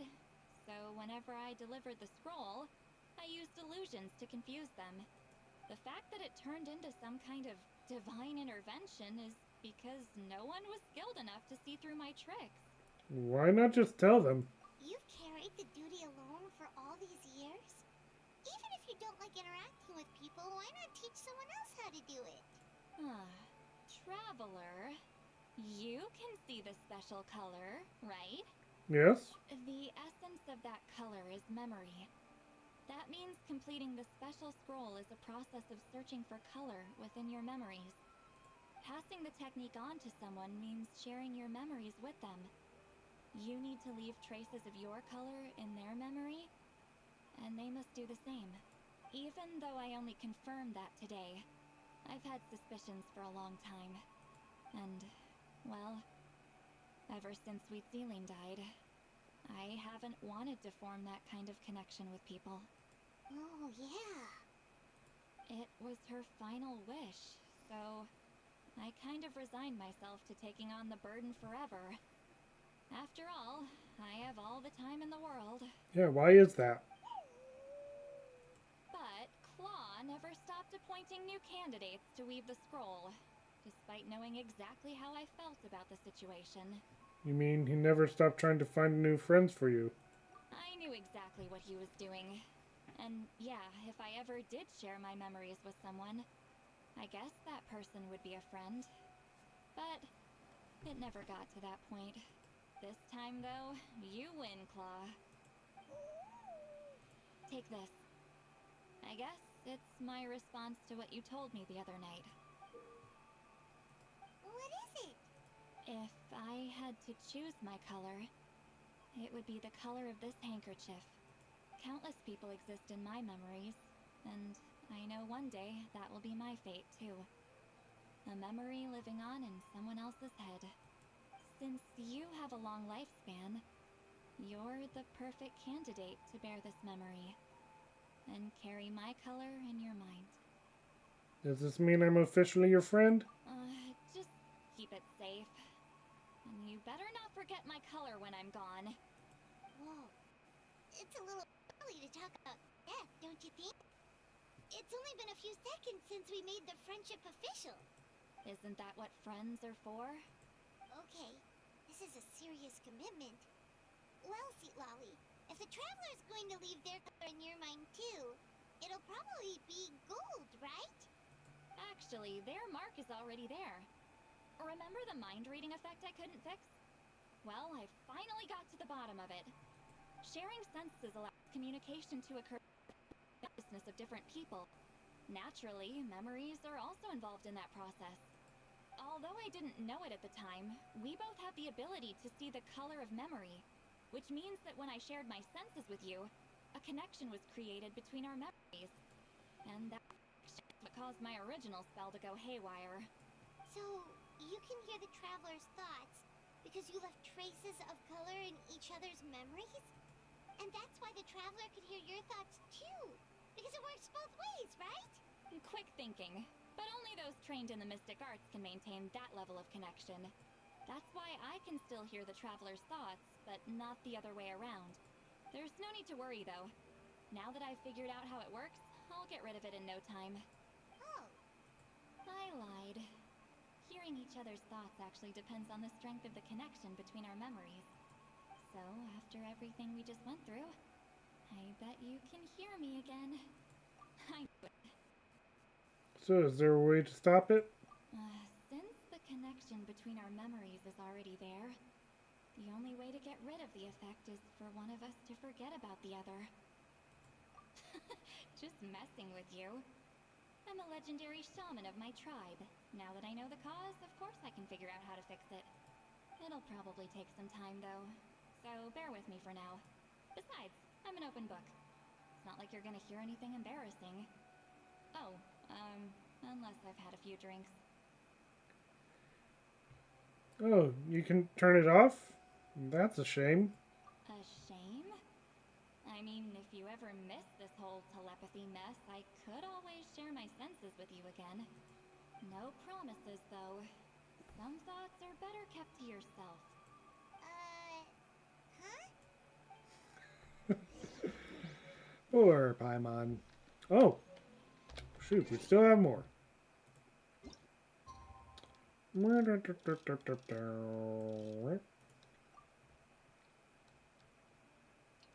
I'm gonna have to make do with some Hot Pockets today.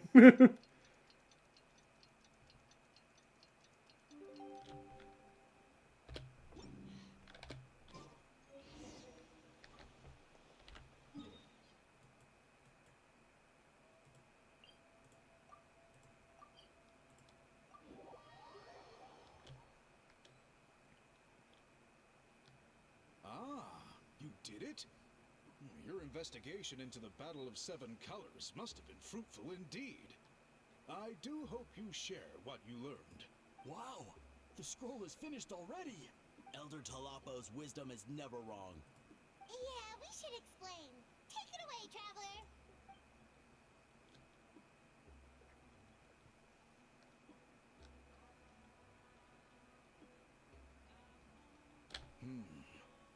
I see.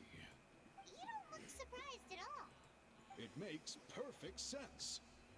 History is the memory of a people. If we want to depict it, a dye derived from people's memories is, of course, the best choice. So how do you extract it? It's just a matter of preserving this secret technique. From your description, it sounds like learning the technique requires the previous holder to share their memories. Well, yeah. In that case, I must work with our priests to reinvent the technique based on the principles you described. After all, memories are precious things, meant to be shared with those closest to us. I cannot take that choice away from you, Traveler. You completed your task admirably.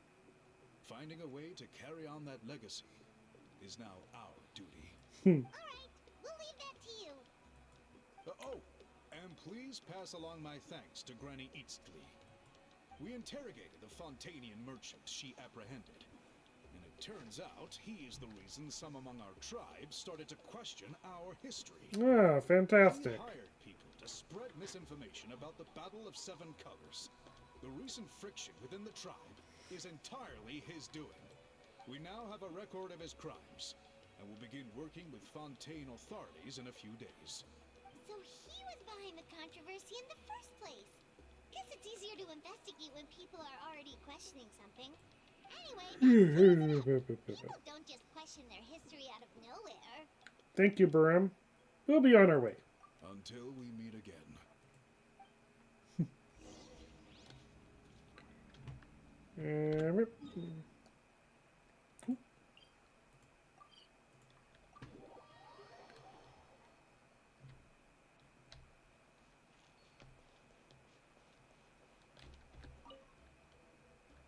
You told him everything, right? Yep, we left out the part about your contribution, but it kinda seemed like Chief Biram saw through us.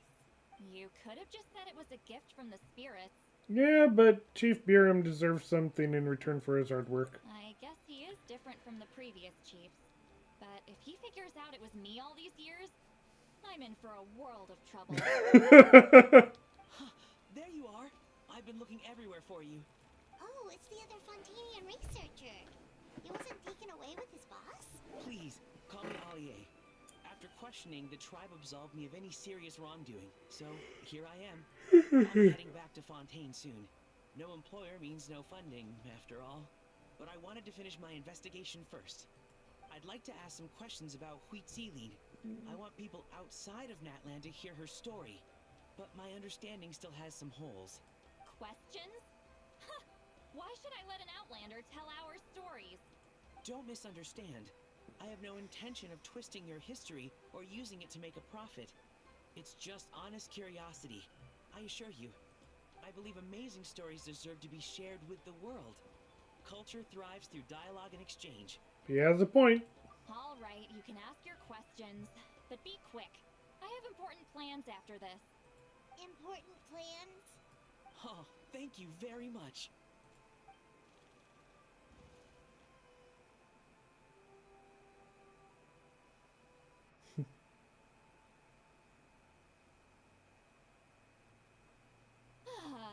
Another day, another drained social battery. We should probably get going then. Hold on. You owe me a pair of books. Oh, that! When it comes to light novels, your memory is like a steel trap, huh? Books that rare will take some time to find. You're telling me. Yeah, it's not gonna be easy. You might need to go to Yai Publishing House in person. But I don't need them right away. Just don't forget, okay? Of course! We'll get them sent to you as soon as we can! Sent to me? Nuh-uh. I don't want a stranger knocking on my door when I'm hungover. Here, just take this.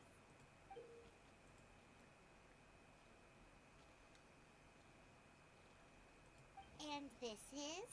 The key to my house. Don't bother knocking next time. You'll disturb my sleep.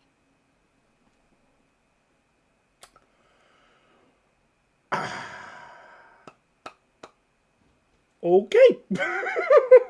Ow, ow, did something just fly into my eye?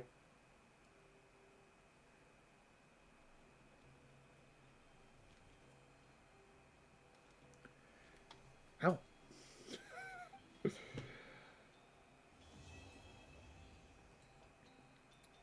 Okay. Well.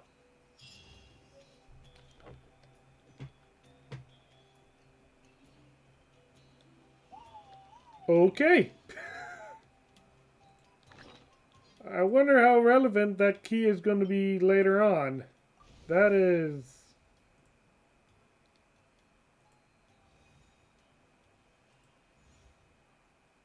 Huh.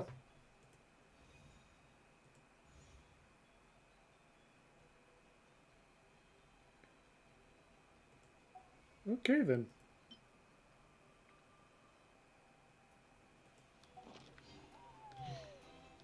Well, we completed that. We've completed that.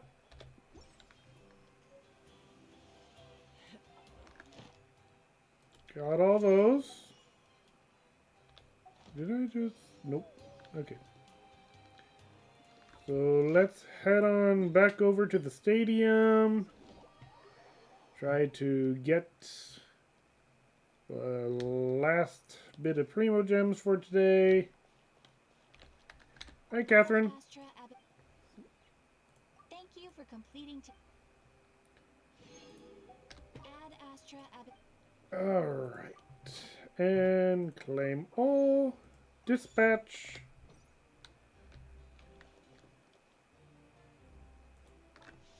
Alright. It is time. It is time. Shop. Let's max. Actually, hang on. Cancel. Do I want to get anything with those crystals before? Nah, probably a bad idea. Yeah, nope. Nothing here, nothing here. Nothing that I don't already own. Alright. So, max out the transfer. Exchange. Here we... Oh, hang on, actually. But nope, can't afford that there. And that's just the regular fate, so...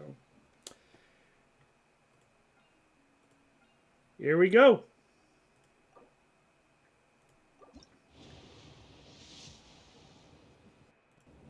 Purple. Kachina.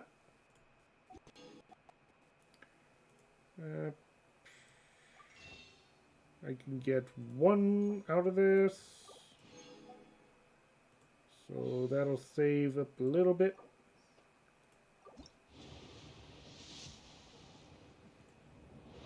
Nope.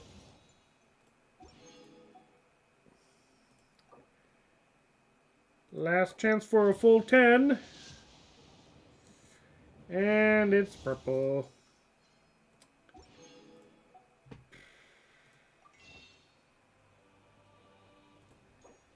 Buy another one.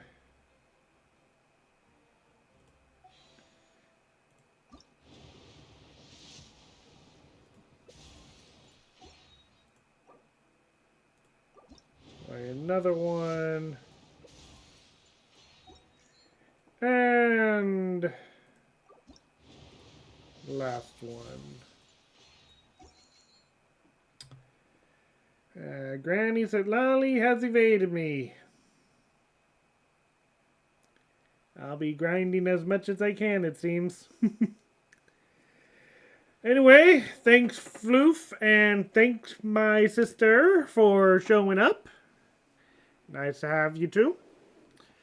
I know that it's been rather lonely for me for the rest of the stream, but it was at least nice to have them show up. Hopefully I can get Citlali over the rest of the 2 weeks, but we'll see. Anyway, thank you all for watching. I will see you later. Bye!